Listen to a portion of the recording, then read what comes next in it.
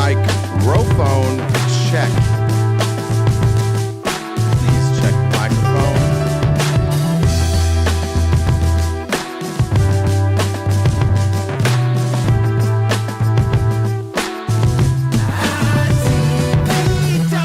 Good morning. Happy Monday, everybody. Good to see you wherever you are, however you may be listening. Thanks for making us a part of your day. I missed you terribly on Friday, and I apologize for that. Thanks for asking. Hip still hurts. It's just kind of a normal thing for me. It's not even, I just am lazy when it comes to preventing my hip from being hurt. It's an old injury, and I sit way too much, more than I should. So, I mean, I have a standing desk here, which I used this morning, and I'll use it for the next like 3 days, and then my hip will start feeling better. And I'll do all my stretching, and then I'll be like, it must be fixed forever. And then I'll neglect it for like a month, and then it'll come back. So that's what will happen. So trying my best. My daughter's been wanting to go to the trampoline park less. I noticed that that's bad. So I might have to start going to the trampoline park on my own, which is not going to be weird at all for anybody, for anybody at the trampoline park. For sure, nobody's going to think it's weird that a grown-ass man is just bouncing around at the trampoline park by themselves. That'll be totally. You think that would help your hip issue? Well, yeah, because it's just that, like, I have bad posture, which you'll notice today. I put on like a little back thing. I'm trying to sit up straight and equally balance the weight between my two legs, and so just between your two legs. How many legs do you have?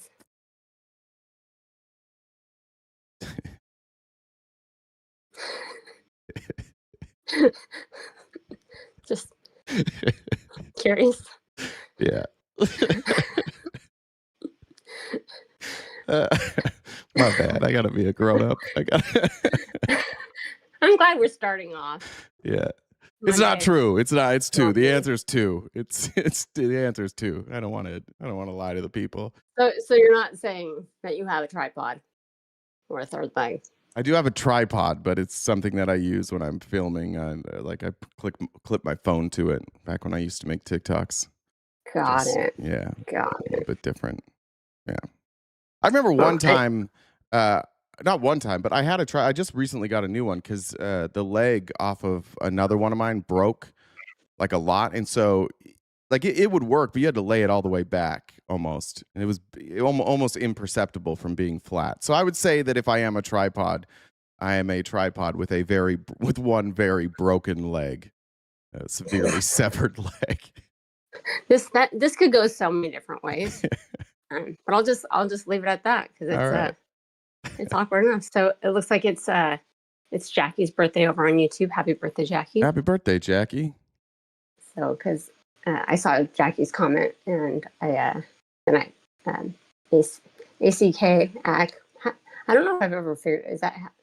Do you say ACK or ACK? I think I say ACK, yeah, but I never know. I just guess every time. Okay. Even if I did know, I would forget.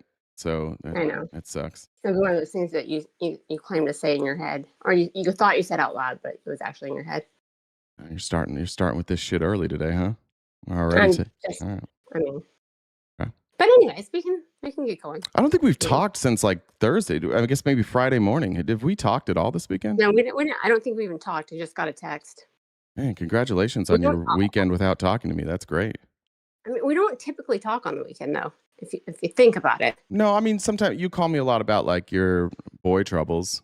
You're so stupid. You're so stupid. We've been over this so many times. She just calls me crying. I don't know what to do.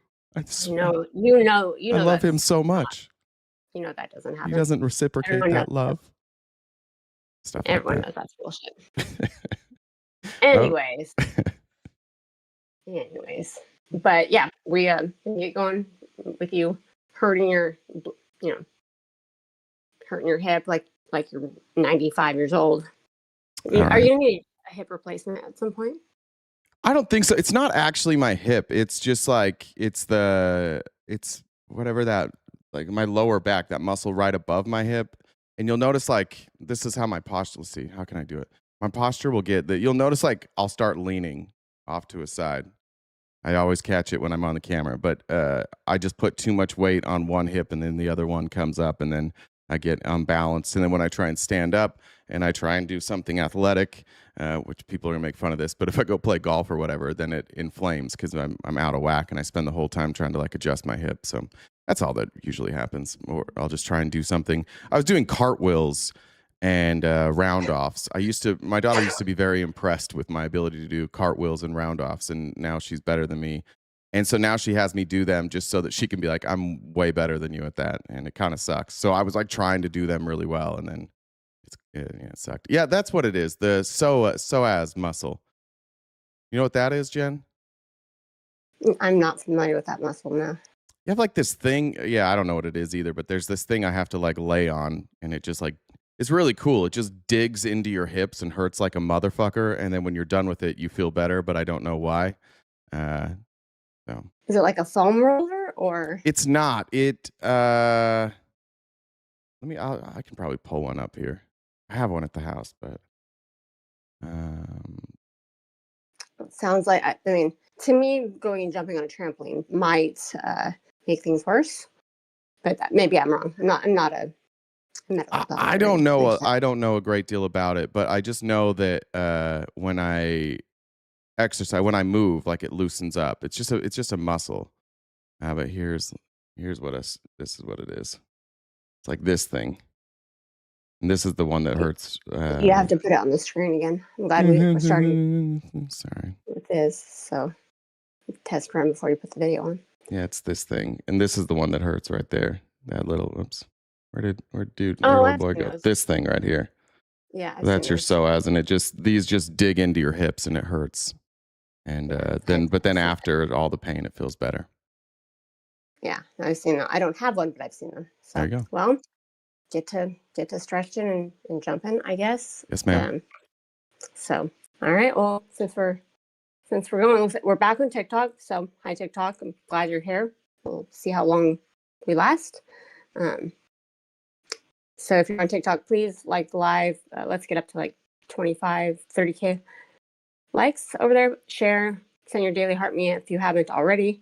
I have to reset the gift goal on TikTok because I haven't done that part yet. So yeah, if gifting over there helps us keep it. What are these cute little cartoon men on Twitch of me? Oh, those are adorable. Namas made new emotes for us. Oh, thank you. So I'll send you what they look like. They're adorable. They're fun. Sorry, didn't mean to cut you off. That's okay. I meant to tell you about them, but I forgot. So I'll show. There's this one. There's this one. That one says raid. Cuck. Okay, I like that. Oh, is this the straw man? This conservatives will subscribe just for this. They love saying straw man. Are you gonna? Yeah. You can see it. And we need one that says cognitive dissonance. Just all the terms they've heard that they don't know what it means. We need one of those ones too. Yeah, gaslighting would be good. Yeah. Mm-hmm. Fear mongering. Yeah. There you go. There's Chris Scully. Chris comes in right on time. What fear mongering con you spewing today? I did not prejudge it, Chris. It's glad you're here for a point, Chris. So, but yeah, so if you're a Twitch subscriber on Twitch, you can use those new fun emotes. I'm gonna look and see if I can put some of them onto YouTube. There's only so many we can use on YouTube and TikTok, so we'll try to add some over there. But yeah, we can get going on the show. So just like we do the show every day, Monday through Friday from 9:30 to 1 Pacific time. We've got the gift goal. So if you guys can help us out with that, with any of the payments, with Venmo, Cash App, PayPal, Super Chats, all of that goes towards knocking down the gift goal. We want to do that as fast as we can so that we can keep the lights on and keep doing it. So that'd be fantastic. If you haven't subscribed to us yet, please do so. Members only event isn't tonight, is it? I don't think so. I think it's next week. Yeah. Okay. The thing is, I think we had planned on, I don't remember what we had planned on, but now it kind of seems like we need to do that like Manosphere documentary. I haven't seen it yet. I think it's on Netflix or HBO. Seems like now that's what we need to do. Do you know what I'm talking about? I've heard something. Yeah, I think I know what you're talking about. I haven't seen it or anything, but I've heard about it. Yeah, we'll do that one. So if you guys are a paid member on any of the platforms, you can join us for members-only events. We're trying to decide what we're going to watch for next week. We haven't figured that out yet. So we're, what is this? It's just, I guess Trump's live. It has a press conference right now, so I'm just looking at it. Okay. All right, I'll finish up. So if you guys disagree with RTP, you can come up. How you do that is you message me on Discord. It's the same as the Venmo. So Jen with 2 N's, Deb with 2 B's, the number 1. Check out the link tree in the bio. We're on most social media platforms. So you got merch. Jay's on Cameo. We upload these episodes to Spotify. Also, in the Discord, each year we've done March Madness brackets. So in Discord, Casey is going to be pulling together the brackets for that. So if you guys want to participate in those brackets, she's going to announce that later on today. So if you want to join in for that. And let's see. Maybe you should. Maybe we could have some. Maybe we can open up a members only event for other people. We could have like a chat about people who can't achieve orgasms. Okay. Those who can't come can come. That's a good one. I like that one. All right, what's dipshit rambling about today? You don't want to see me. You want to see the White House because it's a special building. But thank you. And congratulations on an amazing career. Most people don't know. Where are we at? We're at the Kennedy Center again.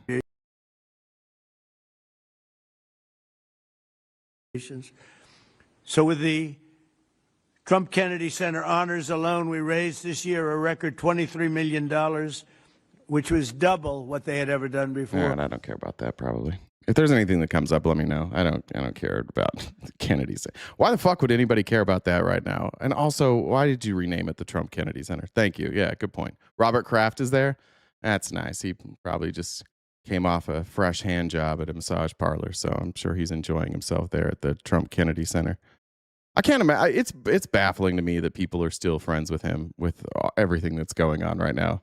I'm baffled by people like Dana White and Robert Kraft who don't distance themselves. Actually, all MAGA people in general. I thought like there would be some sort of line where you would eventually want to distance yourself from this guy, but guess not. Guess whatever he does is fine. He spent 15 minutes discussing gold paint. Good. It's super important. We're in the middle of a war. Nobody can afford gas. But yeah, let's talk about the Kennedy Center. Will said, check out the Trump press conference. It's on now. Pass, I guess. Well, thank you for bringing that to my attention. Okay, let's get started. Let's get things kicked off with an insane person. This is MAGA pastor Hank Kunneman.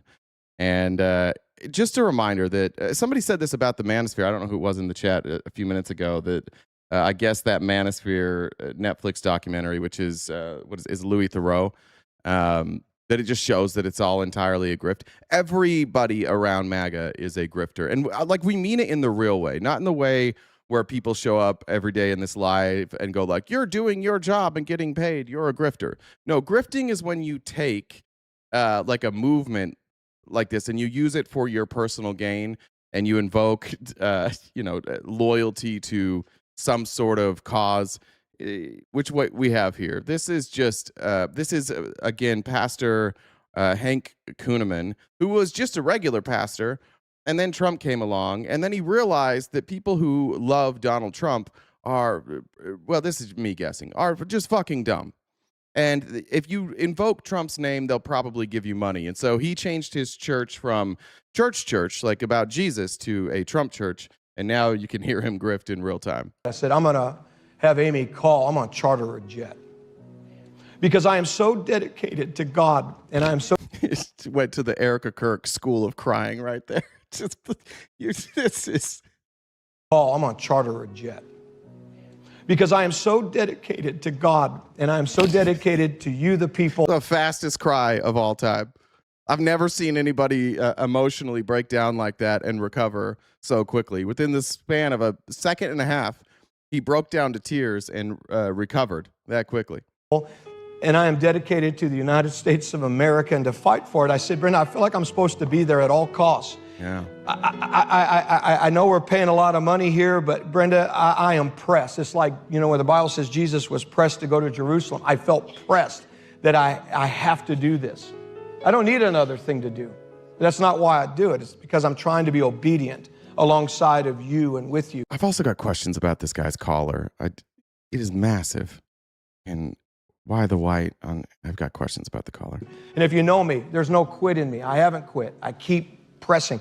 So I chartered a flight, but thank you. It's very expensive. And yes, this is where he gives the grift away.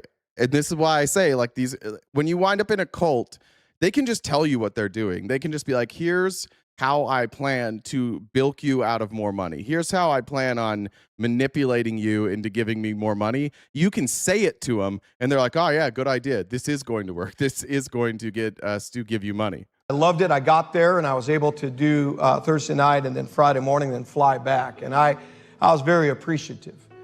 Folks, we got to get a travel fund together. I went before God, and I said, Lord, just give me a scripture so that I can share with the people something out of the Word that is true, that I can share with them, that sometimes a minister does have to have. I went to the Bible, and I thought, I've got to find a scripture that shows that it's okay for me to ask for money from these folks. I need God. I need to use God's word to convince the people in my congregation to give me money for a private jet. It's very fucking important.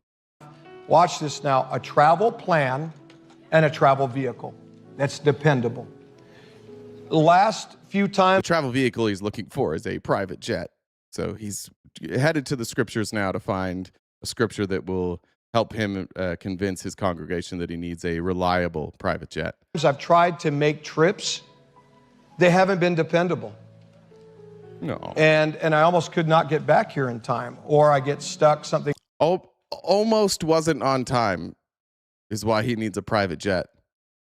There were times when I almost wasn't on time. So I went to the scriptures to get some inspiration on how I can get you fuckers to buy me a jet. Gets delayed. How many know the story there? But I want to show you Mark chapter 3, verse 9 out of the NIV. Notice what Jesus instructed. Or no, it's NLT, excuse me. Jesus instructed his disciples to what? Have a boat, what? So the crowd would not crush him.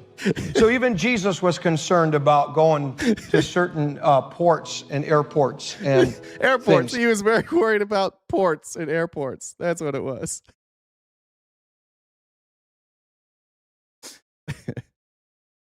He had to have smarts because of where his ministry was at. This story is actually about, if you can read it, Jesus withdrew with his disciples to the lake, and a large crowd from Galilee followed.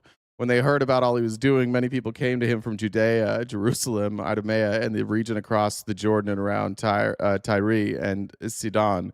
Because of the crowd, he told his disciples to have a small boat ready for him to keep the people from crowding him. Not crush him. I don't know what the NLT is, but goddamn, did they mess that up? Yeah, he had fans. He had too many fans. That's why he needed it. So that's why this MAGA pastor needs a private jet. We have a lot of grifting today. We're going to talk about a lot of grifting. And we'll talk about some on the left. This is an interesting story that came out this week. On Tuesday. Regarding Kat, how do you say her last name? Did I say Kat Abu Ghazala? Is that how you say that? She's like Illinois 9. AIPAC doing their thing. A bunch of races will be on the primary ballot in Illinois, including a crowded race in a safe Democratic district in Chicago's northern suburbs, where Jan Schakowsky is retiring, the state's 9th congressional district. There are 3 candidates who are sort of the main candidates, top of the polls, in the Democratic race to replace Schakowsky. Real quick, Dustin said Jay blew out his peepaw hip while alone. Got it. Shut up. Also, I forgot to these last weekend. Librarian Amber, thank you for the donation on Thursday. I missed that one, and Estelle as well. And Jeremy, I'll answer your question when I'm done with this.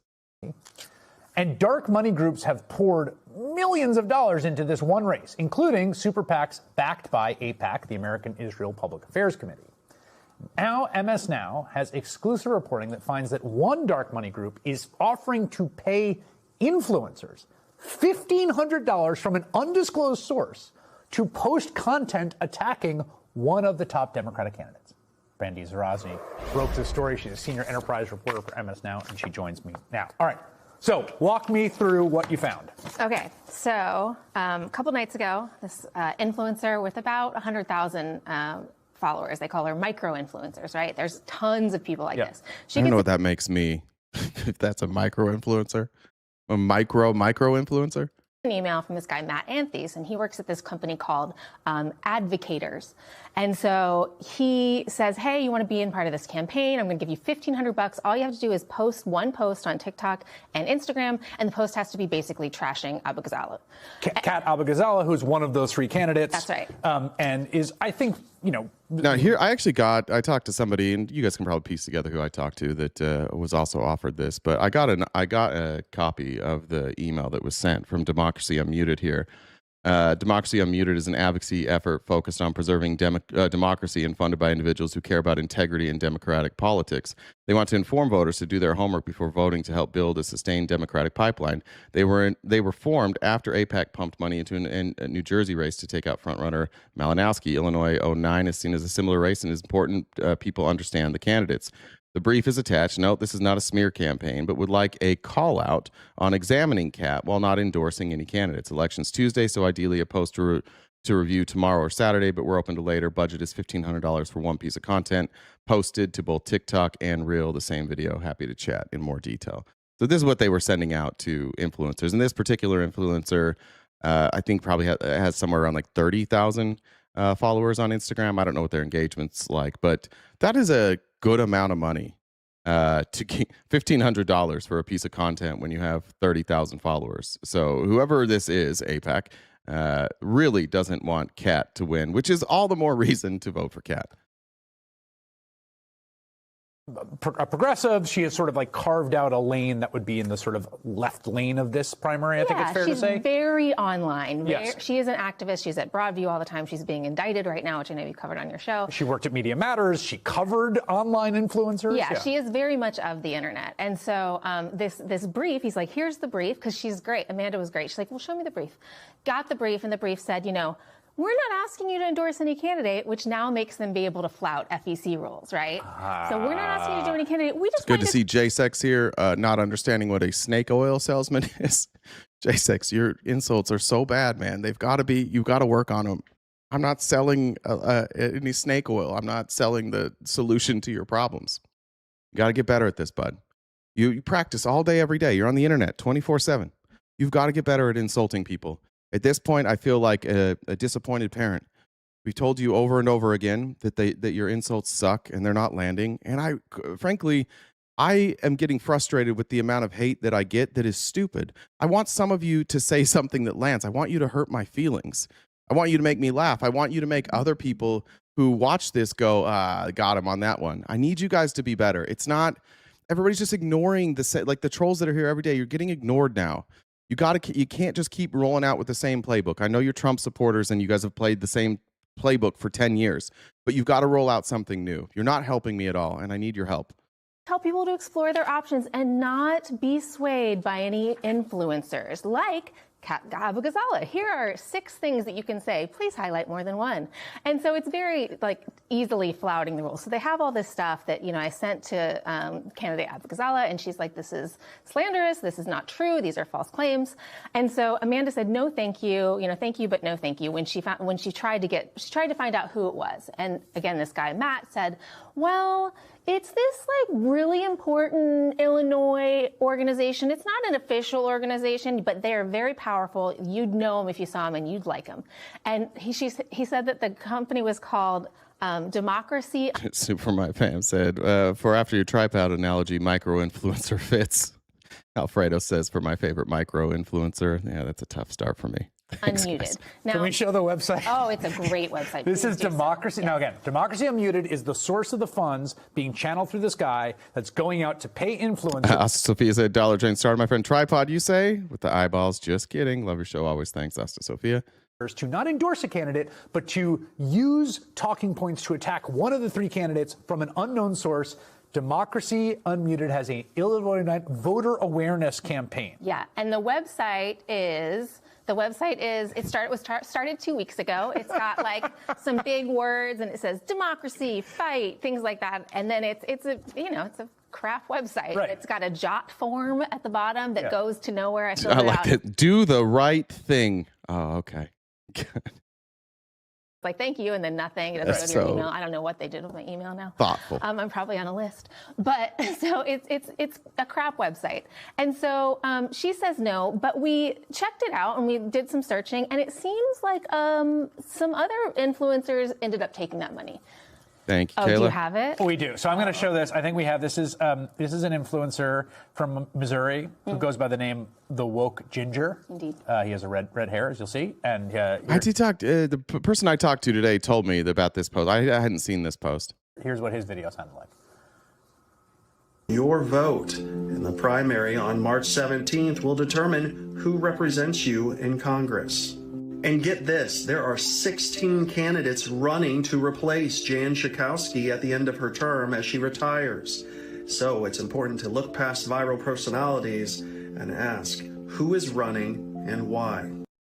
So look past viral personalities, ask who running and why is from the memo, Yes. right? That I think word for word. That's word for word. Was he doing that as a joke? I don't know who Woke Ginger is. Is that it? Was he doing it as a joke? I don't think I've seen that. Okay, we should note the Woke Ginger just posted something saying that we have a message from the Woke Ginger. I guess we're going to have that answer. He's taking it down. It didn't meet his standards. Yes. He does not say that he... Thank you, everybody. Thanks, guys, coming in from the Brett Cross raid. Brett, if you're here, love you, buddy. Thanks for the raid. He was paid for this, but you can draw your own conclusions. Yeah, I mean, I reached out to him yesterday after I saw it. I grabbed the video first from his page and then reached out to him and said, is this a video where you paid for it? And then he took it down immediately and said, has a sorry message. He apologized to candidate Abou-Ghazaleh, and he said, it did not meet my standards. When I asked if he was paid, he said, I was not paid. And I said, wait, were you not offered money or were you not paid? And then he just didn't want to talk to me anymore. But he seems like a nice fella with 1 million followers doing his thing. Now, I just want to be clear here. Like, he was serious. Oh, that sucks. Yeah, don't take money to run attack ads. Ads at all. I don't know. I guess I have a different opinion. That's not the type of content I want to do. I guess some people do this content to be political specifically and like side with the team. It just makes for me like that makes me cringe a little bit. I hate that shit. It comes off. I don't know. Working in politics for so long, it's dirty. And it's so hard to trust anybody who works in politics. So as soon as I see somebody running ads like that, makes me nervous. We don't know who this came from. We still don't know. Like the way that dark money works is so insane and insidious. I want to show. I can lick my own elbow. That's right, Brett. I can.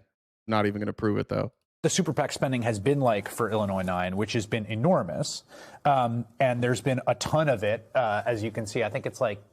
Is it like, what is it, $5 million total? No, almost 6. I love these charts because it's like, which of these people am I most likely to trust? Oh, the one with $0 in PAC money. That's the one I'm most likely to trust. Laura Fine has been the beneficiary of like the most of that with Elect Chicago Women, which is super PAC aligned with AIPAC. They've put a lot of money into the race on her behalf. Daniel Biss, you can see, has some money, but he's also been attacked by some of that super PAC, as has Kat Abou-Ghazaleh. But the point is that we don't know anything. Like, this is that not graph is deceptive. FEC What's deceptive about that graph? regulations, and we're just at the beginning of this kind of thing. Yeah, I mean, dark money has been around for a while, right? But like the amount of dark money that's happening right now is massive. And I think it's really important to pay attention to the online creator space because it's the place we're going to see this dark money go. The guy that runs this marketing firm, his big thing that he keeps touting on his websites is leveraging the power of AI. What does that mean? Okay, you're going to leverage micro-influencers, and now you're leveraging the power of AI to do what? Can I just say, I mean, 2 places that people get information. Don't feel bad. Lots of men are micro-influencers. Thank you, Jerry Mandarin. I appreciate that.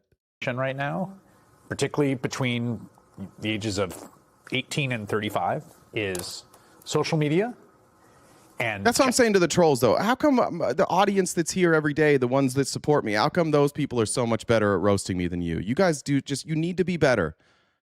ChatGPT. And ChatGPT announced they're taking ads. So it's like, buddy, I don't know, like there's going to be there's billions of dollars of dark money pouring into these races right now in the primaries and in the general election. It's going to, like, who knows where it's going to go and why, and we can't track it. We don't know. No, we don't know. And unless there's like campaign finance reform out the wazoo, which it doesn't seem like it's coming anytime soon. Or you ferret it out and call it out at least. 100%. And that is the thing that I'm always hopeful for real people, but people like Amanda Informed, that's going to come forward and say this isn't right and sort of peel back. Oh, they were talking about Amanda Informed. Oh, okay. All right. Back and show us how it's done. I think that's what we're going to have to rest on. Yeah, nice work, Amanda, and nice work, Brandy Zadrozny. As good a reporter as you will find. That's who I talked to this morning. So I didn't know that this was about her. I didn't watch the whole thing. This will not be the last one of these stories. I mean, this is not the last. This is the tip of the iceberg. Thank you. All right. Good for her for putting that out. Glad to see it. Some people that might have been associated with her previously would have definitely taken that money and definitely would have just lied about it. And when called out on it, definitely would have leaned on their membership in certain genius groups and speech writing and their 857 full-time careers that they've had. Some people might not have done it the right way. Some people might have reacted a little bit differently than that. So if you know what I'm talking about, you know what I'm talking about. All right, let's do a little math. Maggie, you can check out here for a second, but here's Rand Paul doing a little math about the problems that we have with our current government. And it seems like if you are a Republican and any bill comes before you that says immigration, there is no amount of money that is too high for you to approve. And Rand Paul did some math here. Look how off we are on funding DHS, specifically Customs and Border Patrol. And I've got questions as to where this money is going. Last summer, we gave an extra $75 billion to Homeland Security. $45 billion was for a wall, and I asked the question, how much does a wall cost? If you type it in a search engine, our government says it costs about $6 to $8 million a mile. That would be about $6 to $8 billion. Why did they get $46 billion? Now, Mega, so let's say it's $8 billion. That's $38 billion extra on top of that. Where's that money going? Remember the whole waste, fraud, and abuse thing? Remember Doge? Remember how they were supposed to cut all this waste and fraud and abuse? Whatever happened to that strategy out of this administration? We're just spending. But at least we're also cutting taxes so we can't pay our bills. That's pretty cool. Why did we spend $220 million on ads, an ad campaign that went to the husband's company of the one person running the PR for the Department of Homeland Security? It was a secondary bid to avoid competitive bidding from a shell corporation that was created 7 days before this happened. There needs to be somebody up here, and I'm proud to be one of the people who ask questions about money, and I'm just not a rubber stamp for more debt. Last summer, we gave an extra $7.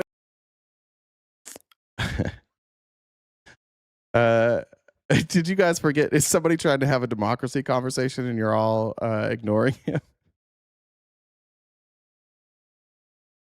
The trolls are having a bad day today. Did you want to tell us about how we're not in a democracy? Real quick, bud. Somebody needs to tell us we're a republic, not a democracy. All right. By the way, I don't think the word republic is the word republic in the Constitution. I know it's like a Republican form of government. Is that even in there? Is the word republic in there by itself? I don't know. I know it's in the Pledge of Allegiance. You're doing great, guys. You're doing really good. All right, let's get to Ted Cruz. Ted Cruz is this. I didn't really know where to put this in the outline. This is going to seem a little out of place. I apologize, but we are going to have a lot of Mark. In fact, fuck that. I'm just going to move it down when we talk to Mark Levine. Let me move this real quick. I should have caught that earlier. There's going to be a lot of Mark Levine today, or Mark Levine, and I apologize in advance for that. This. All right. Okay, let's talk about the tech bros. Remember Alex Karp? If you don't remember Alex Karp, he's the person who looks like he is consistently electrocuted. It's nice him having a beanie on here. I don't know where they are here, but I don't know if you know this. But the reason that you have the right to speak is not because of the Constitution. It's not because of our laws. It has nothing to do with the First Amendment. It's actually Alex Karp that gives you the ability to have a First Amendment. He wants to tell you about that. Conspiracy theorists, you may hate this, but there's one person protecting your right to be a conspiracy theorist that actually has a seat at the table, and that person is me. You may not want to hear that truth, but it is fucking true. Yeah. And maybe do a little more reading before you pontificate on your absurd and obviously ill-informed. And yeah, he is the guy that's spying on you. I don't know what the fuck he's talking about. Sir, this is a Wendy's. Yeah. This man's technology allows the government to spy on everything that you do. I don't know how that gives me the right to have a conspiracy theory or the ability to speak conspiracy theories if I wish to. You may want to explain that to me. How these tech billionaires, I had dinner with a really good friend last night. I don't know if she's here or not, but she probably is. Oh no, she's at school. She teaches at a school. And we were talking about AI because she was talking about her I don't know, fiance or boyfriend, not sure. An investment they wanted to make into an AI data center. And we were talking about AI. And it was interesting, like she's not super into it, but what her comment was, AI is just going to take over everything. There's nothing you can do to stop it. So we just need to like accept. And these people that are running these AI companies are so brilliant. They're just really not. And Palantir is more obviously than an AI company. It's a military contractor, and they spy and they do help hunt down bad guys. But that same technology can hunt down anybody. But they're not as brilliant as we give them credit for. The technology exists. What Palantir and some of these other companies are better at than everybody else is having absolutely no fucking morals and then projecting their lack of morals as actual morals. Like, morals aren't morals. What we have in not having any morals are morals. These people have become heroes to Americans, and what they do is they make billions of dollars off speculative investments into their companies that there's nothing you can do to stop AI, and they will have unlimited government contracts. I'd also like to point out that this guy's probably fucked right now. He's really, really fucked if the Democrats win the House and the Senate. All over the world, like the UK is the Green Party in the UK, who is having a significant rise, is saying, if we get into power, we will cancel all of your contracts. And we're in this time period that we have every so often where you have like these authoritarian figures of these far right movements, and then they fail spectacularly because they always do. And then you see a resurgent of more progressive politics. He knows, I think, that his time in the spotlight and his time as this important person is coming to a close. If Republicans are removed, and if you can get enough progressives into Congress, we won't have groups like Palantir working with our government anymore. Many times stupid opinions. Okay, so, because like you're attacking the person who's protecting you, idiot. It's like fucking so stupid. Does that sound like a genius to you, by the way?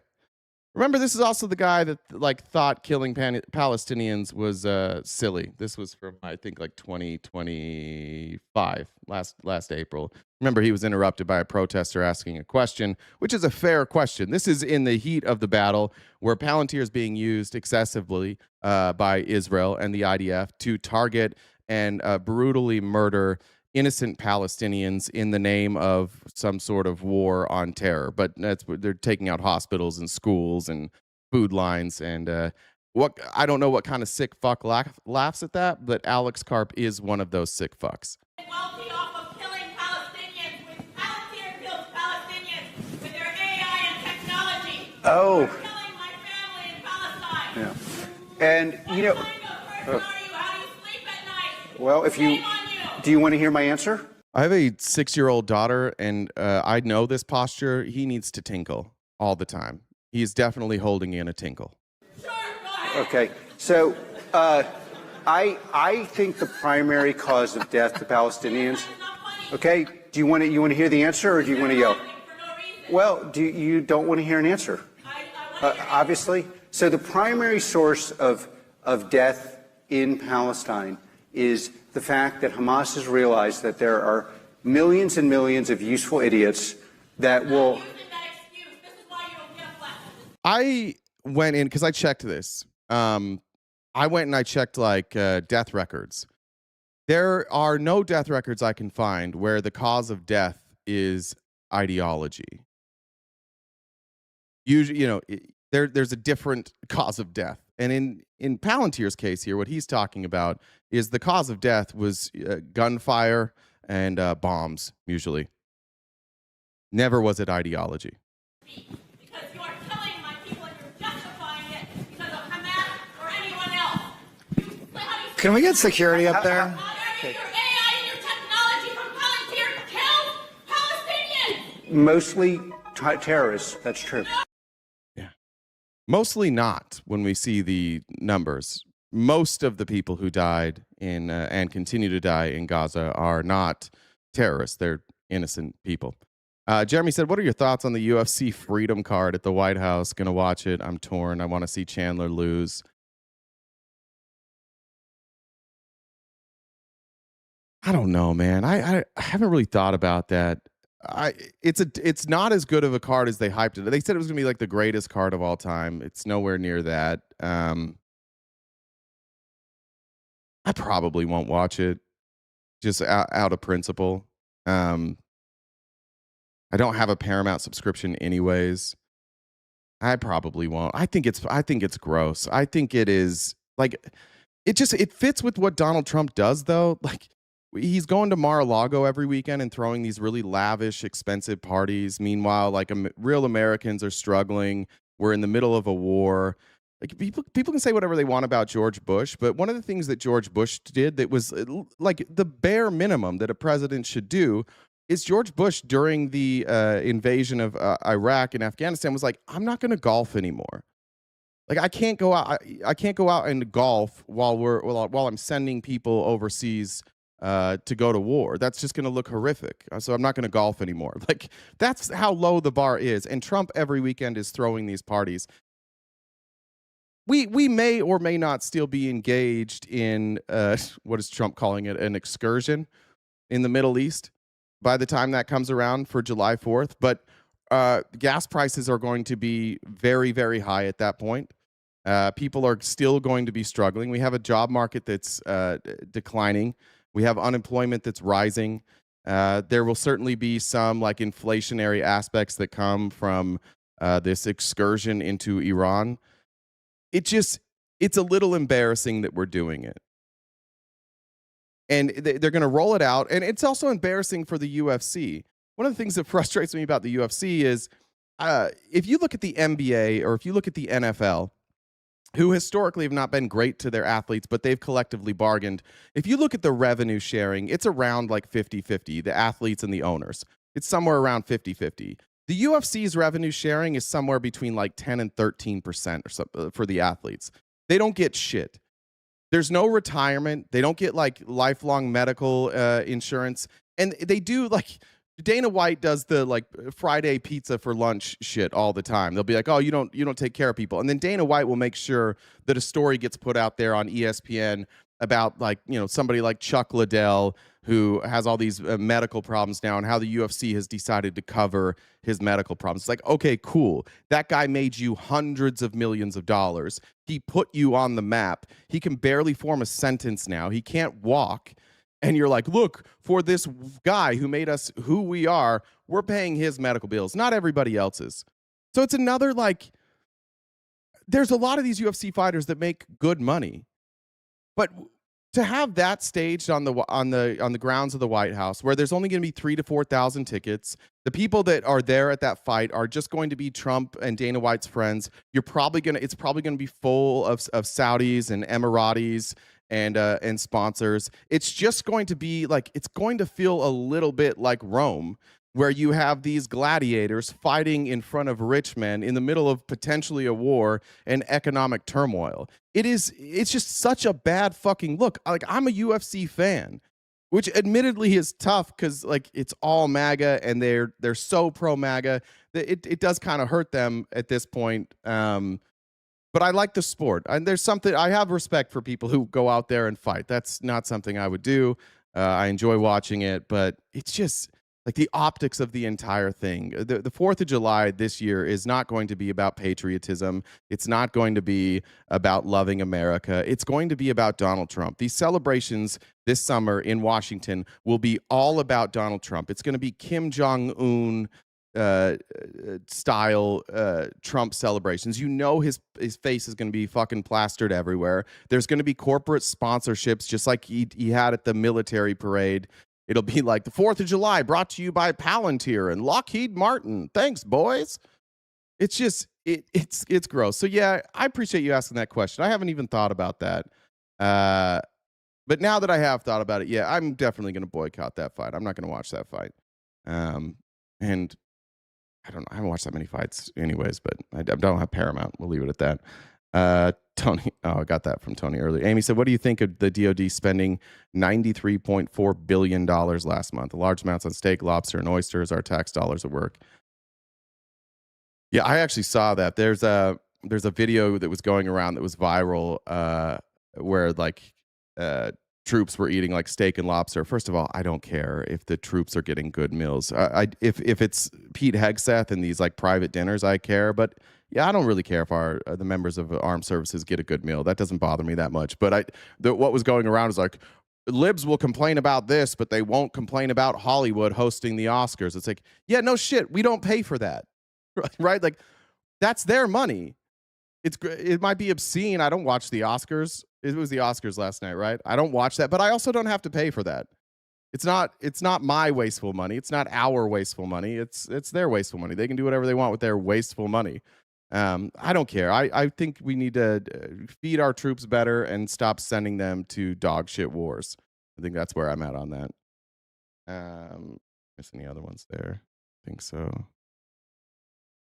Amber said, Trump is like that gay dementia decorator who thinks gold foil is still cool because his brain is back in 1982.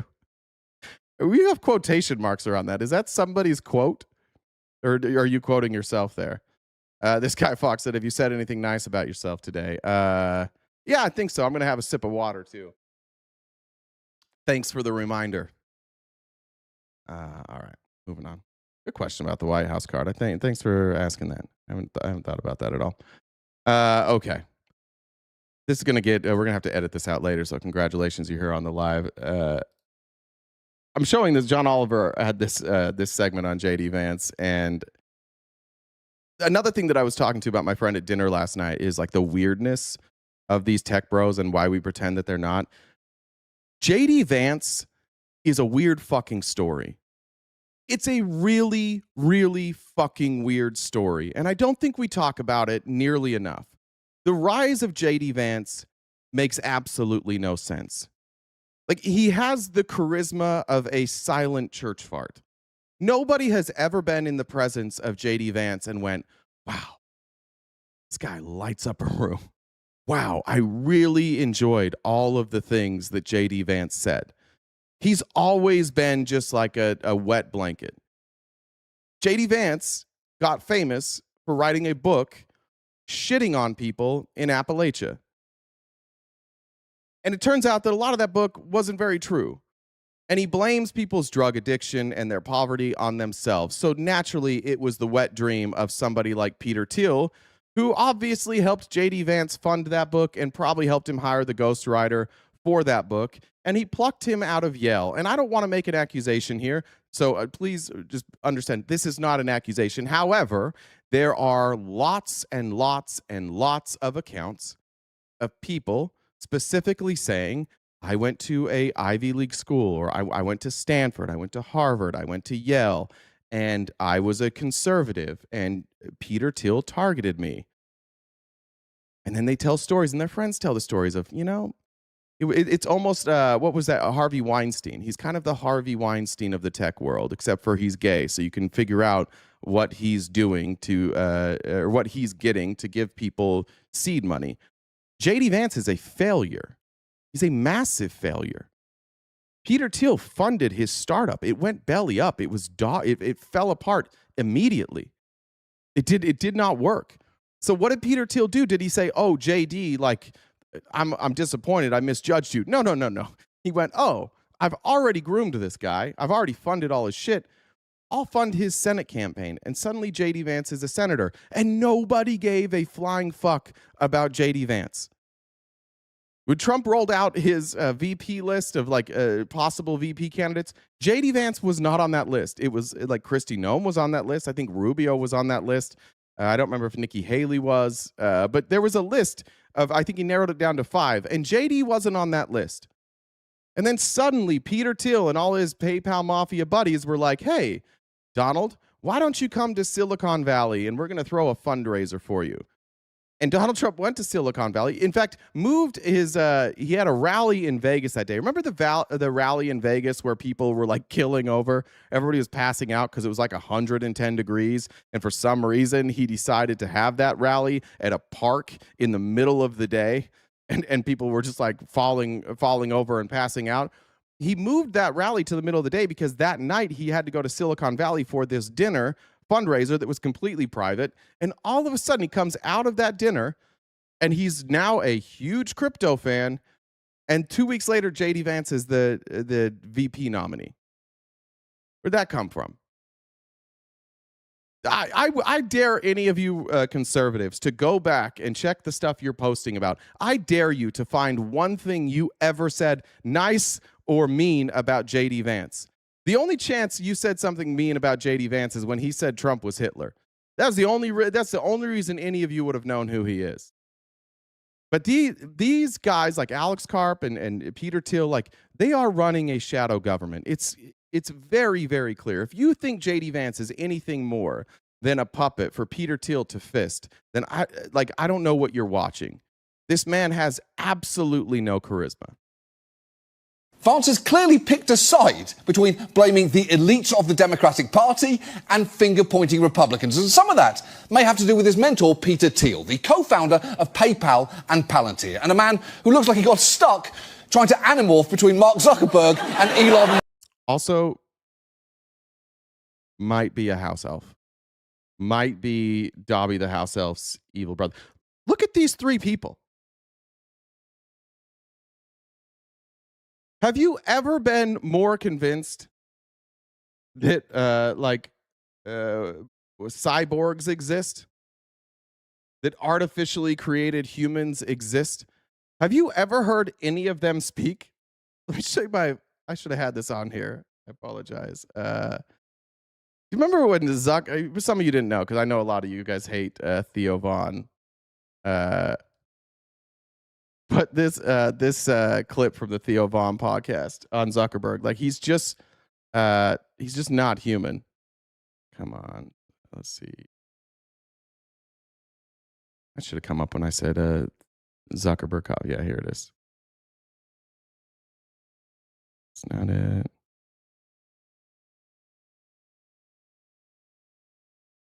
Shit. I was not adequately prepared today. While I'm finding this, just a reminder, we are crowdfunded. Anything you can do to help us knock out that gift goal by the end of the live would be greatly appreciated. I can probably just start at the beginning because I think it's right at the start. I have some tour dates to tell you about. Miami, Florida. Let's do this. This is how this starts. Nah. He asked him if he drinks coffee. Sometimes I drink it recreationally. Yeah, weird guy. Or you guys, this is how crazy the trolls are in here. You guys will argue anything. Imagine being somebody right now arguing on the side of these people are normal. Yeah. I know you don't like me, but be honest for a second. We should all be able to agree on this. Musk. Vance has said of Thiel that if there's something interesting going on and I want to bounce ideas off of a very fascinating and knowledgeable person, I'll give him a call, which is worrying given Thiel holds some troubling views. In 2009, he wrote that he no longer believed that freedom and democracy were compatible, and more recently called the quest for... Yeah, that's cool. Freedom and democracy are no longer compatible. Thank God we're in a republic, right? Not a democracy. Diversity very evil, as well as giving multiple lectures around the idea that critics of technology or AI are legionnaires of the Antichrist. Thiel is a huge influence on Vance, who's attributed pretty much his entire career to Thiel's mentorship. They met when Thiel spoke at Yale, when Vance was a student, and Thiel later wound up hiring him and eventually investing in his venture capital firm. He then backed Vance's 2022 Senate campaign with, at that point, the largest amount given to a single candidate in congressional history. Yeah. Just a reminder. Oh, got some trans-obsessed people here. Good to have you here. Thanks for being here. House member Dunn has terminal condition. Trump reviewed without his permission. How rude. I don't know what that means. I don't know who House member Dunn is. I'm not sure. All right. It's also important to remember that these same weird fucks brought in more cyborgs. This is a 2.5 minute video. I showed you guys the deposition from that other Doge bro, and this is Doge bro number 2. I didn't even bother to find their names. And what they're trying desperately to do is not admit that they just went in and they removed anything that mentioned anything other than white men. And now we get into the process of what they're doing and how they did this. I just want to see, I don't want to explain what they did, but I want to watch in the chat, like, just when you think you know what it is that he's avoiding, the answer that he's not giving, I just want to see it in the chat. So as soon as you think you know what they're asking him and what he's avoiding, put it in the chat. And then the video becomes even more, I don't know, egregious, maybe, pathetic. These Doge boys that they hired to work in our government are remarkably stupid. You can extract and highlight key texts. This is Justin Fox is his name? Okay. Right. As we said, there are patterns to what is related to DEI. It's not Garden for American Heroes. It's typically involving underrepresented cultures and communities, race, LGBTQ. We're not there yet. More specifically, the question I want is the process of how they were identifying DEI. You're right about DEI, but the process that they were using to identify DEI. And just watch how long it takes him. He won't ever answer it really until the very, very end. But 2.5 minutes, this guy's going to avoid the process that they were using. And that informs what's written in DEI rationale. Okay, so you didn't write those descriptions? We edited and wrote on top of, but they pull out the key words and phrases from grant description. What? This is the kind of guy who tells you why it's your fault that you didn't come. Pulls out the keywords and phrases? There's extractors that you can layer on top of Excel to grab the keywords, and then you can pull in how it frames in the context of the EO. When you say, okay, so what extractor did you use to pull out keywords from the Excel? Well, do you see what he's asking yet? You can add things, you can there's extractors, things you can do to take data out of Excel, right? You can layer on top. Now, you all know I'm not tech savvy, so I feel like you're going to catch this. Yeah, some of you are getting that. Excel has a lot of native functions to pull out keywords. You can overlay that on top of grant descriptions. But respectfully, I'm not asking about Excel's capabilities. I'm asking what you actually did on this spreadsheet to pull out key terms. Objection. He can't see. The answer is ChatGPT. He's just trying to figure out ways to not say ChatGPT.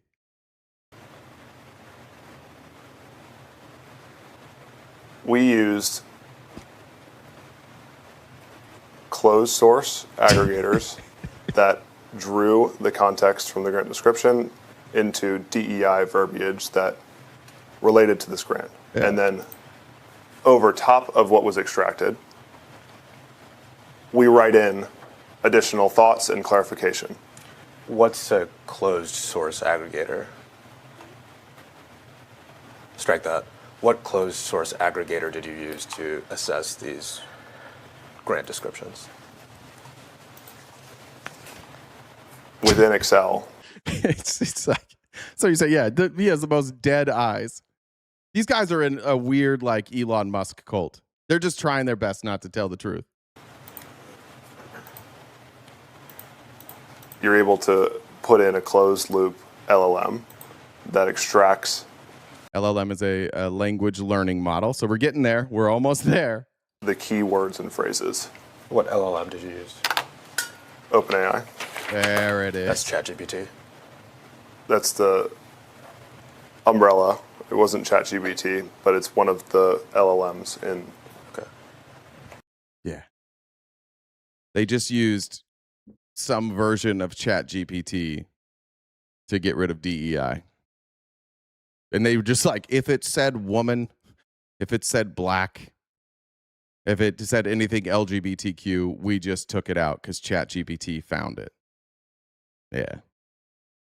And we're supposed to believe like these are super intelligent people.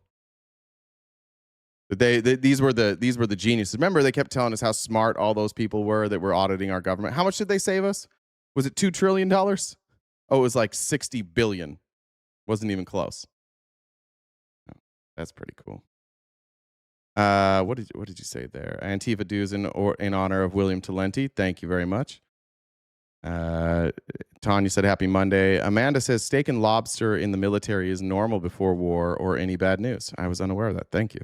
Like I said, I don't have any problem with our military being fed well. I've got a problem with the parties that the people like Pete Hegseth are throwing.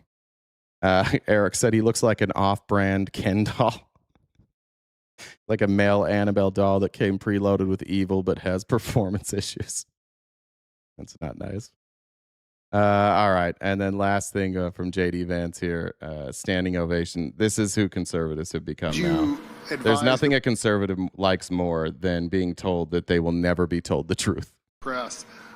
What did you advise the president initially as he considered his actions in Iran, and what are you urging him to do now, especially with America? Another question. How come all of these people before they joined the Trump administration didn't sniff so much? How come they all sniff so much now? Is there bad allergies in Washington, or specifically in the White House? How come they all have such bad allergies all of a sudden? And seeing higher prices at the pump and some of the fallout from that across the economy. Do you express any concerns like those you've expressed in the past on the possibility of these extended wars? Well, Bill, I appreciate the question. I know you guys have to ask it, but imagine the situation. We're in the situation room where you can't even take your iPod in there, or your AirPods, I guess what they're called. You can't take your iPhone in there. You can't take anything in there because it is the most classified space anywhere in the world. And I sit there with... I bet they give JD Vance an iPod and tell him it's an iPhone. They just don't let him make phone calls. With Pete Hegseth and General Kane and Marco Rubio and the entire White House team. And the president and I and the entire senior team are talking about the options and about what we need to do and about how we must best protect the American people. I hate to disappoint you, but I'm not going to show up here and in front of God and everybody else tell you exactly what I said in that classified room. Partially. That's fine. I'm okay with it. Some things are classified. You can't say it. It's the reason I wanted to show this clip is it's his reasoning and where he gets the applause. Partially because I don't want to go to prison. Okay, fair enough. You don't want to share classified information and go to prison. That's fine. No applause. And partially because I think it's important for the President of the United States to be able to talk to his advisors without those advisors running their mouth to the American media. Yeah. Donald Trump gets to tell people secrets. He doesn't have to tell you anything. That's what they clapped for. That's what got the standing ovation. We're not telling you anything. Yeah. Hooray.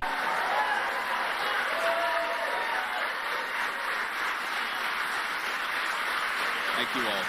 Yeah, he loves it. He revels in that. I did it, guys. I got an ovation. Trump's going to be so happy when I get back. Why are they always so happy to tell you that you will learn nothing and you'll be happy with it? And then you're like, yeah, I love that. I love this lack of transparency because it's lack of transparency for everybody. I don't care if I don't know anything as long as the libs don't know anything either. Most transparent administration in history. Yeah, that's right. Very transparent. Pete Hegseth didn't go to prison. Yeah, that's a good point. All right. I want to show just some of this until I get sick of it. I've never seen this in my whole fucking life. This is Judge Jeanine Pirro, U.S. Attorney. And generally speaking, almost always, when you see a U.S. Attorney speaking in front of a microphone, it's because they're announcing some sort of investigation or arrest, or it's at the end of a case that they won. In this case, Judge Boasberg, who is like the boogeyman for the Republicans, basically told the Trump administration that they were on a witch hunt against Jerome Powell. If you remember, the Trump administration launched an investigation into Fed Chair Jerome Powell, saying that he misused money that was allocated from Congress and he overspent. And then it was like brought after that, like, and we're going to look into anything else. All this really is their attempt as the federal government to try and pressure Jerome Powell into lowering rates, which doesn't help anybody. If you understand economics at all, if we lowered rates right now, it would benefit one group of people, and it is the filthy fucking rich who have over-leveraged themselves. And it would just extend our problem. It would allow them to restructure their own debt and keep their fraudulent Ponzi scheme companies alive a little bit longer. And that's why there's so much pressure from Trump to lower the rates. He'll tell you it's about you, but like most of you are not going to be affected if the Fed lowers the rate. That's just the amount of the percentage that banks are like loaning to each other. If you're buying a house, potentially right now, it could affect you. But for most people, because most people aren't looking to buy a house right now, this isn't going to really affect you at all. So why so much pressure to lower rates? Because Trump has a bunch of donors who have insane debt, and they can't restructure that debt. They can't refinance that debt, and they're running out of money. They're running out of investors. They're running out of money to keep circulating for their Ponzi scheme, so they desperately need some sort of relief. So instead, he lost that battle because Jerome Powell's like, I'm not going to do that. So then they tried to charge him with a crime, and Jeanine Pirro came out to freak the fuck out that Judge Boasberg basically told them, you don't have a case here. There's not even a crime committed here.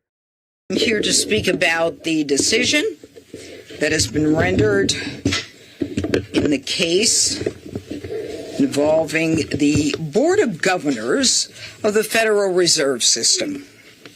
Now, the American public is fed up with public monies that seem to go into a black hole, especially in D.C., where no one is held accountable. That would not be the Federal Reserve. That would be the United States government. So it's kind of a weird thing. If the American people are fed up with that, and we are, you may want to direct them towards Congress, who appropriates these funds and controls the purse, not the Federal Reserve. One of the age-old tools that all prosecutors have to investigate any crime, including cost overruns, is a grand jury subpoena. Today, however, in Washington, an activist... Also, that's not true. If Congress appropriates money, they have oversight. So if Congress wants to figure out, or if we want to know why the Federal Reserve has overruns, which in this case, they're claiming they had overruns on the renovations and new builds, that's the role of Congress. That's their job. They control the purse, and they have oversight over these overruns. None of this has anything to do with the Department of Justice or the executive branch. This is all just an attempt to try and force Jerome Powell out so that they can get somebody in who will lower rates. This judge has taken that tool away from us by inserting himself and preventing the grand jury from even obtaining, let alone hearing evidence. He has neutered the grand jury's ability to investigate crime. As a result, Jerome Powell today is now bathed in immunity, preventing my office from investigating the Federal Reserve. No, you can investigate the Federal Reserve. You have to have evidence to go before a grand jury. You can't just go in front of a grand jury always. You have to have evidence, and you have to have a stated crime. Can anybody, if we have any MAGA here, can you please tell me the crime that Jerome Powell committed while we're watching this? Because she sure as shit can't tell me. This is wrong, and it is without legal authority. In June of 2025, Jerome Powell testified before the Senate Banking Committee, making, quote, questionable statements that did not comport with... Those are your quotes, ma'am. That is your quote. You said he made questionable statements. That's your case. Questionable statements are not a crime. Also, don't quote yourself. Publicly available documents, and it was regarding the atrocious cost overrun of more than $1 billion. Now, if you remember, Trump confronted Jerome Powell about this and said that you're over by $1 billion. And Jerome Powell looked at what he had and he said, "You're including the renovation from 6 years ago. This isn't cost overruns. What you've done is you've taken this extra $1 billion and you've added it to this. Like this, these aren't the same two projects. You just added this in to make it look like a cost overrun." You can go watch that video, or I can probably pull it up here if you guys want to see it. But that's what they're talking about here. I didn't say million. I said billion. Wow. In renovations to his headquarters. This from the man who says that he is the steward of our public funds. In November, the United States Attorney's Office began an inquiry. Prosecutors from my office gathered... Also, the stewards of our public funds are Congress. This is a judge. Has she not read the Constitution? Information from months before we served 2 grand jury subpoenas.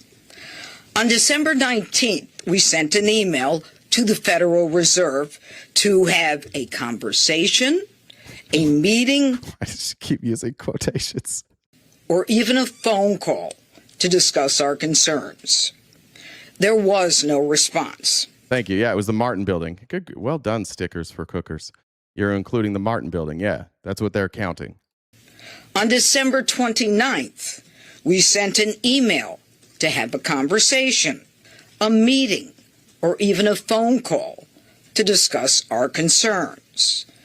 Again, we were ignored. That's fine. They can ignore you. Congress has oversight. If you would like to talk to them about a crime committed, fine. You are doing the role of Congress. They should ignore you. We, in fact, asked to meet the first week in January. We were ignored. We're gonna have to It was at that we're gonna have to point speed Winebox up that here. 2 grand jury subpoenas were issued to the Federal Reserve, not even to Jerome Powell. Again, no response, no compliance, but instead a woe is me video by Mr. Powell falsely claiming that he was being threatened with criminal indictment.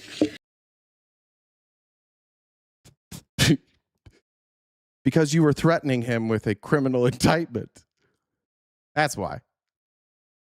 That's the whole reason he said that, is because all that shit you just said right there, and all the shit Trump was saying, and when you went out and announced that you were going to indict him, that's why he went out and was like, "I'm being threatened with a criminal indictment."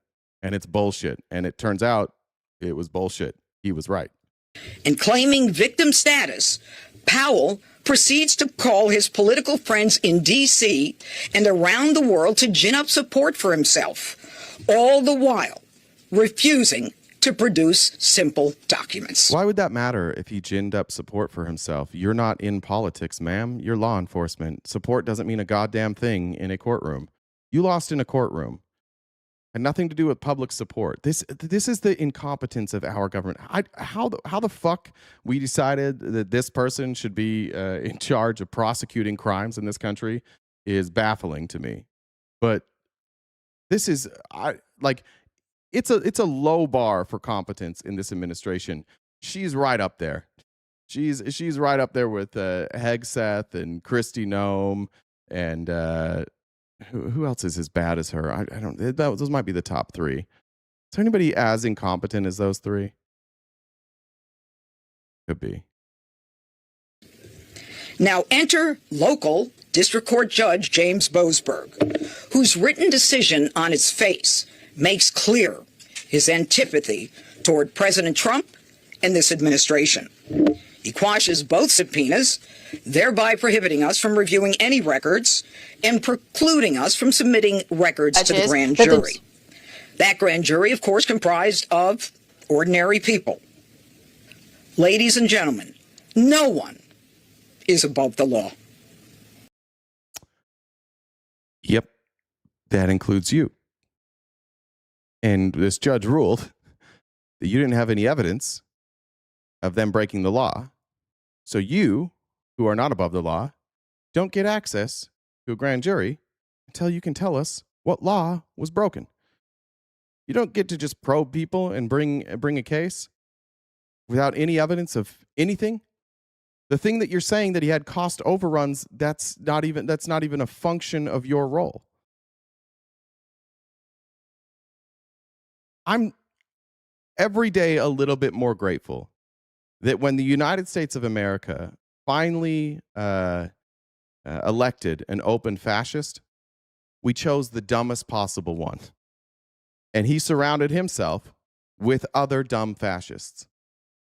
And they thought that just their role alone would allow them to do this type of shit. Now, it has allowed them to do a lot of crazy shit. We now have a new precedent in this country where the executive branch can just do things that are unconstitutional. And then when you sue them, the Supreme Court's like, we're going to let them keep doing that until we hear this case. Where it used to be like, they'd stop you from doing that thing until your case was heard. But now they tell the executive branch, like, go ahead and keep doing it. And then the executive branch just keeps, like, they know that they're going to lose, so they just keep rolling it over, which is why we had these abused IEEPA tariffs for a year that now we're going to have to pay back, because they just let the executive branch do it, and then they let them extend. And now, finally, a handful of judges who are apparently activist, extremist judges are saying, we can't really do this. We can't really let this go up to the Supreme Court. So we have to put a stop to it where we can. And that's what you have here. You cannot bring a grand jury, waste everybody's time, when you can't even tell us what fucking crime was committed. But for the first time, a judge is ruling that a grand jury subpoena, on its face legal in all regards, can be ignored because a judge thinks the subject is beyond reproach. This is a decision that is untethered to the law. It creates, except for the part where it's tethered to the law, chaos where any defendant who wishes to evade an investigation, guilty or not, can allege, I'm a victim, I'm being targeted, and therefore you cannot investigate me. No, that's not what this does. It's when you are being targeted and there is no evidence against you, then judges can step in and say, we're not going to drag you to court when there's no evidence that you committed a crime or even an allegation of what crime you committed. And if you find the right judge, he'll buy it. This is the antithesis of American justice. Wow. Exonerating anyone without any records, without an investigation. It's not an exoneration. You are welcome to try Jerome Powell. You have to cite a statute that he violated. You have to cite a crime. You have to have evidence. It's not an exoneration. It's them saying, you need evidence, please. Question is not how our criminal justice system works. This judge has put himself at the entrance door to the grand jury. That's what his goddamn job is. That's part of his job, to make sure that if you convene a grand jury to hear your evidence, that you have some fucking evidence and you don't waste everybody's time. She is correctly citing the legal process by which you convene a grand jury and who makes those decisions.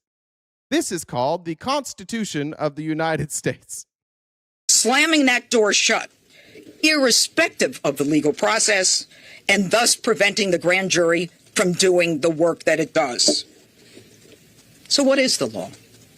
What is the law? Tell us. According to the United States Supreme Court, okay, the highest court in the land, certainly higher than the court that Boasberg is on. Yeah, suck a dick, Boasberg. Grand jury, every grand jury has broad discretion to, quote, investigate merely on suspicion that the law is being violated. What law, though? What law was violated? Where's your evidence? Merely on judge versus guy on YouTube? No. Drunk former judge versus guy on YouTube. Guy on YouTube has the Constitution on his side. I believe her because she's a judge. Just admit that you don't know what the fuck you're talking about. It's fine. Just say, I don't know what the fuck I'm talking about, so I'm going to believe the drunk lady on TV. You understand, she's arguing with the judge, right? She's not a judge. He is a judge. So, like, follow that logic all the way through. The judge is right if the judge is Judge Janine, but if it's Judge Boasberg, then the judge is not right. Oh, gotcha. Suspicion the law is being violated, or because it wants assurance that the law is not being violated. In fact, I'm sorry. Is that how our justice system works? You go to court to assure that the law isn't being violated? Now he has to prove that he's not violating the law. That's what it is? No. You're innocent until proven guilty. You have to prove that he is violating the law. Judge. She's a judge. Was a judge. The court says a grand jury may act on tips and rumors. Right here are the cases and the... Of what, though? Of what? What was the crime? Citations from the highest court in the land. And yet this judge is shockingly requiring the government to show something akin to probable cause, and those are his words, probable cause, in order to justify the issuance of a grand jury subpoena. Folks, probable cause is not and never has been the standard that prosecutors in this country need in order to go into a grand jury. This is not and has never been the law of the land. But you didn't cite a crime. Notice, has she cited the crime? Have any of you cited the crime? What crime was committed? And so this decision today by Judge Boasberg runs directly afoul of our highest court's admonition that courts and judges must not and cannot Papas, probable cause, a grand jury does. Like, you don't need as much evidence with a grand jury. Now, she's cherry picking. But when you go to a grand jury, one, you have to have a crime. You have to be alleging a crime. And two, you have to have some amount of evidence. Because what the grand jury does is they decide then, once you convene the grand jury, then they decide if you have enough evidence to go forward for trial. So it's like this intermediary, right? So if a grand jury accepts, and it's not that hard to convene a grand jury, and it's really not that hard to get a grand jury to say this can proceed to trial. It is very rare that you don't have enough evidence for even a grand jury, which is what they had here. Again, like, anybody in the chat can answer it. What's the law that was broken here? What is she citing? The renovations cost too much? That would put virtually every single person in government who runs any department running afoul of the law. That's the responsibility of Congress. That's what overruns are not a crime. Our military hasn't passed a budget in more than a decade, or an audit in more than a decade. Our government runs at a deficit every year. That is a problem for Congress, and it is assigned to Congress. Overruns do not require a criminal investigation. Grand juries with many. That's a good point. She couldn't even get the sandwich guy indicted. Well, she got him indicted, but he was not convicted. Trials and preliminary showings that impede It's coming from a lady who sided with Trump on all her crimes. Yeah, his crimes. Prosecutor's investigation and thus frustrate the public's interest in the fair and expeditious. Fraud is the claim, by the way. If you'd stop yapping for 2 seconds, first of all, no. Fraud. What was the fraud? Explain that to me, William. We'll take a break here for William. What fraud was committed? Do you know what fraud is? Can we pull up the legal definition of fraud?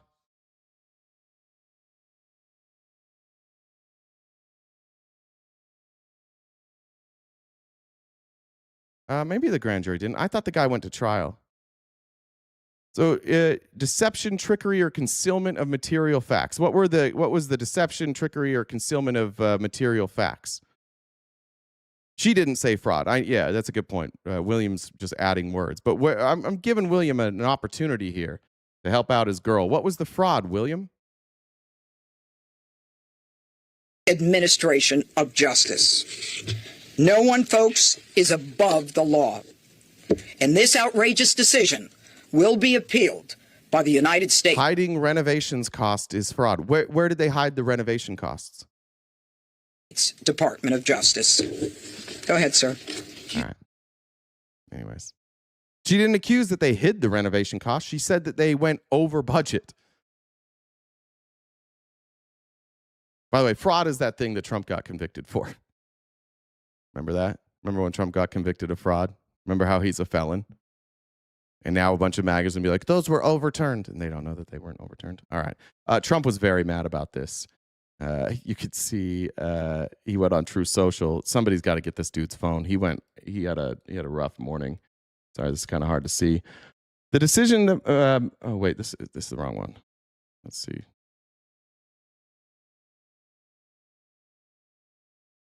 Maybe I didn't have his from this. All right. Well, Trump went off on that. I think they'll reference it in this video. I think maybe I just forgot to put that in there, but it's all right. Here's Paula Reed to explain. Is that the judge was, quote, protecting Powell. But here, the judge in this opinion explicitly says that the government has produced essentially zero evidence to suspect Chair Powell of a crime. Indeed, its justifications are so thin and unsubstantiated that the court can only conclude that they are pretextual. The court therefore finds that the subpoenas were issued for an improper purpose. She goes on to call the judge a, quote, activist. Now, this judge was appointed by former President Barack Obama, but has issued decisions that have benefited officials on both sides of the aisle during the course of his career. But again, here the judge saying that... It's a fair question, Reina. What's the point of having a budget if you're going to overspend? That's a good reason why we should hire better people in Congress, but it's not a crime, right? Nobody here is defending overspending.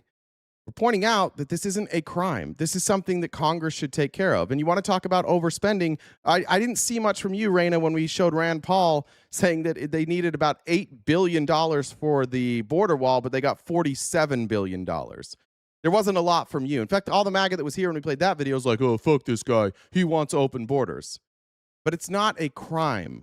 You have really only issued these subpoenas to pressure Powell to carry out the political objectives of President Trump. In fact, this extraordinary opinion starts with a series of quotes, social media posts directly from President Trump. Now, as you heard there, she will appeal, but all of this comes amid larger concerns that the president has weaponized or tried to weaponize the Justice Department to go after his political adversaries. I agree. She alleges that the... I agree. What's David? This or CNN's propaganda outfit? What are the facts we're missing, David? Be happy to hear out the facts. Not $300 billion. MST killed. It's $3 billion. It was for 3 separate projects. Okay. Then Trump went off on the Supreme Court. This is what we were talking about. Now, the Supreme Court, if you remember, ruled that the IEEPA tariffs. He didn't have the authority to issue those IEEPA tariffs, and he's still very mad about that. He said the decision that mattered most to me was the tariffs. The court knew where I stood, how badly I wanted this victory for our country, and instead decided to potentially give away trillions of dollars to countries and companies who have been taking advantage of the United States for decades. Now, this, of course, is, again, a lie because other countries don't pay tariffs. This is just that Donald Trump said something fucking stupid, and he will never admit that he's wrong about anything. So he continues to just lie to your goddamn faces. We aren't going to have to pay countries back, just companies. Our Supreme Court has made these countries very happy, but as the court pointed out, I have the absolutely right to charge tariffs in another form and have already started to do so. The hundreds of billions of dollars that our adversaries want our country to pay back to others that have disrespected the United States, until I came along, should be marked down in the eyes of the public as just another reason why the United States has been in such major decline. But not anymore, because we made America great again, and very soon it will be greater than ever before. I want to thank Justices Alito, Thomas, and Kavanaugh for their wisdom and courage pertaining to the tariff case, and for understanding, in addition to the law, that our unfriendly competitors should not be reimbursed and rewarded for the decades of damage they have caused the United States of America. I will fight hard to make sure that this does not happen. The Democrats on the court always stick together, no matter how strong a case is put before them. Reminder here, these three, Alito, Thomas, and Kavanaugh, are not the lone Republicans on the court. It was Republicans that stuck with the Democrat judges, or I guess nominated judges, no matter how strong a case is put before them. There is rarely even a minor waiver, but Republicans do not do this. They do it all the time. They openly disrespect the presidents who nominate them to the highest position in the land. That goes to show you, don't say not a fascist. Don't say he's not a fascist. It is not disrespectful for a co-equal branch of the government that operates independently of the executive branch, who operates as a check against the executive branch. And this is why we call you fascists. It's not disrespect to say that what you did is against the Constitution. This entire thing is him complaining that these judges don't appreciate him enough and should ignore the law and just let him do whatever the fuck he wants to do, whether it flies in the face of the Constitution or not. A justice of the United States Supreme Court and go out of their way with bad and wrongful rulings and intentions to prove how honest, independent, and legitimate they are. Why are those a problem, and also why are they in parentheses? Don't we want an honest, independent, and legitimate court? If every time they rule against you, you say they're dishonest, not independent, and illegitimate, doesn't that undermine the Constitution itself? The Democrat justices just vote Democrat. They don't. This isn't voting. They hear cases. They always stick together. And this is also not true. The Democrats have actually sided with Republicans in many cases, and not as a plurality. You've had some disagreement just this year by Democratic appointed judges. The sad thing is it will only get worse. They wouldn't even call out the rigged presidential election of 2020. You want the courts to call them out? Are they not on Twitter? You think that's what the court's job is to do, to call out an election that, by the way, wasn't rigged? Because they said that I, as president of the United States, did not have standing to challenge it. No. Nope. That's not what they said. The cases came up through the other courts, and there was no standing given there. You obviously can't just go straight to the Supreme Court. But yeah, you didn't have standing. And again, why does you being president of the United States change any of that? You don't get special privileges to just go stand in front of the Supreme Court if you're the president. And now a time it has been conclusively proven to be stolen by losing every court case. And look what happened to our wonderful nation by allowing a grossly incompetent man, Sleepy Joe Biden, to be our president. This completely inept and embarrassing court was not what the Supreme Court of the United States was set up by our wonderful founders to be. They're hurting our country and will continue to do so. All I can do as president is call them out for their bad behavior. He's a child. Just a fucking child. These tariffs hurt all of us. They were bad for all of us. They benefited us nothing. They raised the cost of goods, they hurt businesses, and now we're going to have to pay all that money back. It will get worse. That money that we collected in tariffs, now we have to pay back to these companies because we did it illegally, and everybody knew that it was illegal. There was hardly anybody who thought that the Supreme Court was going to rule for Trump long before it even got to them. Nobody thought that it would be ruled for him because he didn't have any real justification for those tariffs. Saying that we have trade deficits is not a justification for our IEEPA tariffs. And by the way, how's our trade deficit doing? It's worse now than it was before. So if these tariffs were supposed to fix this problem where it would rebalance our trade deficits, why do we now have larger trade deficits than before? None of it worked. It cost us a fortune. It ruined our trade with other countries, and now we have higher deficits than we've ever had before. How in the fuck are there some of you that watch this and you're still mad at people who criticize him?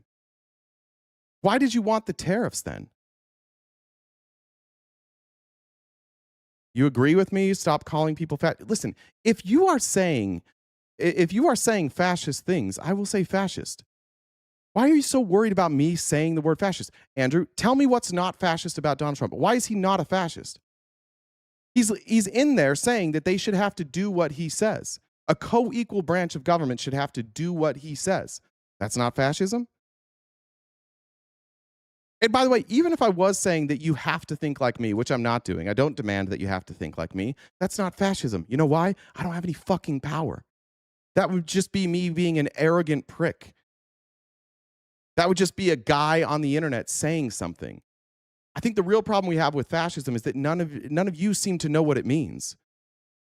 Every day we'll like mute somebody like, now who's the fascist? Still not me. Because I don't run a government here.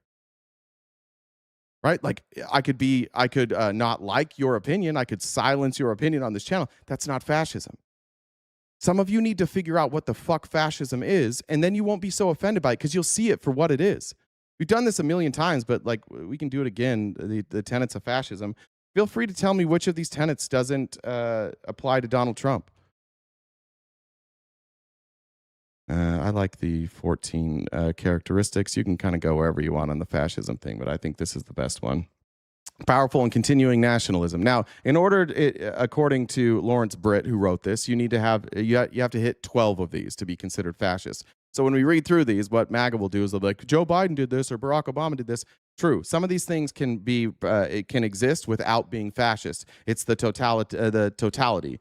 But fascist regimes tend to make constant use of patriotic mottos, slogans, symbols, songs, and other paraphernalia. Flags are seen everywhere, as are flag symbols on clothing and in public displays. I think we all agree that fits. Disdain for the recognition of human rights. Because fear of enemies and the need for security, the people in fascist regimes are persuaded that human rights can be ignored in certain cases because of need. Now, this chat, who claims consistently that they're not fascist, anytime we bring up that people who are here illegally have due process rights, disagree. You say it every single time.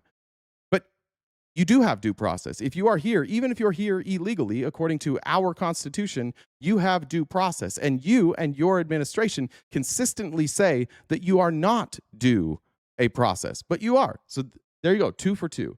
The people, identification of enemies and scapegoats as a unifying cause, obviously. What do all of you unify around? Immigrants are ruining our lives, and the communist socialists are a problem. Which is not a problem, by the way. Supremacy of the military, obviously. We're going to use our military to get whatever we want. That's 4 for 4. Rampant sexism. Government of fascist nations tends to be almost exclusively male-dominated. True. Who's the only one to get Who's the only one to get fired? Kristi Noem. And Kristi Noem couldn't even run her own department. They just let her make commercials. She wasn't making any decisions. Stephen Miller was literally writing scripts for her. Controlled mass media. Oh, Pete Hegseth, we'll have this clip later, but Pete Hegseth in a press conference over the weekend said CNN will be better once it's taken over by friendlies.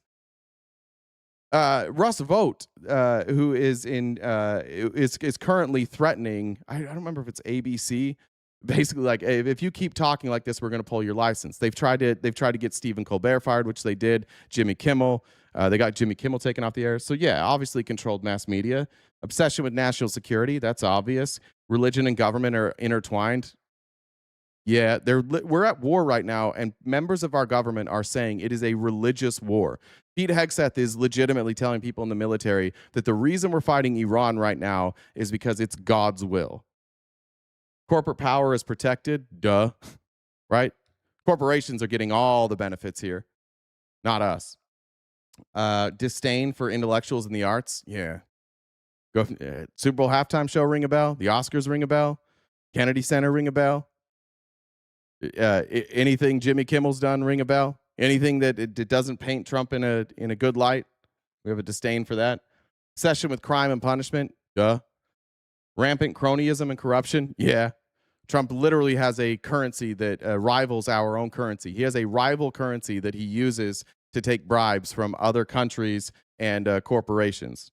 And fraudulent elections. That one is open for debate. So it's at least 13 or 14.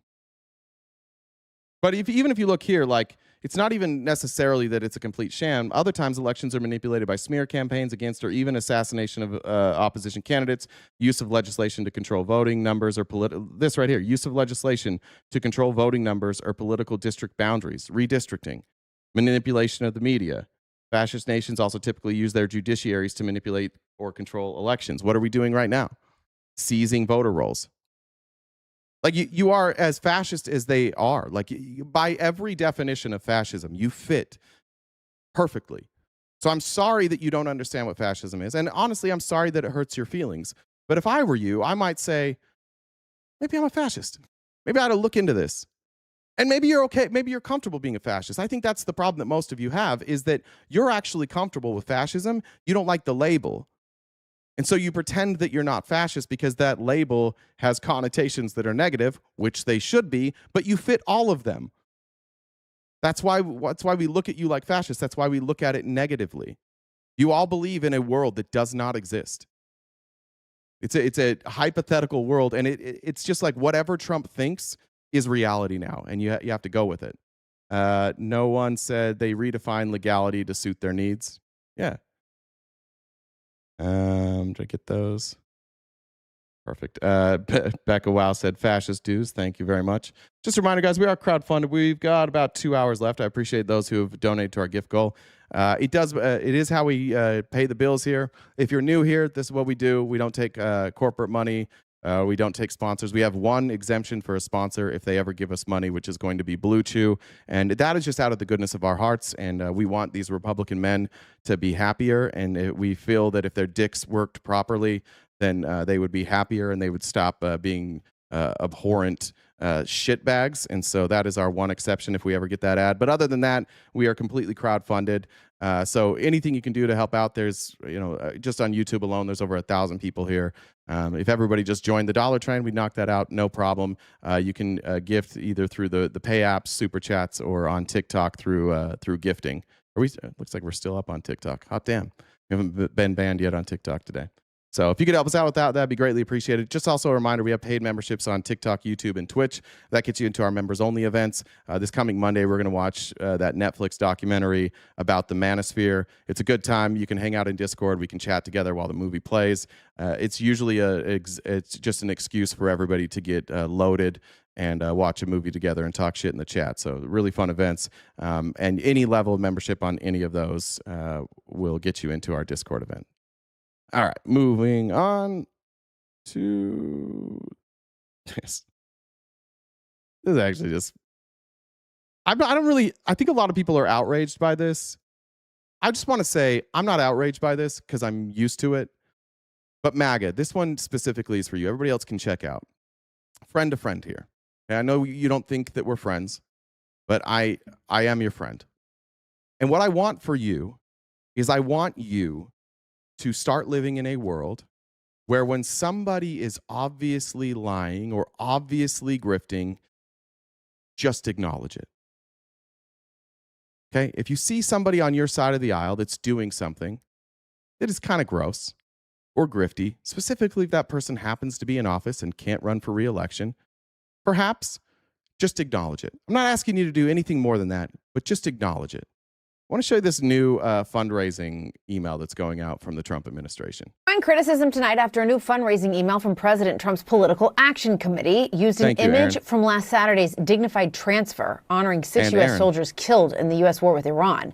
The email also promises access to private national security briefings. Let's bring in CNN's Andrew Kaczynski, who joins us now. Andrew, you've been digging into this. What are you learning? So this email was sent on Thursday night by Donald Trump's Political Action Committee. It's called Never Surrender. That is the PAC that supports Donald Trump. It's taken over for his campaign. This email was sent out Thursday night, and it's like you said, it promised private national security briefings. And in the middle of that email, there you can see it right there, is that photo from the dignified transfer of the remains of those soldiers who were killed in Kuwait in that. Now, a lot of people are saying that that's a problem. And I think if I was a member of the military, I likely would be offended by this. I don't think that, like, there's a lot of things that you can use for fundraising on the backs of the military. I don't think it's all bad, but a dignified transfer. These are dead soldiers coming back to the United States in coffins and using that as a fundraising mechanism is pretty gross. Like, this is a very solemn time. It is not a time to be heavily publicized, and it shouldn't be something that you use to be political. Members of the armed forces are not all Donald Trump MAGA supporters. I do personally think it's gross, but I'm not surprised. Like, Trump has no boundaries, none whatsoever. But the other part of this is for the very first time, I'm opening up spots for national security briefing membership.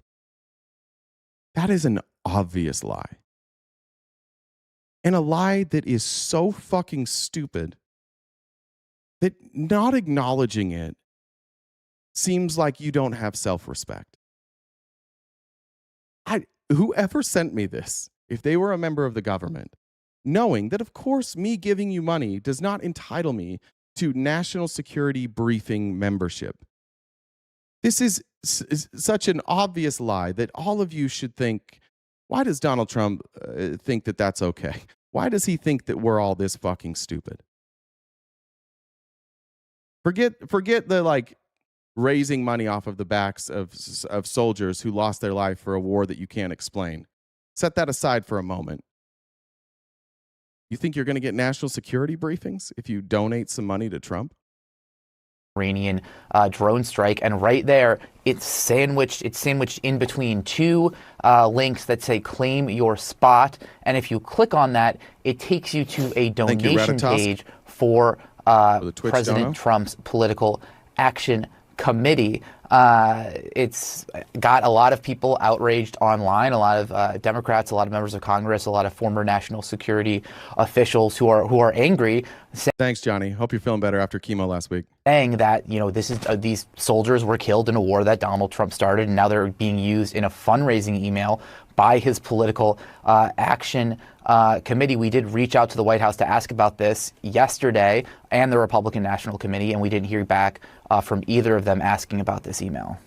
And Andrew, to your knowledge, I mean, as a national security briefing member, you'll receive my private national security briefings, unfiltered updates on the threats facing America, the straight truth on border invasions, foreign adversaries, deep state sabotage, and every danger, yada, yada, yada. Of course, you're not going to get that. Presidential security briefings been offered to supporters before?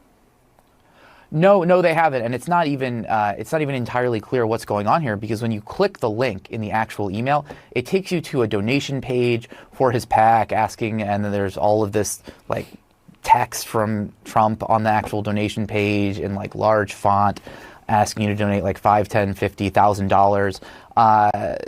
It's not clear what this is going to. It's not clear if there are any national security briefings like it says in the email. It really just looks like a way for his PAC to fundraise, frankly. All right. Andrew Kaczynski with his latest reporting. Thanks for that. We appreciate it. Hey, Hot Rod, stick around. I'm going to make fun of Andrew Wilson's wife here in a little bit. And I appreciate you showing up here to say that Andrew Wilson schooled me when he granted me the entire argument. He just said I was right, and then he wanted to talk about his feelings. You're the type of people that we're talking about here that are so easily grifted. All they have to do is say, I won. And you're like, oh, you did win. Go back and watch that debate. When we talked about policy and economics, he literally granted me the entire argument after trying to argue for 45 minutes on what the word good meant. And then he told us about his feelings about how he thinks immigrants are icky, and he struggled with that too. So I don't. And then at the end of the debate, he's like, "Oh, I don't understand. I granted you the entire argument." But stick around because I'm going to make fun of his wife here in a little bit. More than 60,000 TSA employees are missing. No, I believe that you watched it. I just don't believe you understand what happened in that debate. It's a wild thing to claim that a person who admits that they lost the entire argument won the debate. That's a wild thing to say. I will never get those hours of my life back, though. I never thought in my life as a debater that I would have to argue with somebody for 45 minutes on what the word good meant. A prompt that I didn't even come up with, a prompt that the host came up with. I didn't know I had to define what the host said the word good meant. But yeah, it's not surprising that anybody who watched that on his side thinks that that went well for him. Okay. We've talked a lot about the SAVE Act, which is not what Republicans are going to tell you it's about. They consistently tell you that it's a voter ID act, and they tell you that so that they can say it's an 80-20 issue and that Dems just don't want to be on the right side of an 80-20 issue. It is not a voter ID act. It does require some voter ID, but the objections largely come from, one, the now hoops that you have to jump through, two, the timing of it, three, the objections that you're going to have with a poll tax, the legality of a law that could be easily ruled unconstitutional if it was just or would be if it was an executive order. And now the Republicans, because that hasn't been popular enough, they keep telling you that like they care about this and all the Republican voters care about the SAVE Act, but none of you actually give a fuck about the SAVE Act. And they realize that it's not polling well. And by polling well, not saying that you don't agree with it, it's just that you don't actually fucking care about it. When Republicans are asked what they care about, the SAVE Act never even shows up in their top 10. So now what the Republicans are doing is they're desperate to try and fix these elections as much as they possibly can. And by fix, I don't mean like make them better. I mean like get the least amount of people possible out there to vote. Because Trump's not on the ballot. And a lot of MAGA Republicans live inside of Trump's asshole. So if Trump isn't on the ballot, they're not going to show up and vote. So they have to depress the vote as much as they possibly can. And what they've decided and what they've realized is that those of you that live inside of that asshole, you only come out for a couple of things. And one of the things that you guys will come out for is if somebody talks about trans people and then your dicks wiggle a little bit and you feel some blood flow and you get excited and you come out to scream about trans people. So now Trump has basically went to Congress and said, you know, this voting act thing we're trying to push through that nobody gives a fuck about? And they're like, yeah, this sucks. And he's like, what if we made it about trans people instead? And they're like, all right, we'll give it a try. And now you can see that that's what they're doing. We'll start with Caroline Leavitt, and you can see the prepared messaging here. You can see the way that they're trying to do this. And now suddenly the SAVE Act is about trans people. Here's a KKK Caroline Leavitt with Dolores Umbridge's entire fucking wardrobe every single day, telling us that let's talk about trans people again. That's an update on the Save America Act. It seems like the majority leader, Senator John Thune, is going to bring it up for a vote. This has to be a red line in the sand for the GOP, right? It's what we're hearing, and it's what we're hoping. The president has made it very clear. He wants that bill on his desk. I would argue it's not what you're hearing. It's what you're telling them to say, because what you were hearing is that nobody gave a fuck. That's truthfully what you were hearing. You looked at polling, and nobody cared about the SAVE Act. So you're like, we should put trans people into this because that'll get our base going. Nicholas said, happy Monday. Hope your family and mods are doing well throughout this dystopian feeling time period. And you're not a micro-influencer. It's considered average. Thank you. That was the sweetest message I've ever been given. Thank you, Nicholas. W. Nicholas. That is a sensitive, empathetic, and kind man. And Nicholas, if you are single, I doubt that will be for long. What a sweet message. Here at the White House as soon as possible. It is 5 of the most common sense proposals that any party has ever put forward, and the American people overwhelmingly support this bill. Voter ID, proof of citizenship to vote, no mail-in ballots, which we know create tremendous amount of fraud in our electoral system. We know that, but when we say we know that, what we mean is we have no evidence of that. This doesn't even make any fucking sense. If mail-in ballots are a problem, then get rid of them. But they're not getting rid of mail-in ballots. They just want to get rid of mail-in ballots for people who have easy access to it. They just want to make it more difficult for people to vote because there's carve-outs for people in the military, people who are on vacation, folks who travel a lot for business, people who may have a disability, people who may be sick. There's carve-outs. Those carve-outs wouldn't exist if these were a problem, right? If mail-in ballots were inherently a problem, or if they were fraudulent, or if there was any evidence that they were fraudulent, you wouldn't give people access to a mail-in ballot. You would find a different way to help people who travel or who are in the military or who may have a disability to vote. You'd figure out a different way. They're admitting in their own legislation that there's no evidence that mail-in ballots are a problem. They just want less people to vote. System cannot transgender mutilate our young children. We need a ban on those procedures. What is that? You can't transgender mutilate somebody? You're not using those words correctly, ma'am. That doesn't make any sense. None of that makes any sense. And again, I just want to point out that this is ideological. It's not about mutilation. They just use that word because all of you who don't have foreskin had your genitals mutilated. And why were your genitals mutilated? Because of your religious beliefs, not for any scientific reason. Your parents, when you were born, decided, hey, that extra dick skin's gotta go because religion, or because it looks it looks better. Is that not gender affirming care? Is that not religious affirming care? I don't know what transgender mutilation is.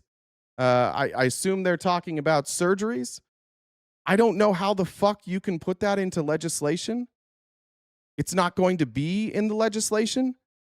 All they want you to do is believe that it's going to be in the legislation so that you get loud about it and you vote for it. They're just trying to gin up support for this voter suppression law. And the way that they want to do it is getting these sick fucks who are obsessed with trans people to start talking about trans people. And I've said this before, but I'm going to say it again.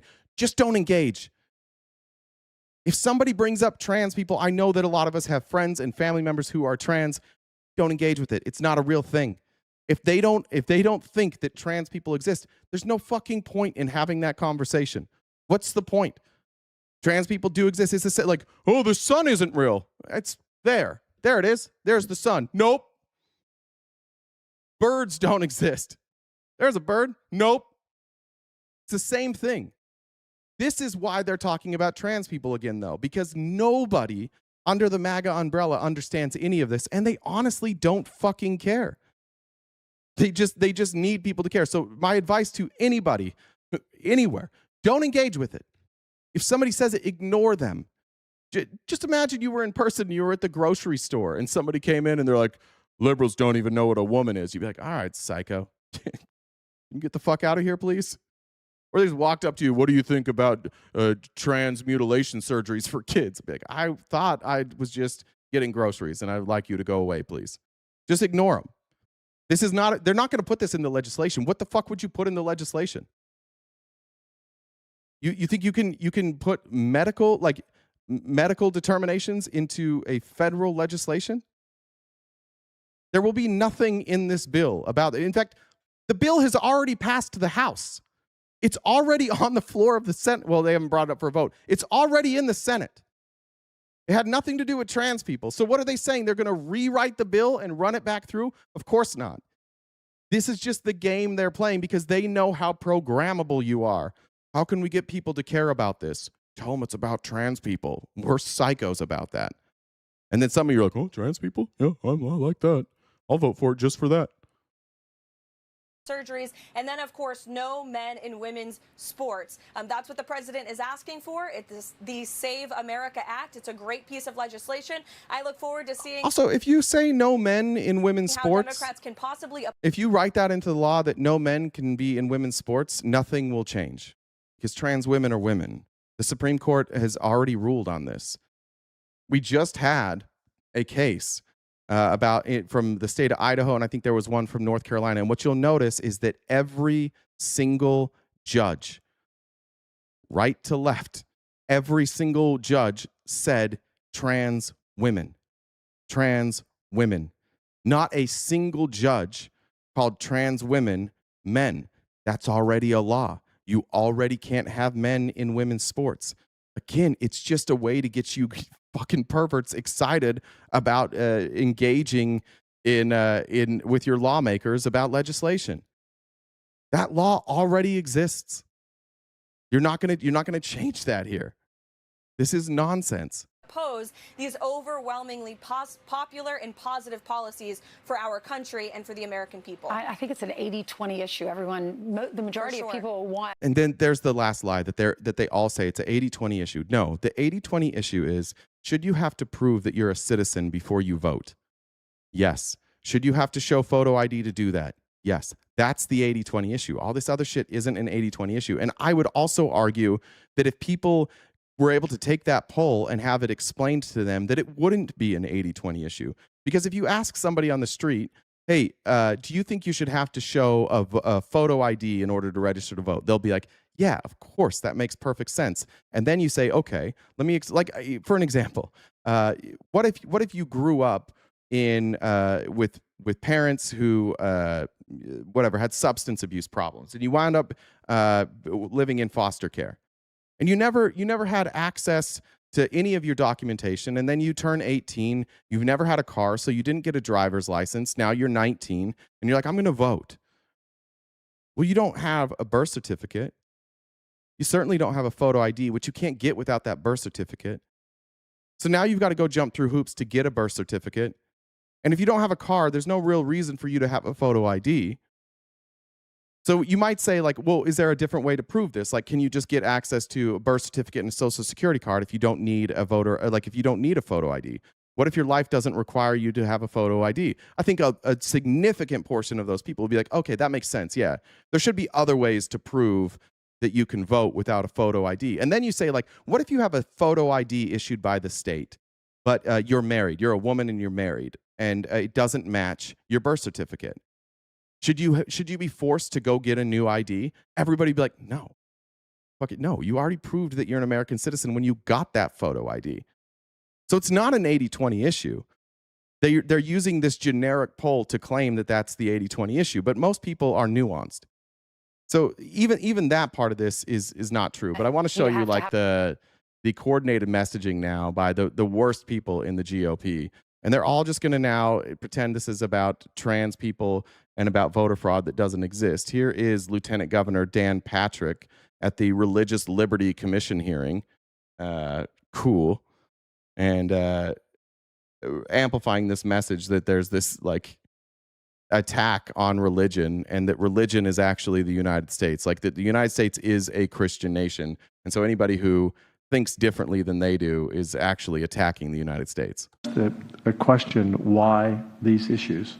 Rhonda, thank you very much for joining the Dollar Train. And I don't know if I got that. Rada Tusk, thank you for the Twitch dono. I don't know if I said that already. Click here real quick for this plays. Good. All right.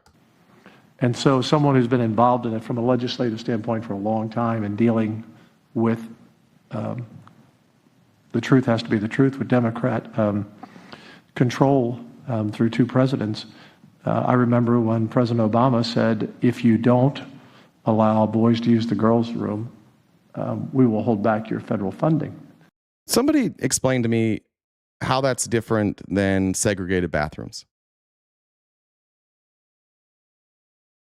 Do you think it would be okay if you said, for example, if the president, like Donald Trump said, if you say a Jehovah's Witness cannot use the bathroom, then we will withhold federal funding?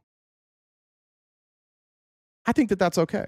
I think that if you are choosing to discriminate based on identity, that it's okay for the government to withhold federal funding. Now, interesting enough, listen to his argument, because it's the same argument that they ignore when it comes to trans people playing sports. And I talked to the superintendent of the Fort Worth School District at that time. They had 3 transgender out of 86,000 students. Oh. It's okay to discriminate if it's just 3. Isn't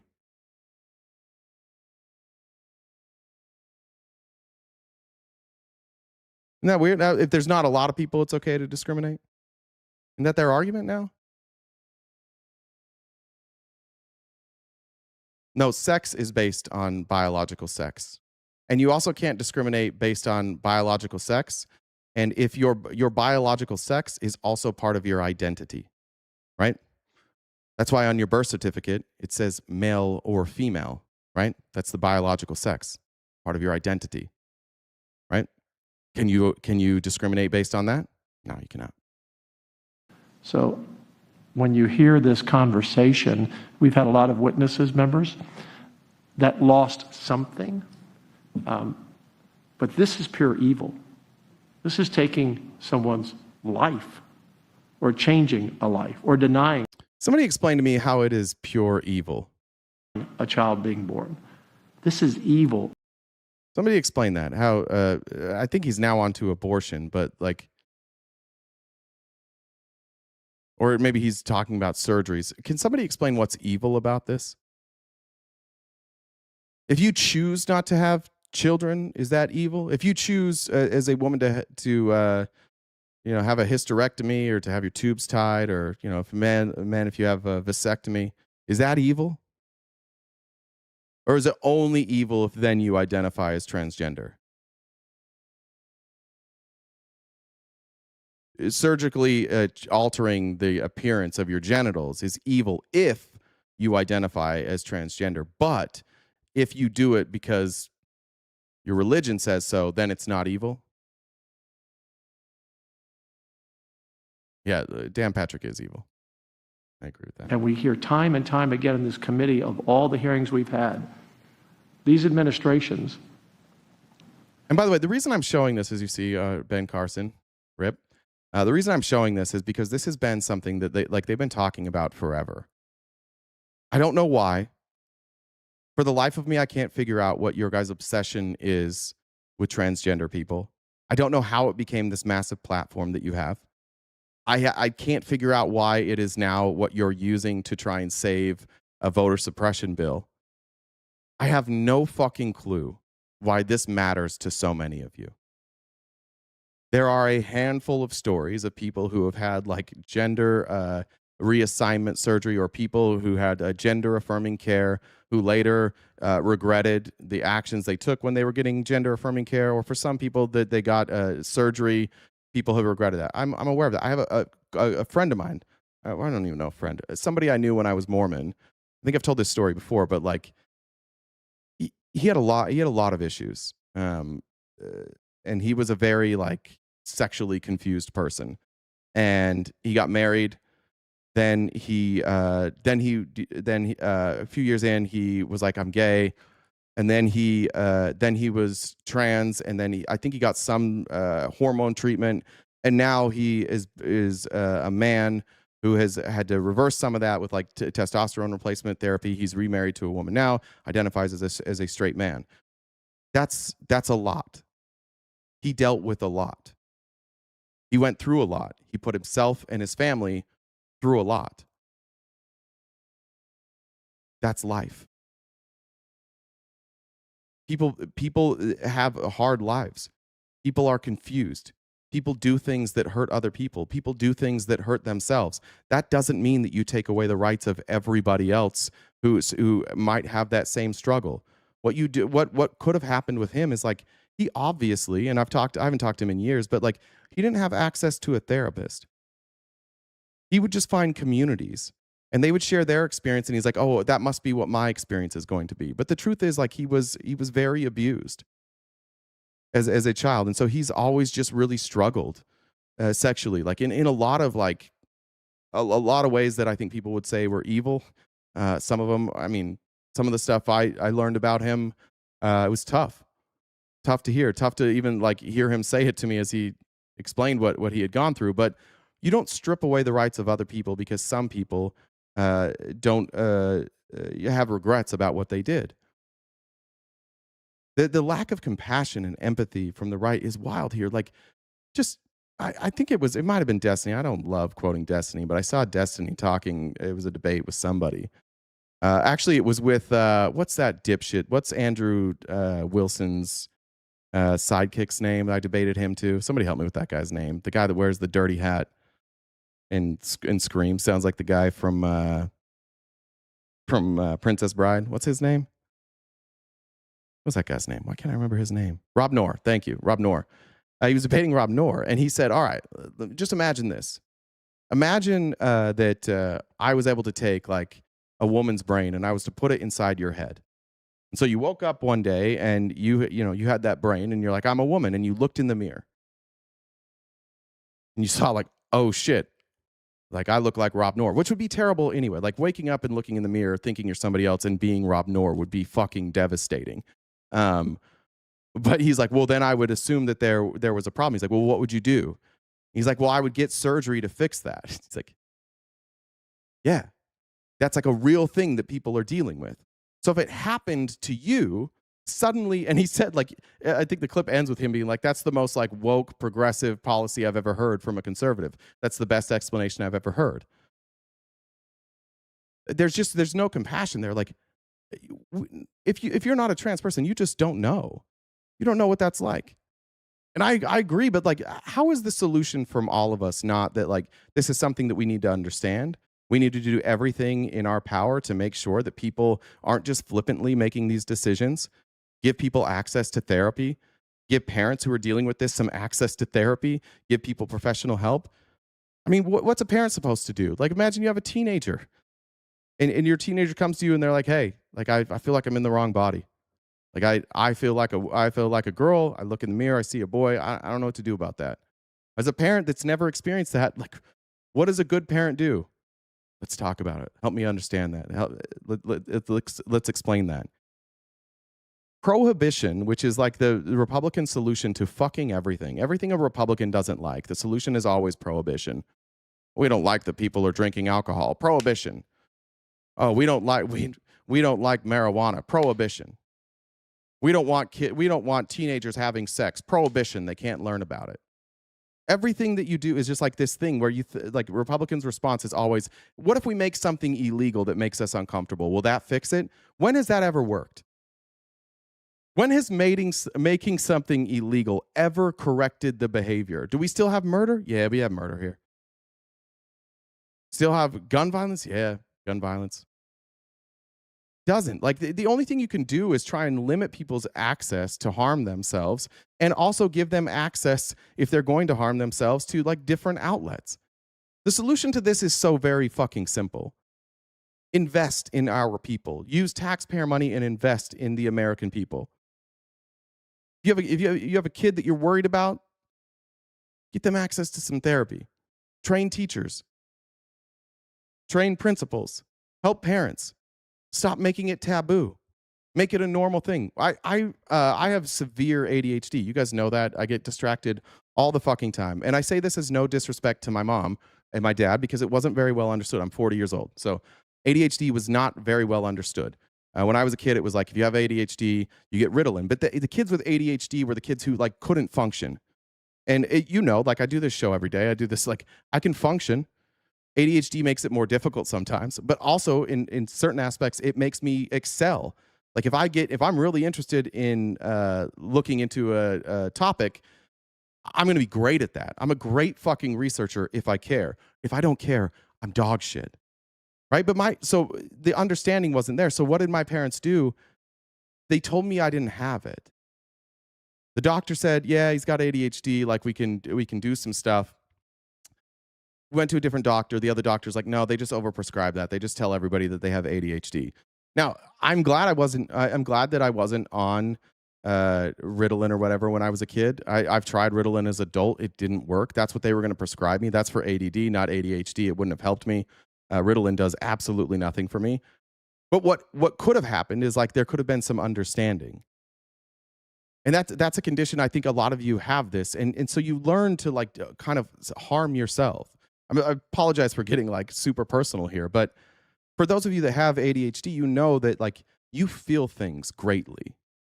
Like every emotion, love, anger, sadness, all of that. When it affects you and it consumes you.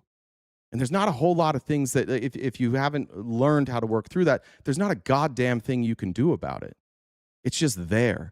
And it's in your head, and it just goes and goes and goes. And you can try and distract yourself all day long, but you cannot do it.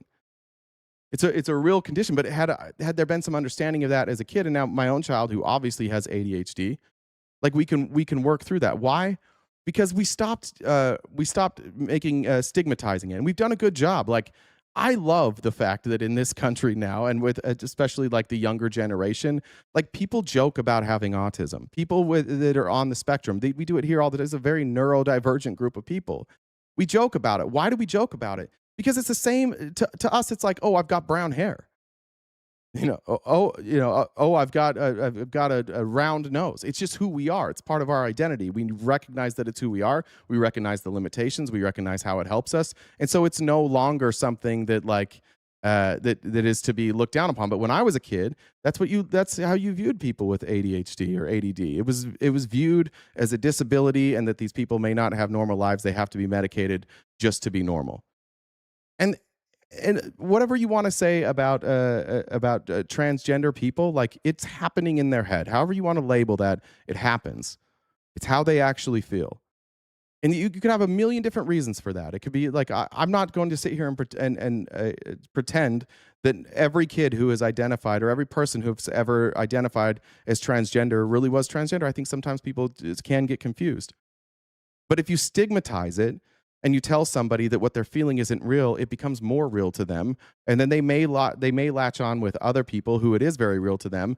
And then you get in this really weird scenario where you have somebody who may not be feeling what other people are feeling, but that's now their group of people. And so they start to mirror that type of activity. And that's where you have real harm.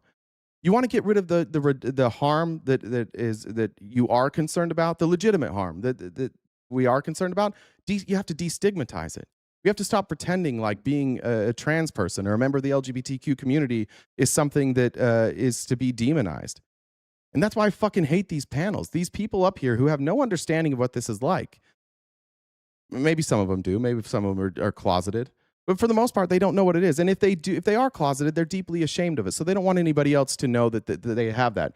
These panels do nothing but add stigma. You want to have a healthier society. You want people to, kids struggle with their mental health maybe more now than ever. These are the types of things that are just not helpful. So for my Republican friends here who think that trans people are icky or that you don't understand it, that's like, you don't have to understand it. And we're never going to convince you that it's not icky. But what I would encourage you is to look back at all of the progress that we've made medically with certain conditions and understanding them, and think about somebody in your family who might have a condition like ADHD or autism or OCD, and just think of like, how would this person be viewed in society 40 years ago? And if that person was viewed that way in society, would they be as effective and able to live a normal life as they are now? The answer is almost always no. And then ask yourself why. What happened? You destigmatized it. And that eliminates a lot of stuff. That eliminates the self-hatred. It eliminates the copycat stuff. It allows you to coexist in groups of people that aren't like you without feeling like you are going to be othered. Just think about all the things that we've accomplished as a society. And this is just another one of those instances. You won't understand it. If you're not a trans person, you won't understand it. But how fucking hard is it to just be nice to somebody? Say, okay, yeah, that's who you are. That's great. It's no big deal. I don't know why it's such a big deal to so many of you and to so many people on the right. But this is the type of stuff that will be looked back and people will look back and they'll do the same thing I did with my parents, where I try and excuse it because I love my parents. I don't want to believe my parents were evil people, so I give them the benefit of the doubt. But this is the stuff we'll look back on and be like, yeah, maybe stigmatizing people this way wasn't the right thing to do. Yeah, I mean, just look at the way that we treat gay people from 20 years ago. When I was a Republican, we literally had the same argument. If you start allowing gay people to get married, it's a slippery slope, and then people will be marrying their animals. Well, that didn't happen, did it? And then now everybody has a gay friend. Everybody knows somebody that's gay and is married, and nobody really cares that much. Why? Because you destigmatized it. You realize these are just regular people who like to do different things with their genitals than you do. I'm really fucking tired of this discussion, but we have to have it because Republicans are consistently having it. They didn't just want to stop you. They wanted to punish you. So many of our witnesses, I've never called Republicans Nazis. Shut the fuck up. I've never done that. I've called Nazis Nazis, people who identify as Nazis, and I've called people fascists who don't identify as fascists, who act like fascists. But don't make stuff up so that you can continue to be a bigot. Been punished, and that is evil. And America better wake up to this. And you know, we have people watching today, and they're probably saying, "Is this the America that I live in?" Yeah, I certainly feel that way. Axe said, happy Monday, everyone. Hope everyone has a wonderful, safe week. Hey, howdy, thanks for joining the Dollar Chain. Cerebral Pugilist said, I can't for the life of me understand fighting on the side of not just denying basic humanity and empathy, but vilifying it. It's disgusting. Reiki said, the Trump administration no longer wishing to speak with the public has decided to become a trope of memes, I think is what that, mimes. This is seen as a lateral move as they already perform on unspeakable acts of children. Ruth, thank you very much as well. Go. Missed that. I'll grab this. I'll let this play. So one of the things we have to do, members, as on this commission and our final report to the president, is we need to be sure that America knows their rights and America knows that evil is among us. And I don't think it's an accident, Bishop. There's a leftist movement who wants to divide and destroy our families and destroy God and be God. It's clear. And the way you do that is destroy families. On the simplest things, transgender surgery or boys playing girl sports. That only destroys families if you're a bitch. The only way that having a transgender child destroys your family is if you're a bitch and you allow it to destroy your family. What kind of dog shit fucking parent lets their family be destroyed because their kid is transgender? That is a dog shit parent always. And truthfully, like the overwhelming majority of people who wind up having a child who's trans handle it correctly. And a lot of people change their opinion when that happens. A lot of people are bigots and tell it's somebody that they care about and they love. And then they're like, oh, wait, I do love this person. Like, we'll figure this out. This hyperbole of like we're attacking families for just like basic empathy. Gross. Not evil. How is empathy and love and compassion evil? You guys have these guys have completely distorted that. All right, here is Representative Brandon Gill, who is the bootlicker of all bootlickers, on here with Benny Johnson. You can see that this is obviously what they're going to try and do. They don't want to talk about voting anymore. They want to talk about transgender people so that you can get support for this voting suppression bill. And this is the perfect thing. You know, right now, especially for Republican voters, this is pretty much all anybody cares about. They don't care about, small little... Thanks, Alter Ego, for the gift of memberships.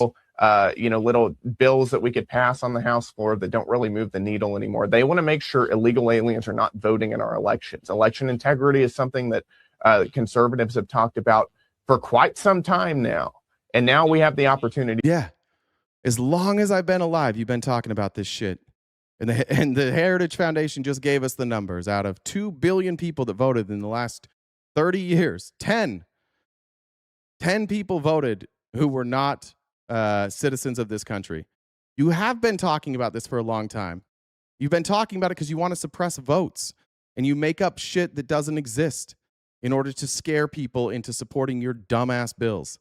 To do something about it. So this is the issue. This is the current political zeitgeist, and we better jump on it and actually do something about it. And if not, it's going to be a tough sell in November for us. Just very quickly. And this is the... All right. And then let's go here. Here's Senator Eric Schmidt. Now it's worse. Now we're taking... It's not just like we can't have people voting, which again isn't a problem. Now we're getting real sick with our plans and suppressing votes. People are. There are tens of thousands of murderers, hundreds of thousands of violent criminals that are in our communities because of Democrat policies. And so we need to make sure DHS is funded. The deportations need to continue. We also need to expand the category, Dana, of people who can be denaturalized. Excuse me? Want to hear that again? We need to expand the category, Dana, of people who can be denaturalized.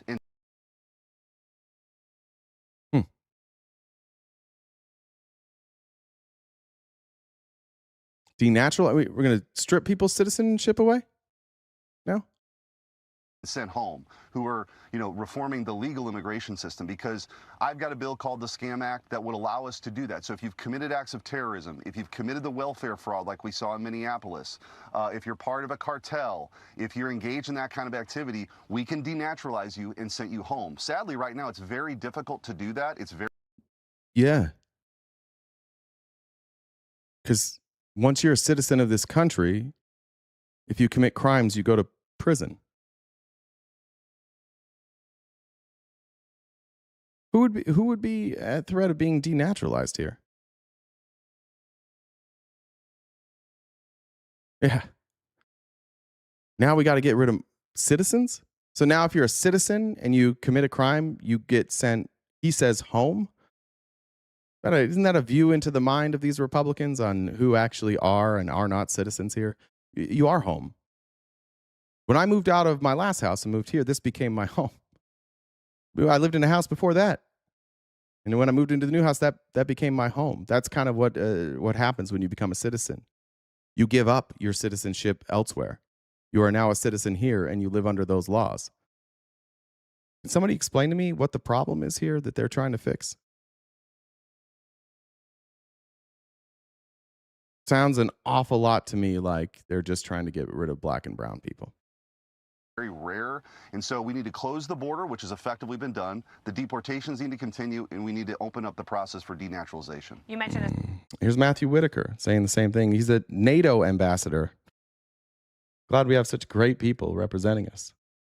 About these cases, when somebody is convicted for material support of a yeah, there you go, Brad. If you're a bad renter, they want to send you to your previous rental. Yeah, that's true. Yeah, they'll just send you back to your previous rental. Terrorist organization, that the government should immediately move, to revoke their citizenship. And at the same time, Congress, you quoted the INA, and so it's very important. Congress can amend that. That's that is within their power, and it seems to me that they should revise that to make sure that these cases aren't so hard in the courts. Yeah, they should make it a lot easier to strip people of their citizenship. Shit, what the fuck is going on here? This is so gross. Like, how do you explain this as not fascism, by the way? Well, yeah, that's a good point. Like, oh, maybe you're talking to somebody else, like that this isn't how the Constitution works. They're advocating that they change that. DNC Warrior, thank you very much. I appreciate that. And obviously we could talk all night about the challenges that we have with judges right now in the federal courts. And that's just something that we're going to have to continue to work on and get good judges and put good judges in. But we need to. These fucking judges keep following the law. We need new judges. Make sure that we're at least pursuing those cases and not just assuming that they're hard so we don't do it. Frustrating thing about. That's a good point. Who said that? It's a preemptive, the lead. So this is a preempted dictatorship is what we're watching. We're just watching it in segments. Yeah. This is like, I didn't think, I mean, we were afraid it would get here. I guess we did think. We read Project 2025. Is there anything that we said was going to happen from Project 2025 that isn't happening?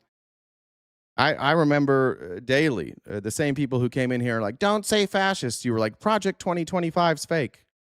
Sure seems like it's happening. Corvette Girl Robin said, I delivered a wedding cake to a wedding on Saturday, and preacher had a hat saying, Jesus is my savior and Trump is my president. I wanted to walk out with that cake, but it took me 3 days to make. Petty? Yeah, probably. But weird. Yeah, I mean, when your hat is sharing, your hat for Jesus is sharing space with Trump, it kind of goes to show maybe you missed some parts in the Bible about idolatry. Might have missed that part. All right. That is crazy, though. Okay, moving on. I think we had one more. There's a devastating story. This is from this is Sean Van Dyke. Sean Van whatever. I'll give you the history on this after. We just got some terrible news. This is Sean Van Diver with Afghan Evac, and I just got a phone call last night saying that a man had just died in ICE custody. An Afghan man named Nazir, who fought and bled and trained alongside U.S. Special Forces, worked with the Army, has numerous commendations. was taken into ICE custody in front of his children on Friday. And by Saturday, he was dead. There's going to be more coming out on this, I'm sure. I just want to express my condolences to the family. Heather, wrong. You said fascists don't allow the opposition to protest against them. That's not true. There have been protests in the countries of every single fascist leader. Eventually, they are able to squash that. But initially, yes, there are protests against the fascists. But if that's what you're saying, like, I know we fit every definition of fascism, but Trump hasn't killed all the protesters yet. He's killed some of them. Have we not killed protesters in this country? Is Renee Good dead? Is Alex Preddy dead? Have we not beaten on protesters?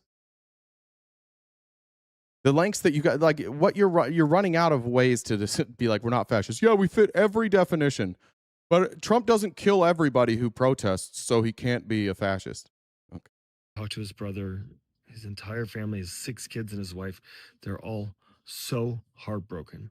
And it is not normal for a 41-year-old man to die an otherwise healthy 41-year-old man to die less than 24 hours after being brought into custody. So this is a man who betrayed his own country, according to some people in his country.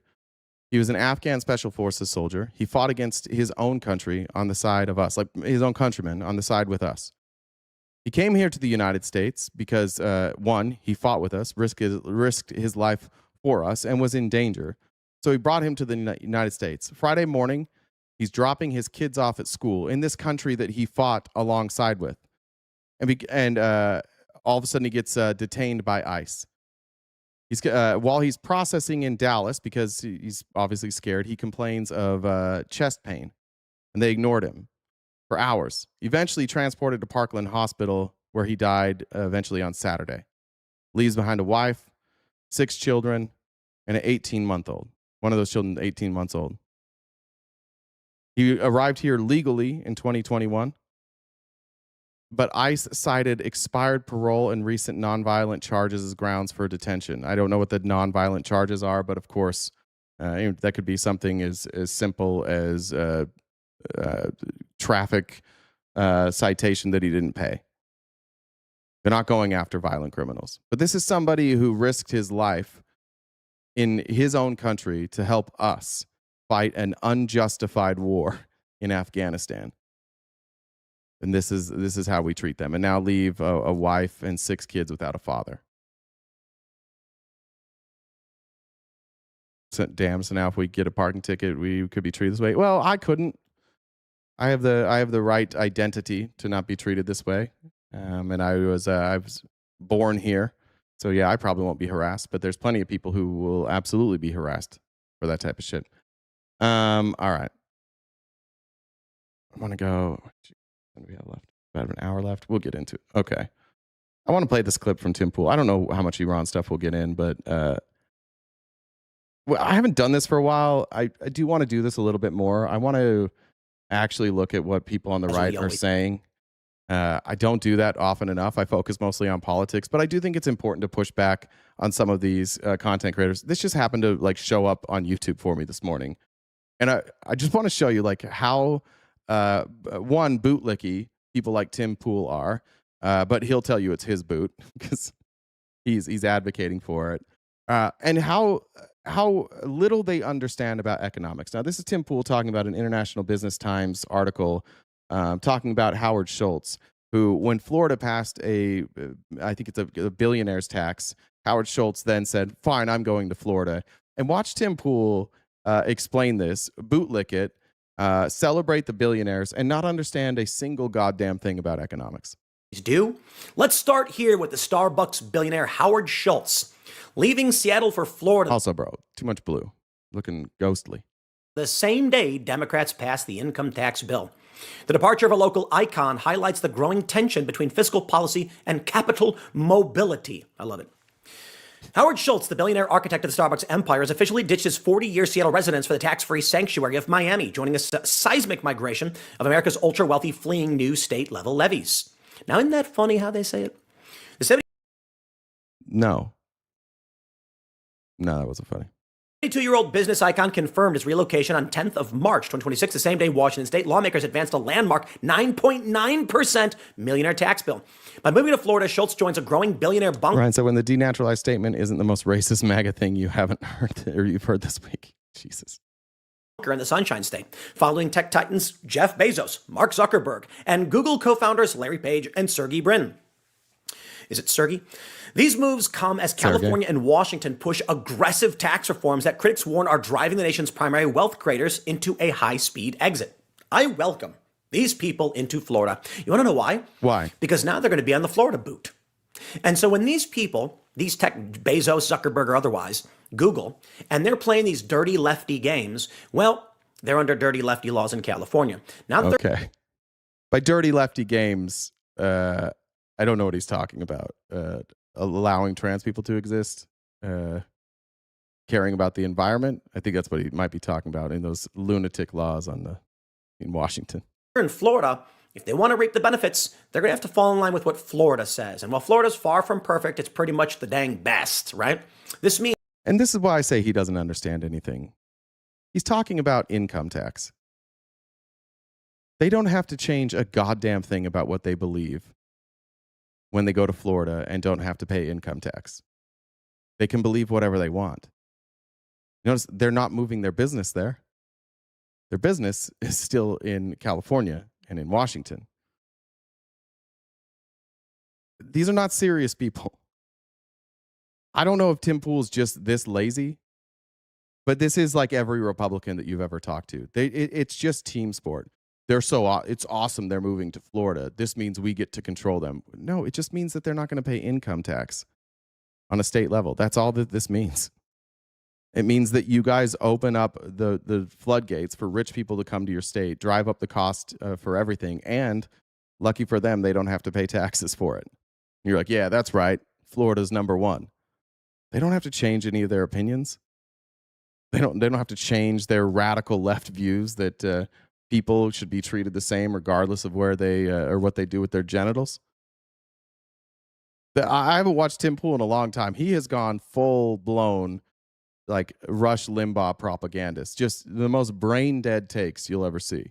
Means that there's going to be pressure exerted from Florida law onto the businesses held by these individuals if they want to receive these tax benefits. No, it's not, because their businesses aren't in Florida. You think, and Florida can't go to them individually and be like, you don't get to be exempt from paying income tax if you don't change the rules of your business in another state. Of course, that's not going to happen. Florida can't do that. While the proposed California wealth tax is expected to raise $100 billion from 200 billionaires living in the Golden State, that's a lot of billionaires. Yeah, I wonder how that happened. I wonder how we got so many billionaires living in a state that has such high taxes that nobody wants to live there because you can't make any money. Wonder how that happened. Which would be used to fund public schools and food assistance programs. The Washington bill is expected to raise... That's actually a good point. Who said Julia? The guy stepped down as CEO years ago. It's not Starbucks moving. Yeah, he doesn't. Yeah, he's not running Starbucks anymore. Is $4 billion annually and affect households earning... Also, he hated unions. He wasn't a lefty. Like, he might have believed in climate change, but this guy was always smashing unions. It's not like this was some like socialist. This guy just probably like thought climate change was real and that science mattered, and that's what made him a lefty to Tim Pool. $1 million annually. Proceeds will also be used to fund schools, healthcare, and childcare. The proposal now heads to the Senate for confirmation before going to Governor Bob Ferguson's desk. The bill has to be signed by today to go into effect, and Ferguson has stated that he's looking forward to signing it. Schultz shared his decision to move to Florida in a LinkedIn post the same day Democrats passed the bill. So let's pull up our good friends on Threads to see what they have to say. But first, let me read what this billionaire said about... This made me laugh because it said he is on Threads. This is just like a little internal critique I have of Tim Pool, where Tim Pool is not that bright, but he always has to pretend like he's in full control. You can see up here, this is on Threads. It's a LinkedIn post. So he's like, first, we're going to go to Threads, but first to LinkedIn, because he saw the LinkedIn, but it actually is on Threads. His state. Let's go quick. 44 years ago, Sherry and I made the cross-country trip from New York City to Seattle. Yada, yada, yada. Don't care about that. Let me get past this. He's going to read this whole LinkedIn post. Lord knows why. But then he gets to the bottom for the comments. Economy. First response. He moved before the tax package was passed. You could have looked this up, but instead you decided to embarrass yourself in public. They've been talking about passing this for some time. Do you think? Yeah, but he started this segment by saying that he moved before it was, or he started the segment by saying it was the day after. It was the day after. So he actually got it wrong. And now he's just pretending, like he's just rewriting history here. This is why God bless Tim Pool. He might not remember that he said that, but you remember he said, like, at the beginning of this, that he moved the day after this legislation was passed, and it wasn't true? Think that he didn't have to plan or prepare for his estate? Come on. I like this one. Their world headquarters remain in Seattle, and Howard doesn't have an income that would be subject to this tax. It's on income, not assets. Massachusetts enacted a similar tax and brought in $5.7 billion in 2 years. The number of millionaires rose 39% in that time. Now he's fucked. Now good Lord, this guy. He is just all things. Just anybody. He's kind of like this chat. Whatever I say, they're just going to argue. This is a good point. The argument is going to be everything. Like it's everything you always expect for MAGA. Just like we have to figure out a way to argue this. I just love it. These people say that millionaires and billionaires should not exist. No, nobody says that. We say billionaires should not exist. And you have to change the argument to millionaires shouldn't exist so that you could talk about the fact that what you said would happen is that if you tax rich people, there will be less wealthy people, which isn't the case. Not assets. Massachusetts enacted a similar not exist. So why then have a policy with the inadvertent result of creating more millionaires? Now, I know they might say, no, we're not saying that. Correct. But only because we're not saying that. That's the reason why that is the correct answer, Tim. Saying is that we still want to get rid of the millionaires and billionaires, but they are undeterred by this. No, we don't want to get rid of millionaires. It's billionaires. I'm actually going to push back and say the reality is if a guy owns a bunch of properties, thanks, and he charges like $1,000 a month rent. We're just doing flat numbers, right? Yeah. And then you say, we're going to tax you on 10. This is about to be economics by Tim Pool, where he only understands the economics as far as it helps his argument. And you're going to see that he has no fucking clue about what he's talking, like how prices rise when it comes to rents. He's going to cite who is raising rents and then blame taxes for raising rents. 10% of your income, more money going away. He's going to say, okay, then I'm going to increase rent on all of my buildings to match the margins. What these people don't understand, because true, if you raise taxes, sometimes the landlords will raise the rent to reflect those taxes. True, they're financially illiterate. However, these would be property taxes and not income taxes, right? Is that for a lot of these wealthy individuals, they have loans. So, for instance, if you're going to open a business, you don't usually, most of the time, just dump your own money into it. You'll find investors or you'll go to banks and get lenders. So let's say you want to buy a property to Airbnb. Costs you $1 million. You then Airbnb it. And when you bought that property, this is the part that he doesn't understand. You bought a property for $1 million to rent out for Airbnb, meaning that's one less house on the market for somebody who would like to live in that house rather than rent that house out. And if you had a bidding war, that is driving up the cost of housing, right? If you're taking houses out of a neighborhood and you're having bidding wars so that you can rent them out and make money, that is driving up the cost.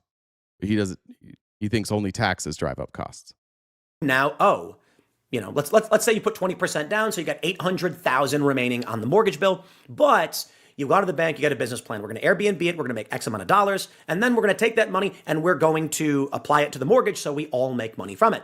I don't got to put up $1 million up front. You guys cover that cost. Then I'm going to pay you with interest so you profit from this and I'm profiting at the same time. Okay, so now there's other people making money on this, which you have to pay back. So you've got to charge more for your Airbnb, which is going to drive up the cost of other Airbnbs, which is then going to drive up the cost of housing in that area. Cool. So now he's explaining how capitalism and how inside the housing market drives up the costs of not only rent, but of purchasing a home. See how he's explaining? It's like, the thing is if somebody's going to invest for an Airbnb, look at all this extra money that has to be paid out, which means you have to charge more. Yeah, maybe we shouldn't make houses a commodity in this way. Sounds good, right? Well, then they come along and they come to the guy who started the business and say, you're making too much money off your network of Airbnb, so we're going to increase taxes on you. Which has never fucking happened ever in the history of the world and cannot fucking happen in the history of the world, because you can't target people and say, you're making too much money, we're going to raise taxes on you. This is, again, income tax. And what he's talking about now are business taxes. So this doesn't have anything to fucking do with income taxes, because this obviously, because you have capital and you have investors, this is going to be set up as an LLC or an S Corp. And now you're talking about taking this money, which you're going to write off anyways. And what you want to do is at the end of this show your income as zero. So these costs aren't based on the income tax that's happening in Washington. So now he's left income tax completely, and he's on to business taxes, but he doesn't know that. Well, this is what the financially illiterate don't understand. Yeah, the bank. That's the part we don't understand, guys. If we were financially literate, we would understand that this has something to do with Washington raising income taxes. This Airbnb investment is all about income tax. I didn't know that it was us. My bad, Tim. Sometimes could come and then say, hey, your disposable income has dropped, meaning your debt to income ratio is now putting us, we're kind of scared. They're taxing. Yep. Yeah. See, this is how banks work. So if you have a lot of debt and not a lot of income, it is a risky loan for a bank to make. I recently bought a car. If I had a lot of debt, it would make it a more risky loan. But because I don't have a lot of debt, even though I don't make a lot of income, I was still able to get a car because I could show that I could pay for that car, because it's not going to put me into debt. Yeah, Tim, this is how this works.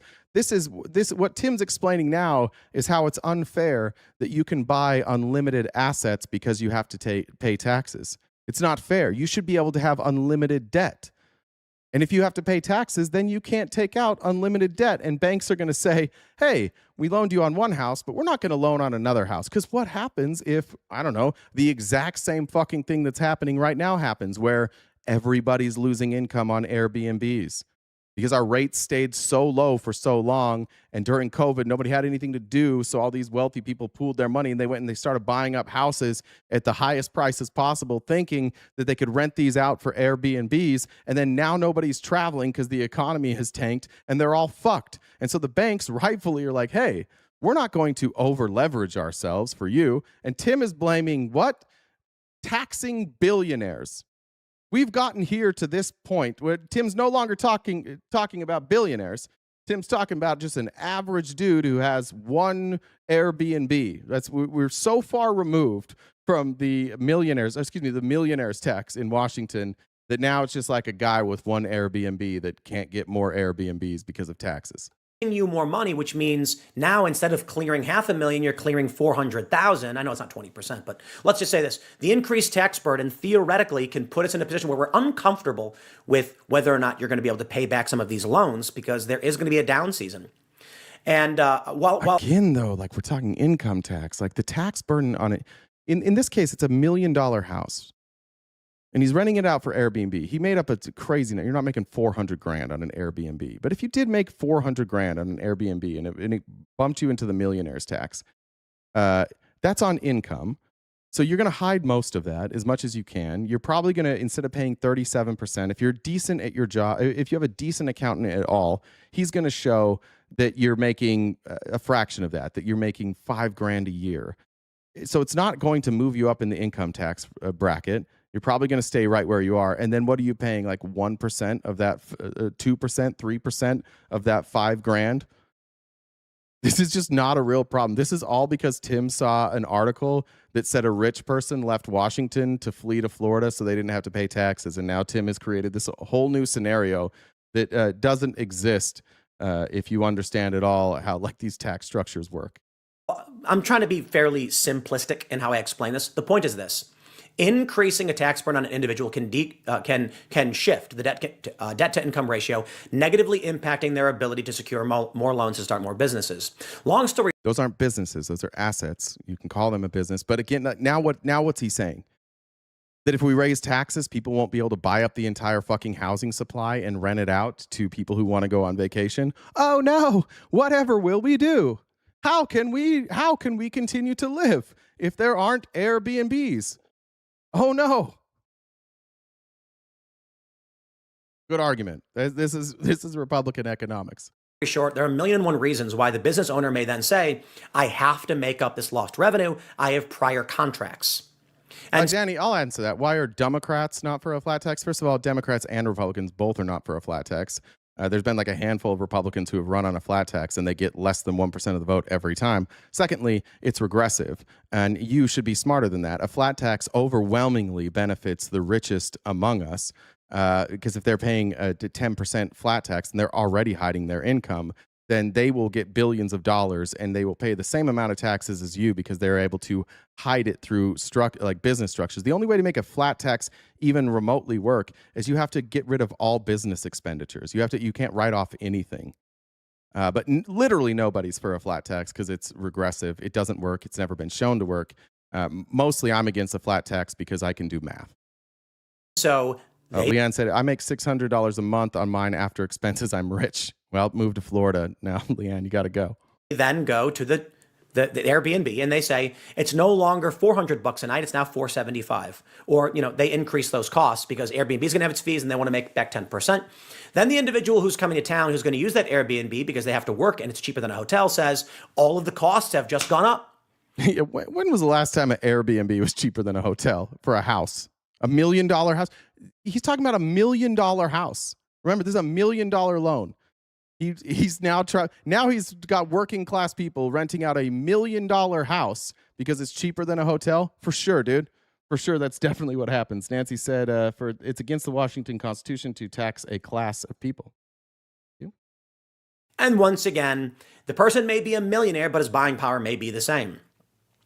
Now, the New York Times breaks it down. A state of wealthy entrepreneurs passes a millionaire's tax.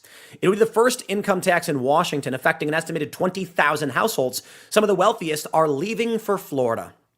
Indeed. Lawmakers in Washington. Sorry.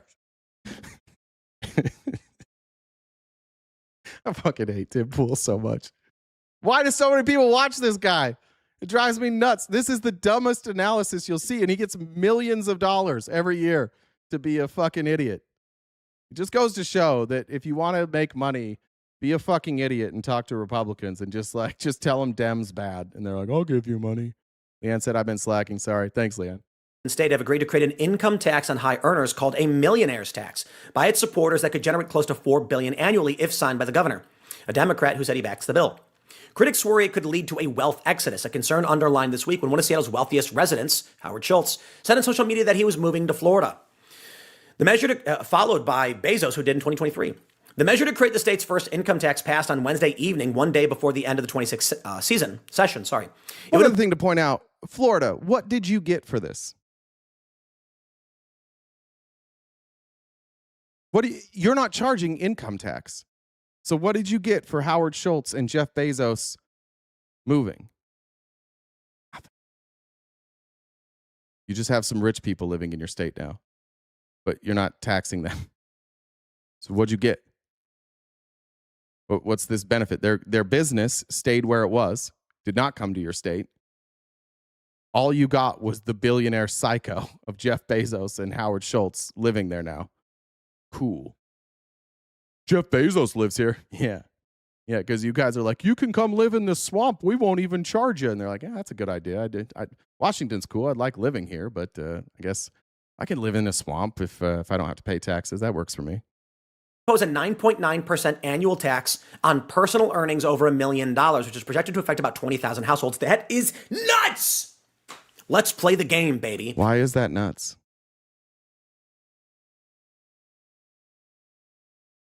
Why is that nuts? You been to Seattle? There's massive wealth inequality. Those people that are living on the streets, it's not because they all want to. You need money. How can you be both the people that are like, blue states have homeless problems? Well, have you ever been to Austin, Texas, first of all? Ever been to any big city ever? But yeah, how do you fix that problem without money? How do you fix any of these problems that you guys all love to point at blue cities for?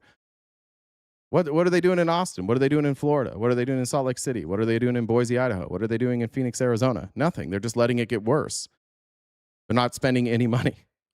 So yeah, if you want to help poor people, if you want to help with or just bridge the gap with wealth inequality, that's fine.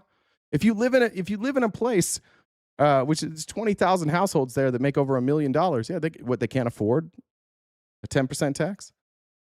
Seems like they can, making over $1 million a year. If you make $1 million, congratulations, you're very comfortable. But you're going to be giving old Uncle Sam something like 37% of that. So you're going to take home. Well, you're going to take home, let's just call it about $650, right? Then they say they want 10% on your earnings over $1 million. So they're going to rip away another $100,000. You will make $1 million and you will take home half of that. Half. Yep. Yep.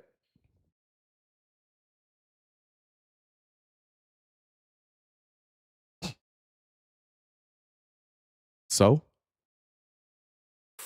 That's insane. Why? Don't get me wrong. It's not really 37%. Let me clarify. Because you're going to be paying something like 28 up to the first 70. Then you're going to be paying something like, 31 up to the first like 250. And then after that, it's 37. Making your effective rate somewhere going to be around like 350 or like yeah, you're going to wind up paying like 30%. Depending on how much over $1 million you make. But yeah, like 30 to 40% tops. Yeah. That's fine. 330,000 from the million. So ultimately, you're going to get between 500 and 600 off of the $1 million you earned. Now, I already hear from all these lefties saying, you got $600,000. What are you worried about? These are the posts that they've made. Correct. No, yeah, fair point. What are you worried about? Right? Yep. Sure. Right. But if you're telling me that I got to give you $100,000 a year, and that's just for $1 million, do you want $200,000 if I do $2 million? Bro, if I make $2 million a year, I got $200,000. That means I can buy a house anywhere. But you can't work and make that income anywhere. You think you're making $2 million in fucking Little Rock? You want to move to Tulsa? No disrespect to any of those places. Your job isn't there. Like, I get it, Tim Pool. Like, you do what I do. You make a hell of a lot more money than I do. Yeah, we can move. Your job doesn't go with you. You know why you make so much fucking money in Seattle? Because it's expensive to live there. So you make more money. Go ahead. Go to Toledo. Go to Sarasota. Go wherever you want. But your job's not going with you. Did you notice that all these billionaires who went to Florida, the job didn't go with them? The job stayed. He's literally like the dumbest. He's just this guy makes millions of dollars saying shit like this to Republicans. And because Republicans' entire ideology is just like, oh, the left is crazy, they hear this like, that's a good point by Tim Pool. Okay, I'm going to put 20% down on $1 million house in Florida. Done. Why give the money to the state when I can just go to the bank and they're going to be like, what's your plan? No, the bank's going to go, okay, you make $2 million a year? You're like, yeah. Where's your job? It's in Washington. Where are you moving? Florida. Is your job moving? It is not. Get fucked. You're unemployed. You can't have this loan. Whoops. I swear to God, this is a big time content. This guy has White House credentials. He has White House press credentials. $1 million house, like on a waterfront property. It'll be real nice. $200,000 down on the million, 20%. You guys cover the 800, and they're going to say, and you can afford to pay this every month. Like, well, yeah, instead of giving $200,000 to the state, I'll just give it to you guys to pay down this loan in a couple years. And they'll be like, where are you going to get that money? And you're like, my job. And they're like, remember how your job is in Washington? You're like, fuck. How much does Buc-ee's play? Does Buc-ee's pay well? What about, what's that awesome grocery store you have? Publix. Yeah, sorry. I don't know it's going to pay that well, bud. They go, okay. Actually, the banks would prefer you didn't pay it down in a couple of years because they like those interest payments, but you could do that too. Washington is just one of 9 states that does not have an income tax, does not tax income, and economists have consistently ranked the state's current model, which relies on sales and business taxes, among the most regressive. The tax structure also has not kept up with spending, and state lawmakers are currently trying to close a budget gap estimated at $10 billion, and this will make it worse. Absolutely amazing. Because what we can expect to happen is a budget deficit when the people who are generating most of the money are not going to be there to pay it. But they're not leaving. They're all staying there. So, sorry. And we don't just see this in Washington, and I'm not just making this up. I'm just looking at history. From Cal Matters, California is still in the red with another big budget deficit projected for next year. Congratulations, your policies don't work. Then we have this from Fox News. Proposed California wealth tax drives billionaire exodus to Florida real estate, locals confirm. And the funny thing is, yeah, but more people moved from Florida to California than California to Texas. I appreciate you citing Fox News here. And again, it's just driving billionaires to Florida where they're going to buy up all your real estate and drive up the cost of housing, and you won't get anything from it. You're not going to get any income tax, and they're going to leave their business in California. So, cool.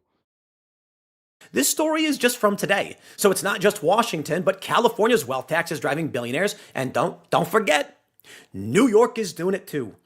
Blue states are committing tax suicide. Their mania is contagious. I absolutely love it. Well, what does Fox News say about all that jazz? I wonder if he's going to bring up that the highest per capita dependent states in this country, the ones that don't bring in enough revenue and rely on the federal government to pay all their bills, are Alaska, New Mexico, Mississippi, West Virginia, Kentucky. I wonder if he's going to bring that up. Think he's going to bring that part up? Is he going to bring up the fact that California is paying all those states' bills? Probably not. Yeah, they have a deficit. New York has a deficit. States have deficits all the time. It happens, especially in a state like California. You're going to have deficits. It'd be nice if they didn't. But part of the reason that they have deficits is because old wokester Gavin Newsom won't tax people progressively enough. He's against the billionaire tax. He doesn't want the billionaire tax. But that's one of the big problems in California is they still have taxes that are too low. They can't pay their bills. That's how this works. If you can't pay your bills as a state, you have to cut spending or increase taxes and or both. And what they have a problem with in California is they spend a lot and they won't raise taxes because Gavin Newsom gets paid to not raise taxes. All right, that's enough of Tim Pool for today. I don't think I can do 10 more minutes of Tim Pool, and I want to talk about Iran. Paula said, Timothy, working class people aren't renting $1 million Airbnbs. Raising millionaires' taxes is dangerous. They aren't going to pay them anyways. This guy Fox said, look at the pores in the chat simping for the millionaire, crying about taxing the billionaires. How embarrassing. Yeah, there's nothing worse every day than just seeing people simp for billionaires here. Well, you got to have a billion. And it really is, like, it's not even that it's just that they don't like that we say it. It's just it's a team sport. All right. Let's get to Iran here. We've got, 30-ish more minutes? I'll go up till about 1:15. Let's go here.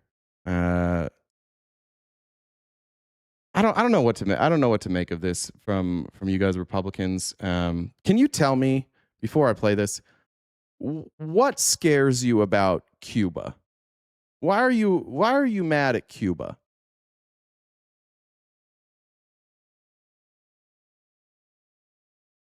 Comrade, do you believe in benefiting from your own hard labor? Please stop these Russian communist conspiracy theories. Why are we afraid of Cuba? Can anybody explain? Why, like, even if they are like, there you go, Brian. Communist. Like, why do we care if another country is communist? They're not, but like, why would we care? Deficit and debt are two different things. Well, your debt, your total debt, but your deficit is the debt that you're running up on your budget, right? I don't know. I honestly don't know. Like, as far as I can tell, the history is the reason that we hate Cuba is because Cuba aligned with Stalin. And then it's ever since then, our CIA has just been trying to like decapitate the leadership there. You had like the Cuban Missile Crisis, which didn't turn out to really be anything.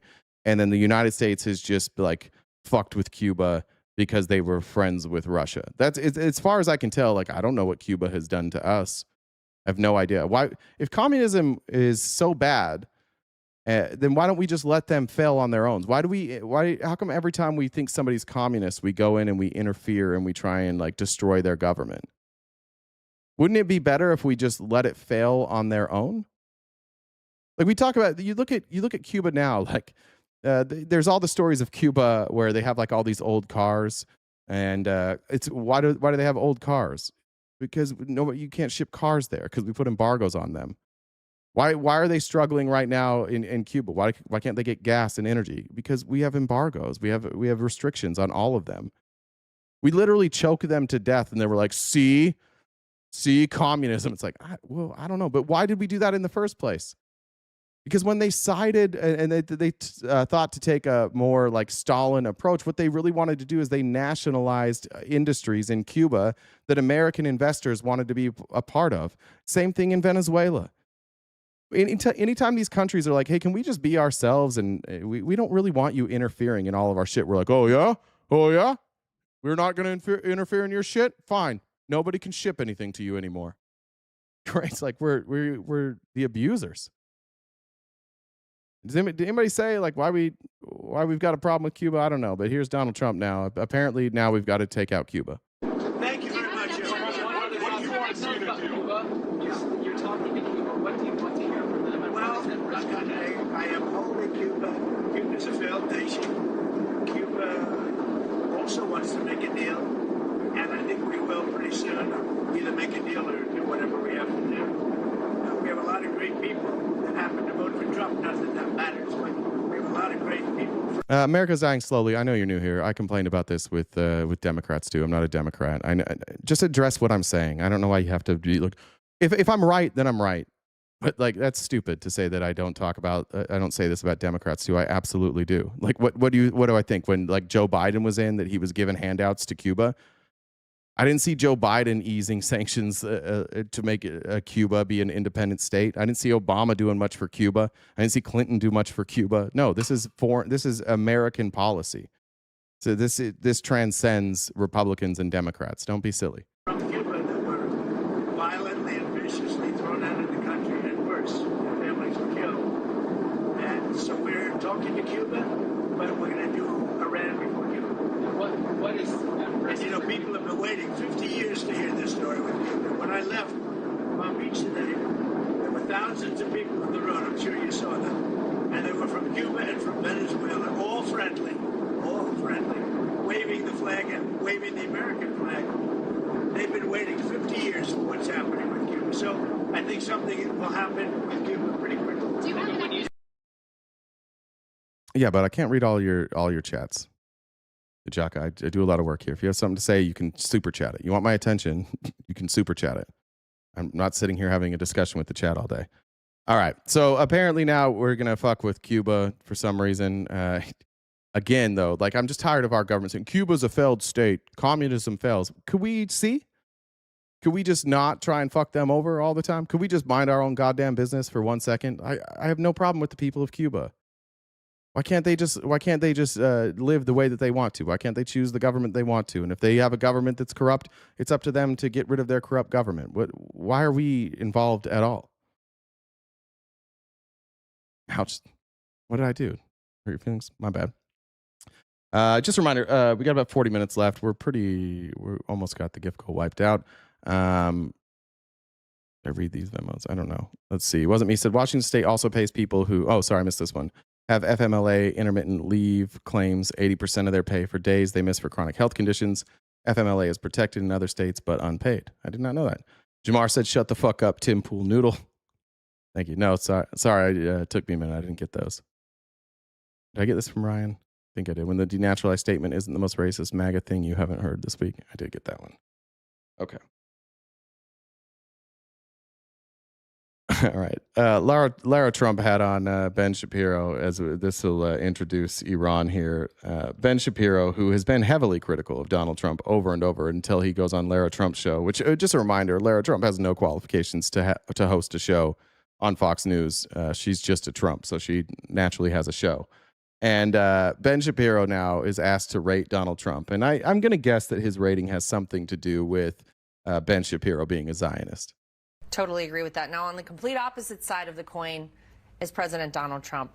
If you had to grade his leadership during this time in our country right now, what would you give him? I mean, A+ right now. I mean, again, I think what you're watching him do in Iran is not only unprecedented in terms of its political courage. I think that it is and has the potential to be a true game changer for America's role in the world, not only for the next 10 or 20 years, but for the coming century. Because what he is doing is he's reasserting American authority in the world. He is saying that we are not a country that is receding inside our own borders. We're not a country that looks back at a beautiful past but looks forward to kind of a sad future of decline. He's reinvigorating a vision of America strong on the world stage.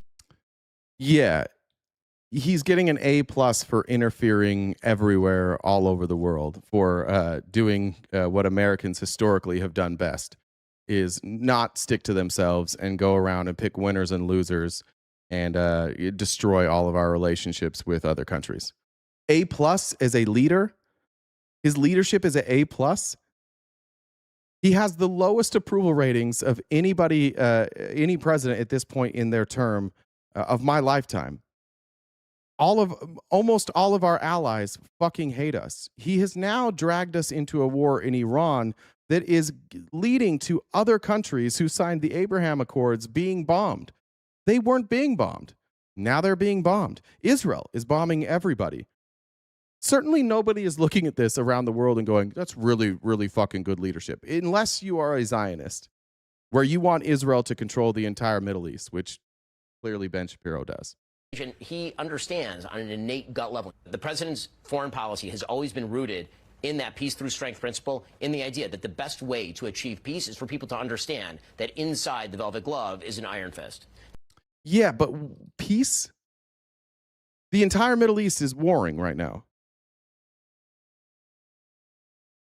What are we talking about? This same group that's like, well, the left can't define what a woman is. Can you define peace, please?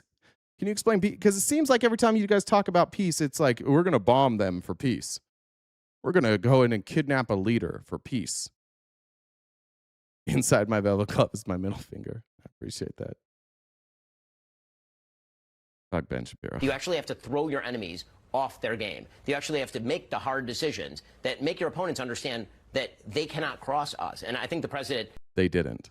You know, it's a real estate negotiation to him. And guess what? The rules of New York real estate actually apply incredibly well to the politics of the Middle East, for example. Did Ben Shapiro just accidentally admit that this is about Israel owning the Middle East? Is that a whoops, or does he not care? Kim, he has the highest rating, and he has done 10 times more for our country than any other president. He doesn't. He literally has the lowest ratings. What fucking world do you live in?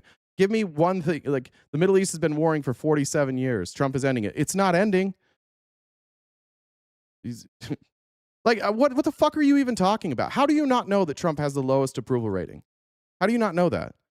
And what's 10 times more for our country than any other president?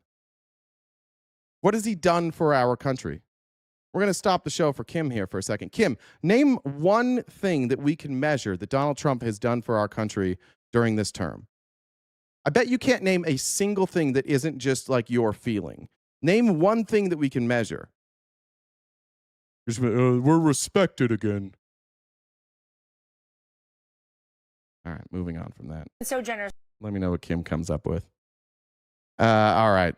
This was cool. Positive Impact sent this to me, and I think this is a good refresher of like the history of Iran and our obsession with interfering in the Middle East. Malcolm X said, "Chickens come home to roost." Professor Poutine here. Closing the borders. Our borders are not closed. They're still open. I live in a border state. You can still go back and forth through the border. Time for Mysteries Histories. The United States has got a really bad track record of interfering in foreign countries, only to have that interference rebound back on them and cause American casualties. A few cases in point. In the late 19th century, the Americans see in the Meiji Restoration Japan an opportunity to sell all kinds of weapons and modernize the Japanese military. They even bring over Japanese generals and train them at West Point. Well, after World War I, the Japanese use all that military technology and training, and they attack their neighbors, Korea, Manchuria, China.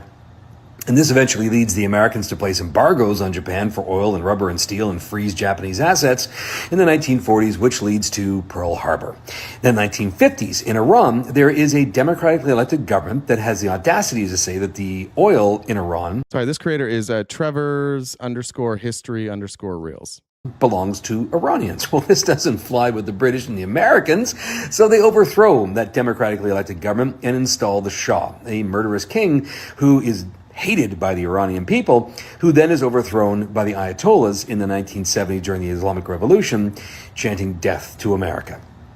Also in the 1970s, the United States wants the Soviets to lose in Afghanistan. So the CIA goes in and starts to equip and train the Mujahideen in guerrilla warfare and terrorist tactics and building bombs and so on to fight the Soviets. Well, when the war is over, the Soviets pull out, so do the Americans. The Mujahideen, a number of them, evolve into terrorist groups like Al-Qaeda that then use all their training and CIA-led expertise to attack the Americans in 9/11. Going back to Iran in the 1980s, Iran now is a real threat in the Middle East, so the Americans need somebody else to beat up on the Iranians. So they back a strongman in Iraq named Saddam Hussein, give him all kinds of weapons and technology, and have him fight the Iranians. At the same time as the Iraqis are killing the Iranians, the Americans are actually arming the Iranians to kill the Iraqis under Ronald Reagan. That's the Iran-Contra scandal. Anyway, when that war ends in the 1980s, Saddam Hussein is left with the fourth largest military in the world, which he uses to attack Kuwait, and that forces the Americans to get involved in the first Gulf War, but they don't knock out Saddam Hussein. So then, after 9/11, see how all this comes around? The Americans go into Afghanistan again and go into Iraq again, and now they're back in Iran again, fighting the enemies in countries where they have messed up the situation in the first place. At what point are they going to realize that meddling in somebody else's affairs is only going to blow back on the United States in catastrophic ways? Consider yourself updated.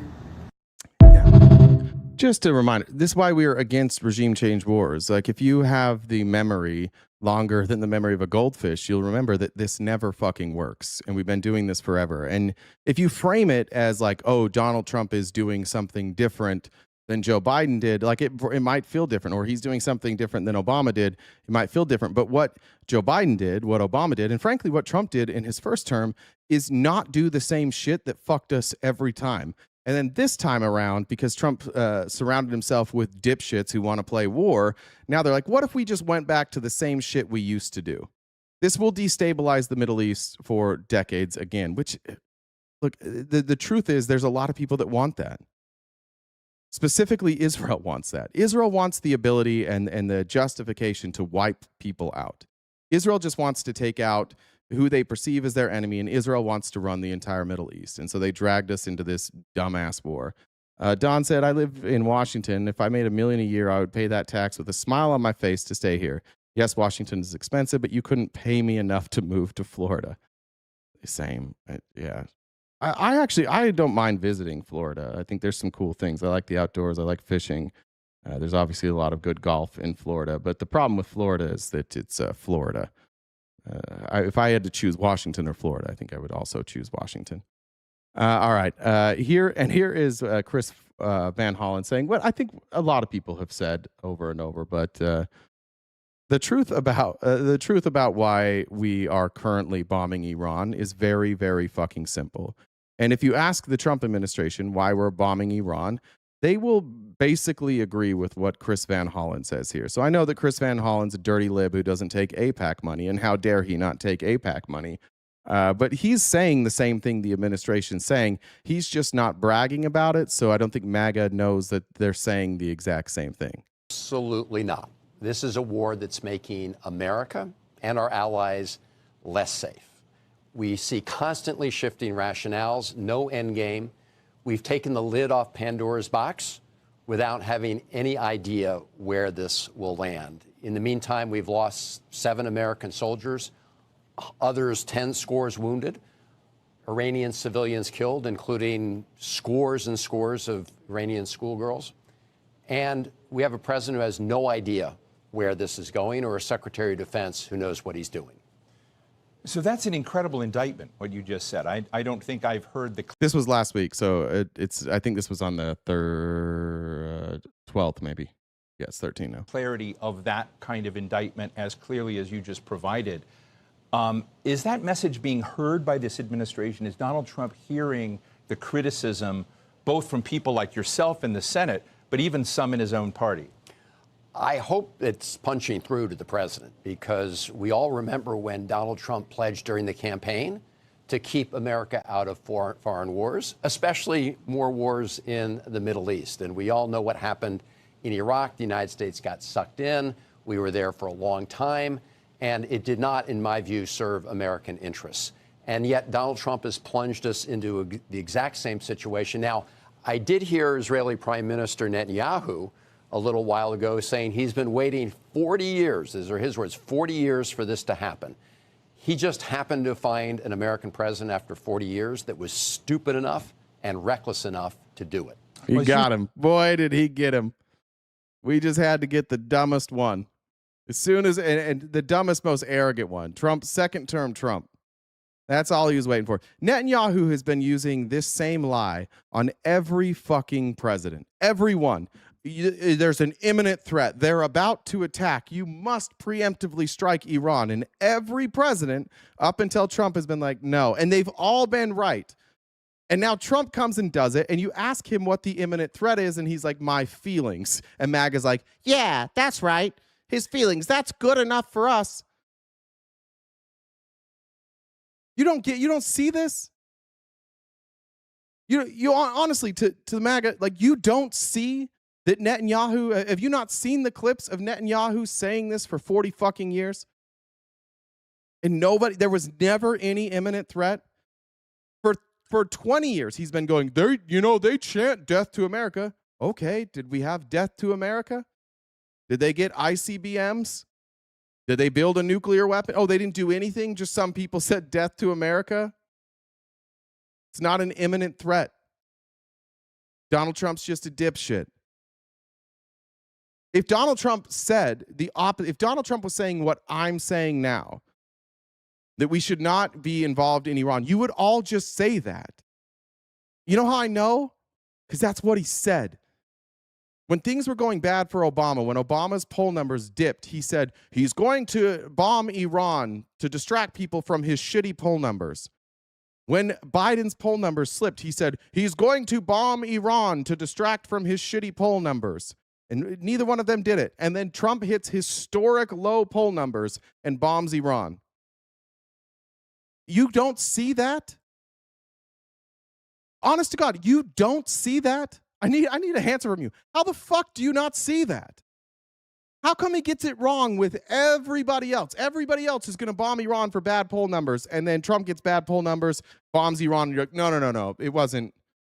No, this is different. Please tell me please explain like a different reasoning for this for me. What did Iran do? Do I think Trump cares about the polls? Yes, he talks about it every motherfucking day. Every time you put a microphone in front of Donald Trump, he talks about poll numbers. It might be the thing he cares about the most. Well, I'm saying to you guys, like, I guess there's just no reasoning with you. What do you mean does Donald Trump care about poll numbers? It's all he fucking talks about.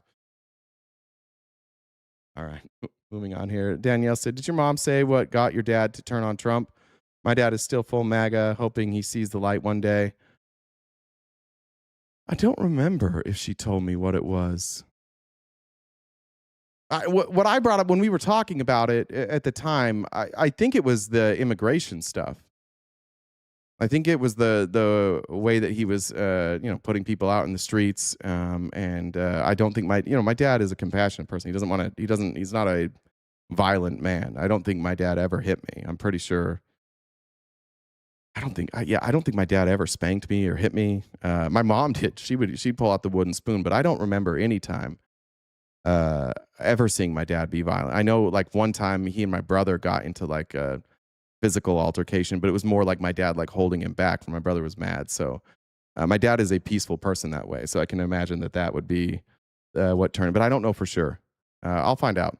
Rebel said I wouldn't take financial advice from a dude who wears a stocking cap indoors. Yeah, don't take financial advice from any Republican commentator because they're just talking about politics. I'm going to skip that. Here's the part that I wanted to show you because there is this wing. Like, if you look at the people who are telling us why it's important that we invade Iran, it's Donald Trump, it's Marco Rubio, it's Pete Hegseth.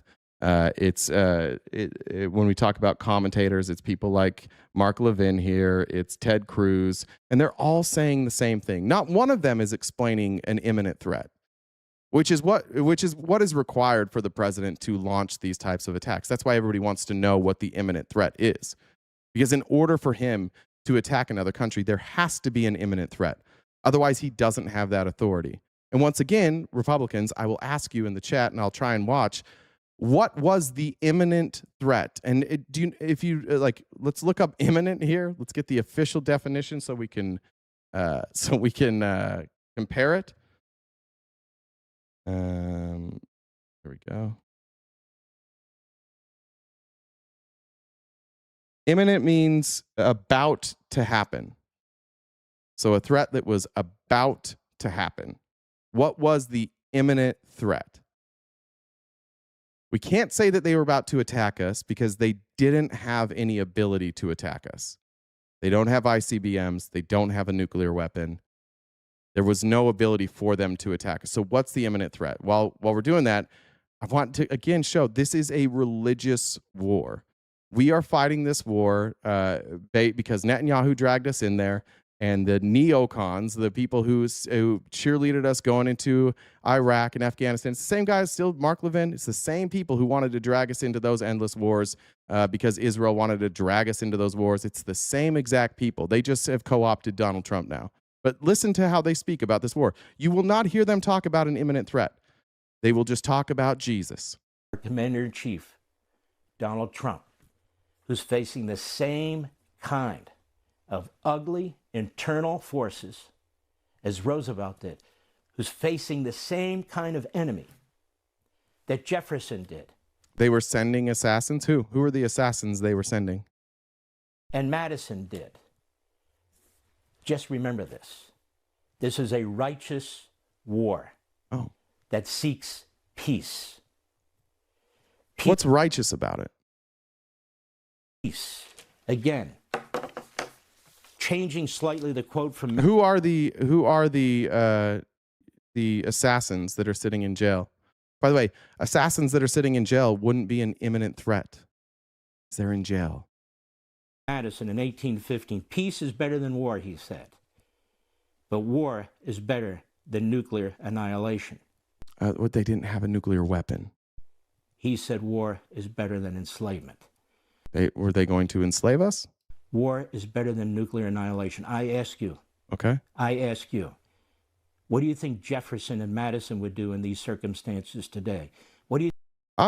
Did Jefferson or Madison ever invade another country based on an imminent threat of people chanting "Death to America"? What do you mean? What would they do today?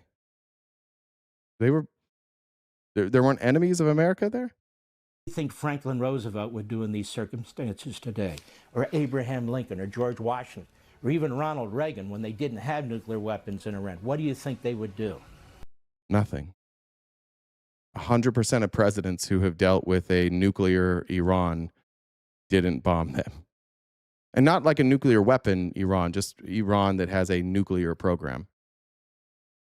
Then it gets more psychotic. And by the way, the reason I'm showing you Mark Levin, I hope you know, I'm going to connect this to Trump. This isn't just a guy on Fox News saying crazy shit. If you reject Judaism and you reject Christianity and you reject the link of the two, you reject the Bible. If you reject Judaism and Christianity... Oh, so for the record, I reject Christianity and Judaism, and I reject the Bible. Just for the record. And the brotherhood and the sisterhood of the two, not only are you rejecting our founding, you're rejecting our country. What? I have to accept Christianity and Judaism and the merging of the two as brothers and sisters to accept the country? That's a thing now? I was unaware of this. I missed this part in the Constitution. If you reject Judaism,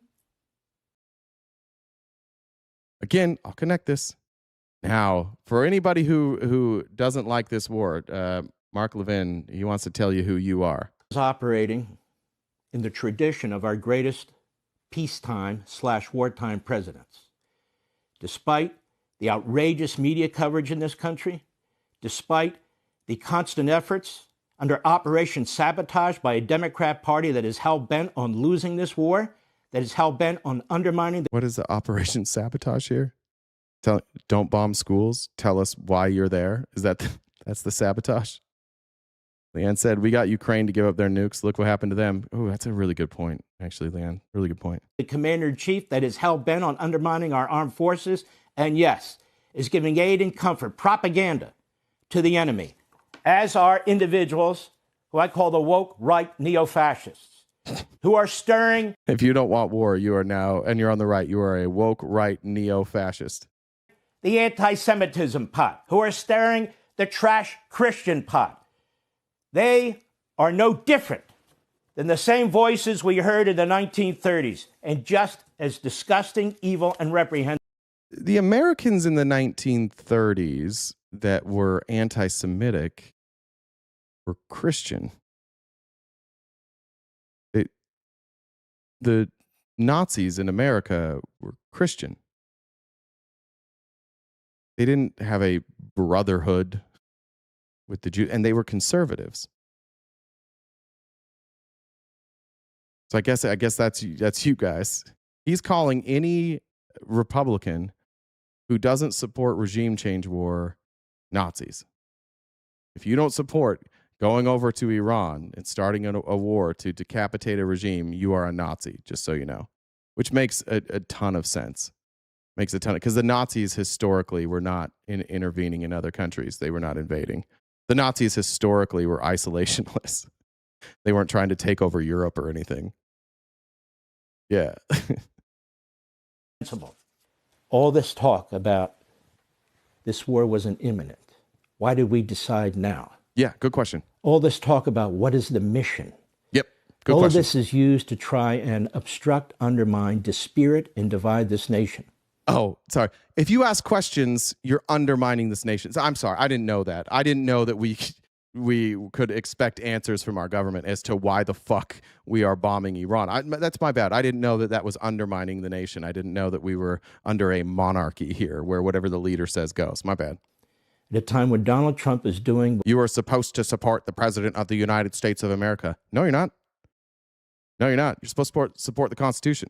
Nobody takes an oath to the President of the United States of America. This is why we say you're in a cult. That was weird. You shouldn't say shit like that. That's a weird fucking thing to say. If the president does things... I'm sorry, did you support Joe Biden? Who was that?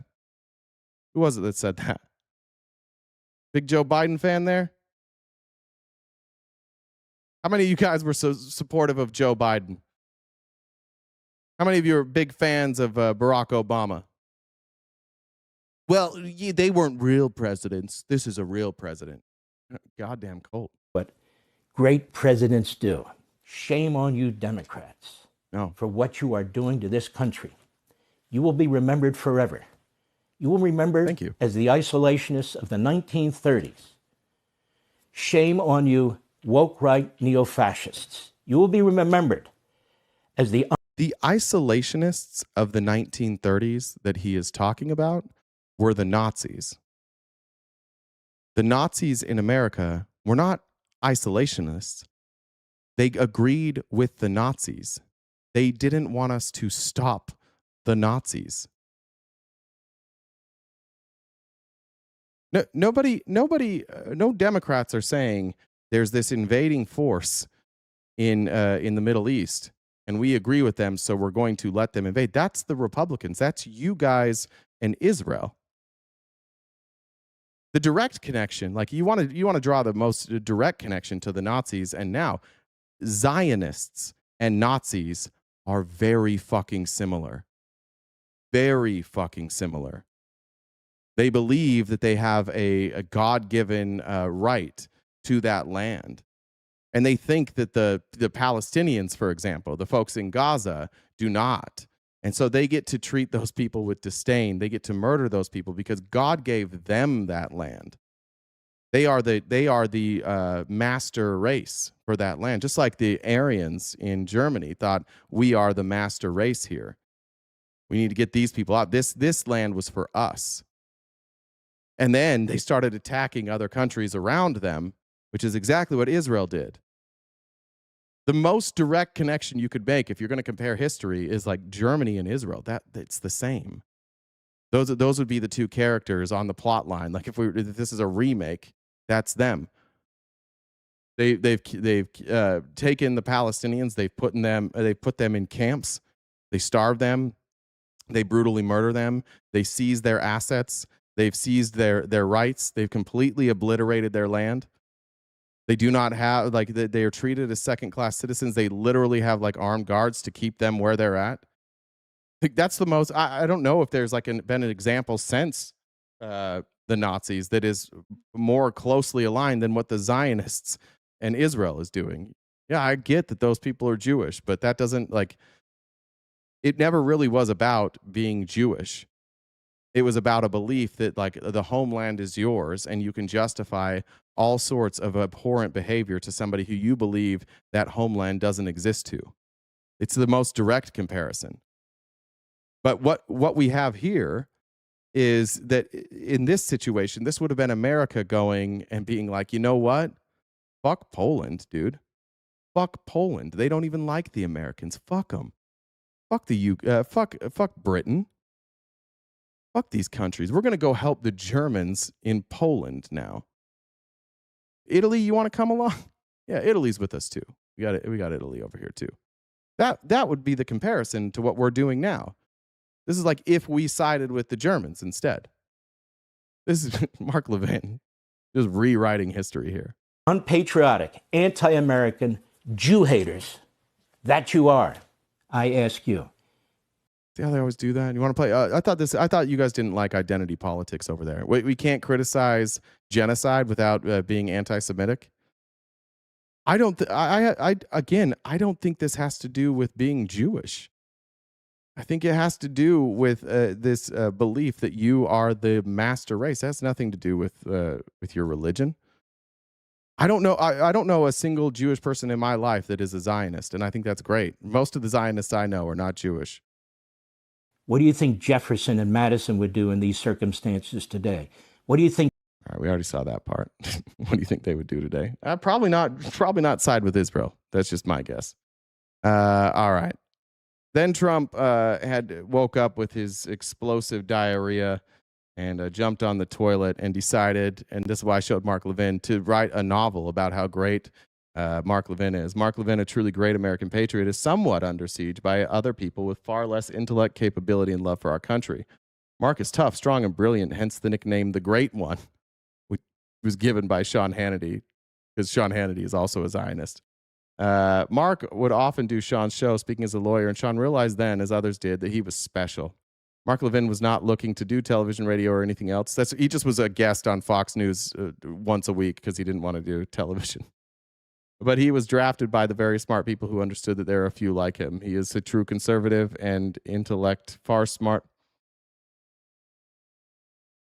That makes sense. Far smarter than those who criticize him. But above all, he is a great man. He's a man of great wisdom and common sense who truly loves our country. When you hear others unfairly attack Mark, remember they are jealous and angry human beings. My bad. That's what it was. I thought it was because he was a dog shit Zionist, but apparently it's because I'm jealous and angry, whose sway is much less than the public understands and will, now that they know where I stand, rapidly diminish. Other than for his wonderful wife and family, Mark Levin only cares and wants one thing: greatness and success for America. Those that speak ill of Mark will quickly fall by the wayside. What the fuck is this? as do the people whose ideas, policies, and footings are not sound. They are not MAGA. I am. And MAGA includes not allowing Iran, a sick, demented, and violent terrorist regime, to have a nuclear weapon to blow up the United States of America. They don't. The Middle East and ultimately the rest of the world. MAGA is about stopping them cold, and that is exactly what we're doing. God bless our great military, which I have rebuilt. Jesus, everything's about him. He can't say God bless our military and just leave it at that. He always has to take credit. To achieve everlasting peace through strength, yada, yada, yada. Yeah, I don't know. I guess Donald Trump woke up and thought he needed to praise Mark Levin. I love the good Zionists. And then this from Trump as well. We showed this video the other day. This is just audio. But remember after the Ayatollah was killed and they got the new Ayatollah and all the people in Iran that were in that square like showed up to cheer and protest against America? Here's what Trump says about that now. Has been decimated economically in other ways. Are you ready to officially declare victory against Iran? There's no reason to. I think I'd just say they're decimated, but I would do that. I think that we've done damage to them right now.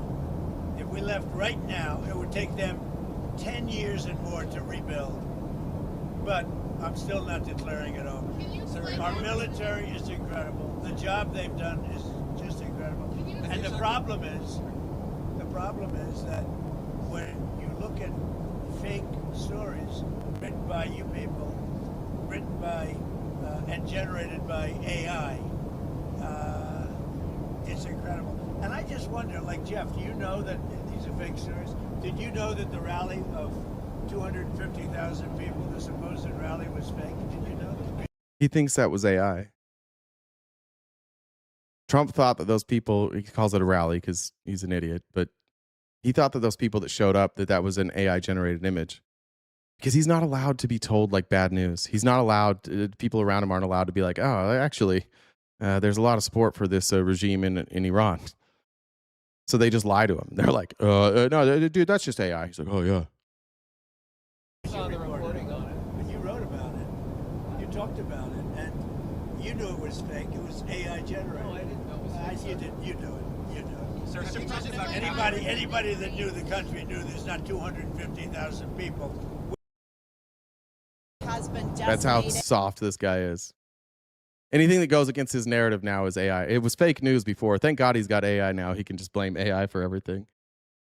Let me get this. Perdikiki said, fuck Zionists and fuck MAGA. Damien said, I started the show late. Antifa Deuce, thank you. I about got that gift goal knocked out. I'm going to go. I got a couple more videos and then we'll get out of here. I think what's left on it, like about 50. So if anybody wants to help us knock that out by the end of the show, which is going to be in about 5 to 10 more minutes, that'd be greatly appreciated. Amy Lynn said, like the White House video game and movie clips. Those aren't AI. Those are real. Trump is shredded. Trump is a fighter pilot. How dare you accuse the White House of putting out AI-generated content, Amy Lynn? How dare you? All right. Somehow, you guys may have seen it, and I don't want to show it because we'll get it taken down, but you may have seen SNL do Pete Hegseth skit, which is marvelous. You should check it out. Somehow this is not SNL. Pete Hegseth's scripted speeches where he tries to rhyme everything remind me of Mr. Deeds when Deeds goes to the funeral and like he's rhyming. That's what Hegseth's speeches remind me of now. And he's ill-equipped for this moment. And I think he's just trying to like have quotable speeches so that history will remember him. But they're so fucking bad. Here's Pete Hegseth now talking about the Iranian leadership in a way that is sure to, if Donald Trump's dick still works, this will get him hard. Joel, thank you for the super chat. Iran's leadership is in no better shape. Desperate and hiding, they've gone underground. Now, look, I know that it's like for propaganda, and I know that it's staged. But last week, the many leaders of the Iranian government were out on the streets marching with the people. Yes, they are safe, but like when there were protesters outside the Capitol, or excuse me, the White House, Donald Trump went down into a bunker. This is what you do with leaders. It's such a silly thing. They're like the Americans are like, oh, they're protecting their leadership. Yeah, duh. What do you think? Trump's out there marching in the streets? You don't think that he's not protected? It's a weird criticism that they try to do. Like, why don't you go out in the streets and see if we can bomb you? Yeah, of course they wouldn't do that. Desperate and hiding, they've gone underground. cowering. That's what rats do. We know the new so-called not-so-supreme leader is wounded.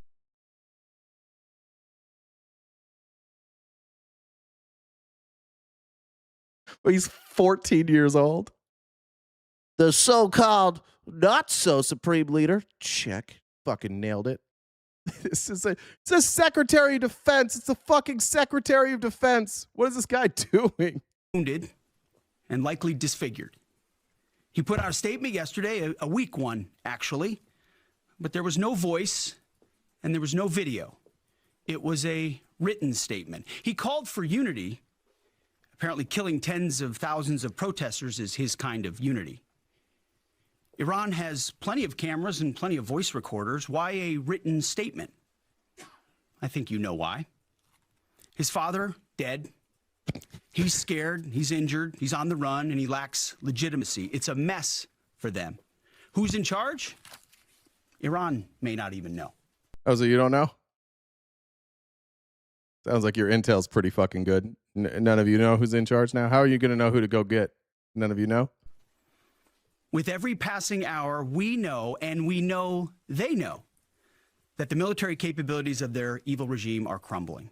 They can barely communicate, let alone coordinate. They're confused, and we know it. Our response? Yeah. Iran's leadership? Yeah, there's a video of the street. You can go see the video of their leaders. I'm going to skip this John Fetterman thing. But here we are. Yeah, there it is. Him talking about how careful we are with our, and I think I might have played this clip the other day, but I want to remind everybody that we bombed a school. And we bombed a school because we took out 3 other military targets around that school. And those military targets were empty and they had been abandoned weeks ago. So our intelligence apparently missed that too. So we took out 3 military targets and a school full of children. The school was full. The military targets were empty. That's how good our military is right now under this leadership. President Trump has long said that he wants to minimize the loss of life in war, which wherever it occurs in whatever country, which so many people obviously appreciate. Can you detail the specific measures the Pentagon is taking to minimize civilian casualties and strikes inside Iran?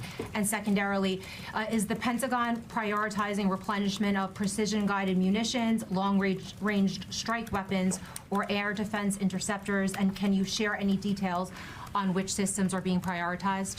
Yeah, seeing it from the inside every single day, including this, no nation takes more precautions to ensure there's never targeting of civilians than the United States of America. From the boat strikes in the Caribbean, where every single strike is assessed to this where we killed civilians. Campaign here, no nation in the both of those examples he gave, the boat strikes and in Iraq, we killed civilians. History of warfare has ever attempted in every way possible to avoid civilian casualties. What you could have done is not bombed a school. I know lots of nations who have chosen not to bomb schools. This is getting an F on your test. You 0 for 2. The 2 examples you just listed were you not figuring out that you were bombing civilians and then you did. 0 for 2. And you're like, we're so fucking good that we never get it right? Thanks, Colin. And frankly, that's a point that just isn't appreciated enough. Where things happen that need to be investigated, we will investigate to the question shouted in the back. That it's not open source is not the place to determine what did or did not happen. We take things very, very seriously and investigate them thoroughly, which takes time, and which is why it does take time.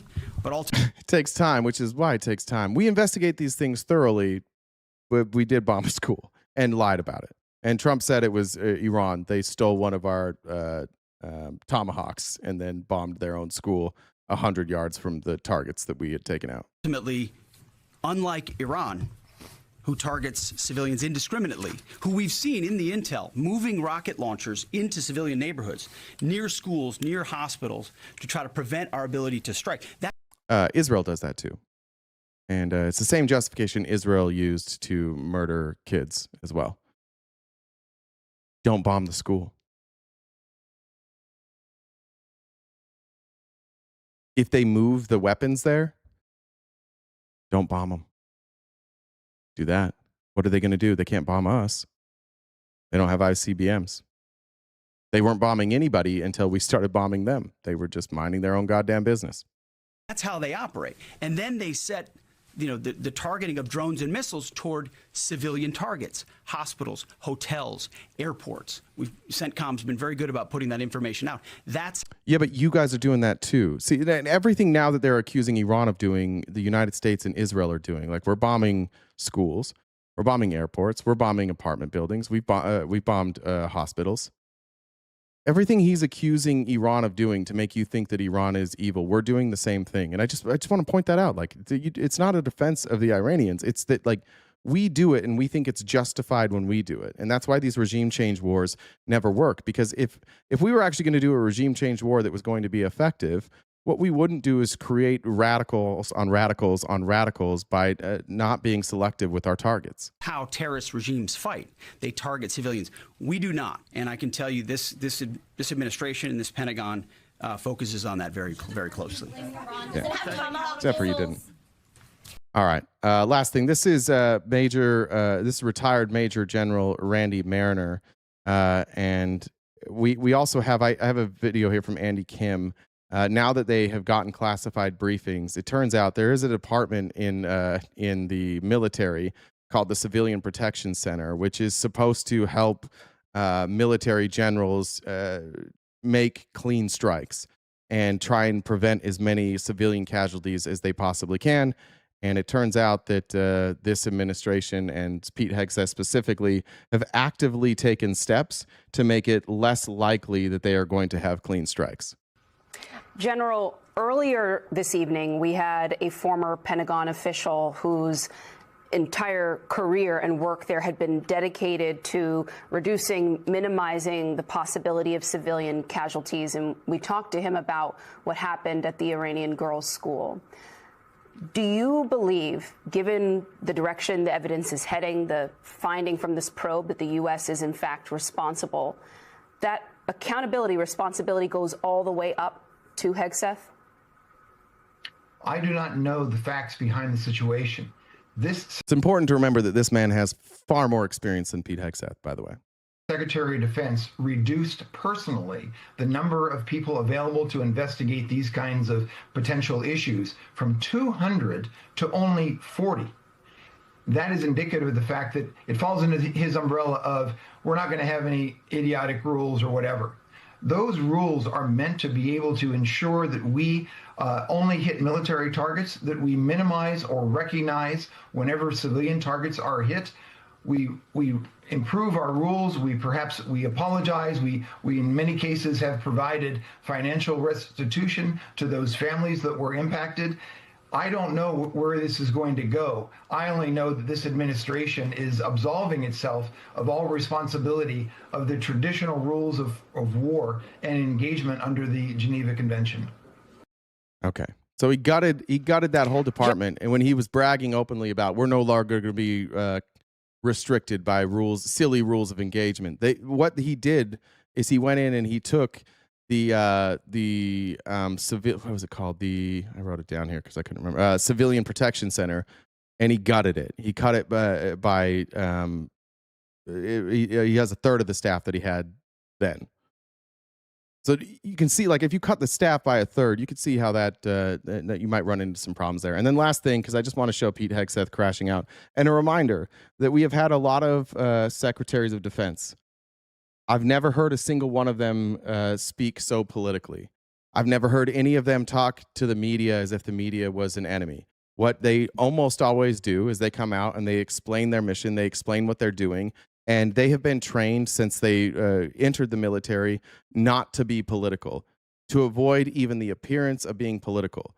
For those of you who have friends or family who have been in the military, especially those who are officers or who may have gone to the academy, like, I've got a cousin who is a Black Hawk commander, and he will not talk about politics. He never, not publicly, with his very, very close family. Sometimes, like, he won't talk about it even with myself. And he said that was ingrained to him. He was at West Point, and that was ingrained over and over and over again. You don't do that.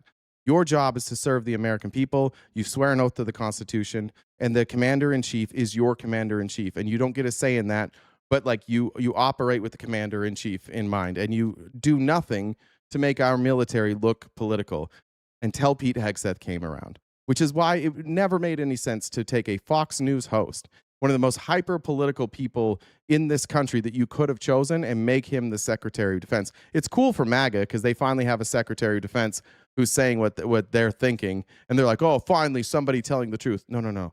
Finally somebody playing politics, and that's why nobody can trust him. But this crash out by Pete Hegseth, and then we'll end it, was... I didn't even... I'm going to be honest. I enjoyed it at first. I'm a little sad. I'm a little sad showing this to you because it's pathetic that this is what we have as a Secretary of Defense. Because you, and I mean specifically you, the press, specifically you, the press corps, because you cheer against Trump so hard, it's like in your DNA and in your blood to cheer against Trump because you want him not. Get it together, you fucking psycho.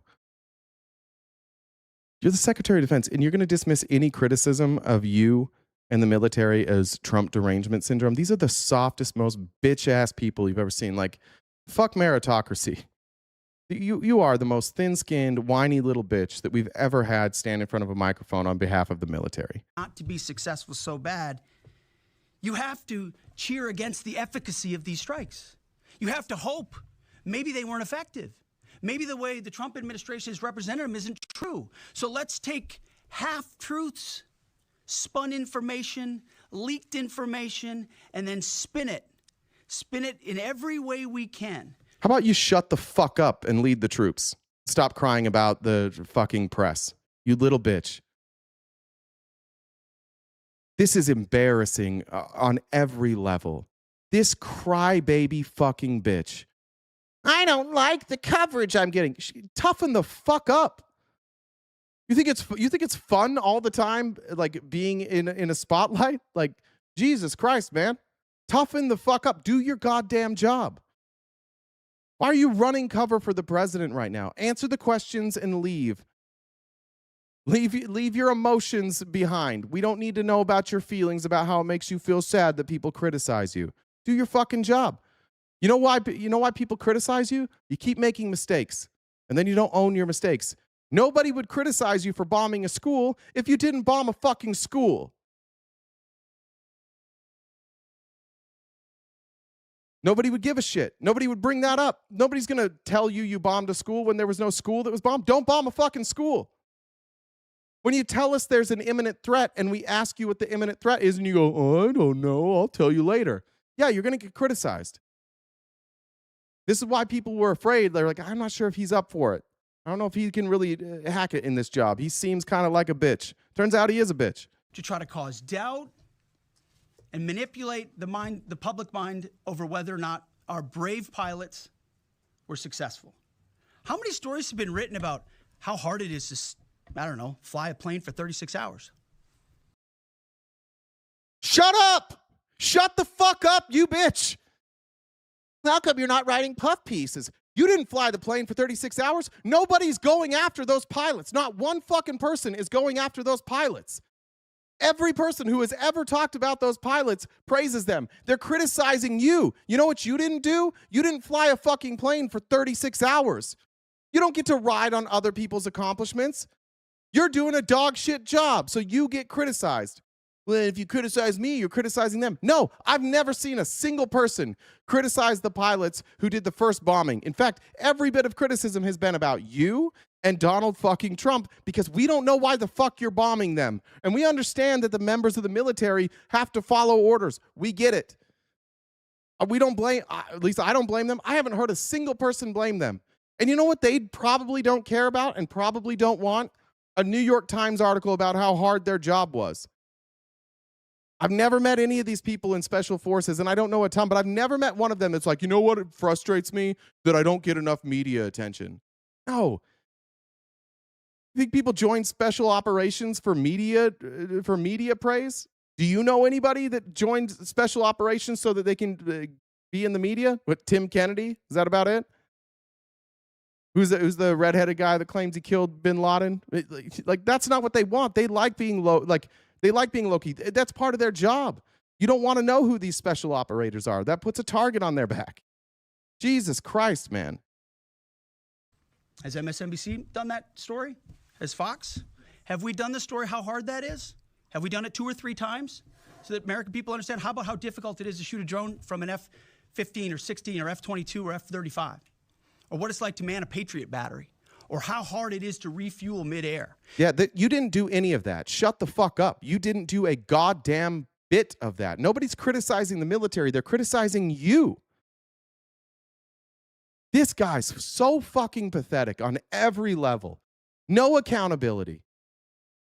You've praised those guys for this every time. Not one person has given you pushback when you give praise to the soldiers. Not one person.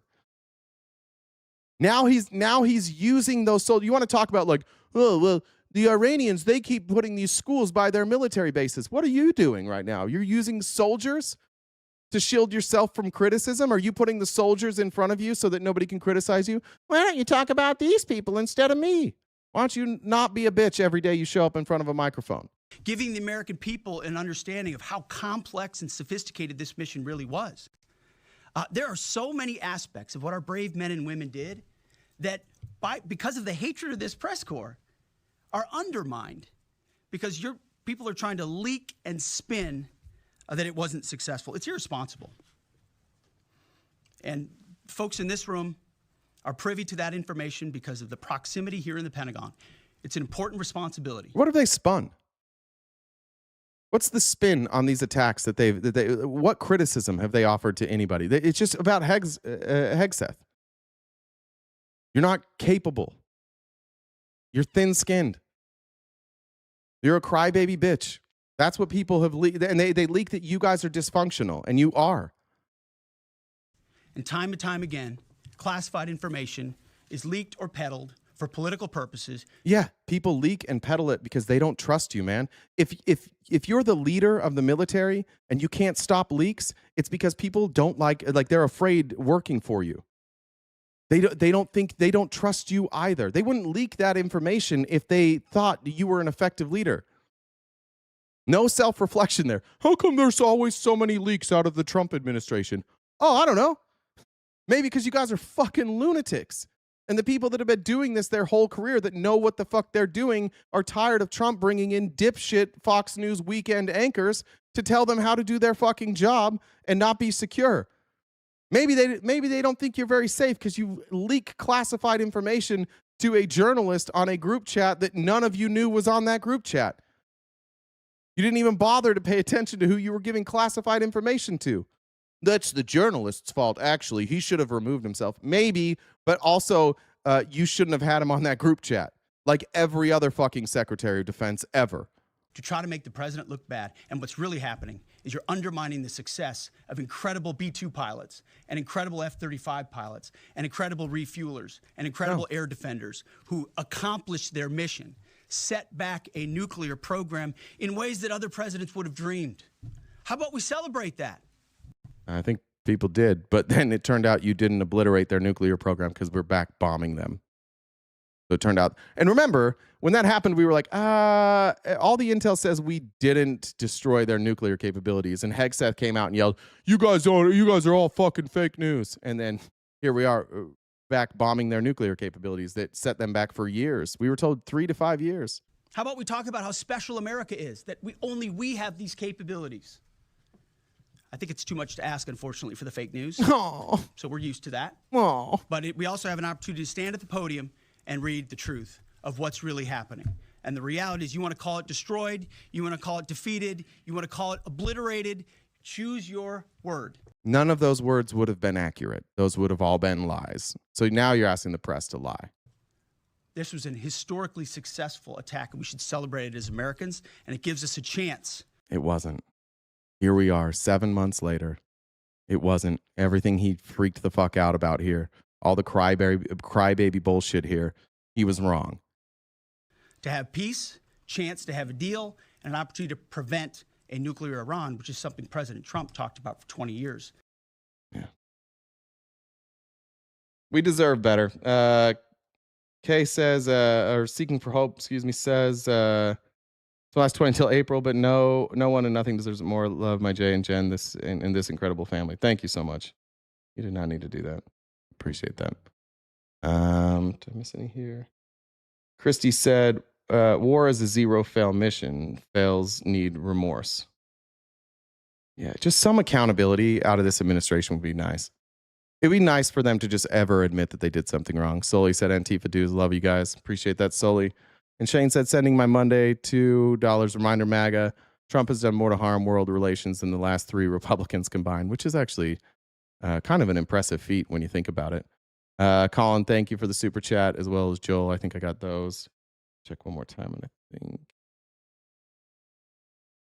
DNC Warrior said, we appreciate you. I appreciate that. I don't know if I had read that one earlier or not.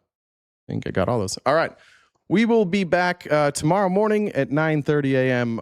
Make sure that if you're here and you're not subscribed, will you do me a favor real quick and just double check, make sure you're subscribed on YouTube. It's free to do so. If you'd like to join our paid subscription so you can join us for our members only event on Monday, where we're going to watch that Manosphere documentary, the Louis Theroux, on Netflix, make sure you're a paid member either on YouTube, TikTok, or Twitch. We have a merch in our bio. I'm on Cameo. You can get me there. And then any social media, Facebook, YouTube, TikTok, Twitch, Twitter, Blue Sky, we're there, so you can follow us there. If you do see our content, if you come across it at some point, some of our shorts, do me a favor, like it, leave a comment, share it. It helps us get into the algorithm, and that helps us grow and continue to do this every day. Mods, great job today. I saw some of the stuff you guys dealt with, and I appreciate that, so thank you so very much. And to everybody that was here, everybody who was commenting and donated, thank you guys. It means the world to us. I'm glad that I get to do this every single day. Thanks for putting up with my bitch assery on Friday and having an injury and wussing out on doing the show. I appreciate your guys' patience with that. We'll see you tomorrow morning, bright and early, 9:30 a.m. to 1 Pacific Standard Time, right here, wherever you're watching. Until I see you again, take care of yourselves, take care of your family, take care of your friends. Go outside and touch grass. If you can't touch grass, smoke grass. If you can't smoke grass, God be with you till we meet again. Be nice to each other, stay cute and cool, and have a great summer.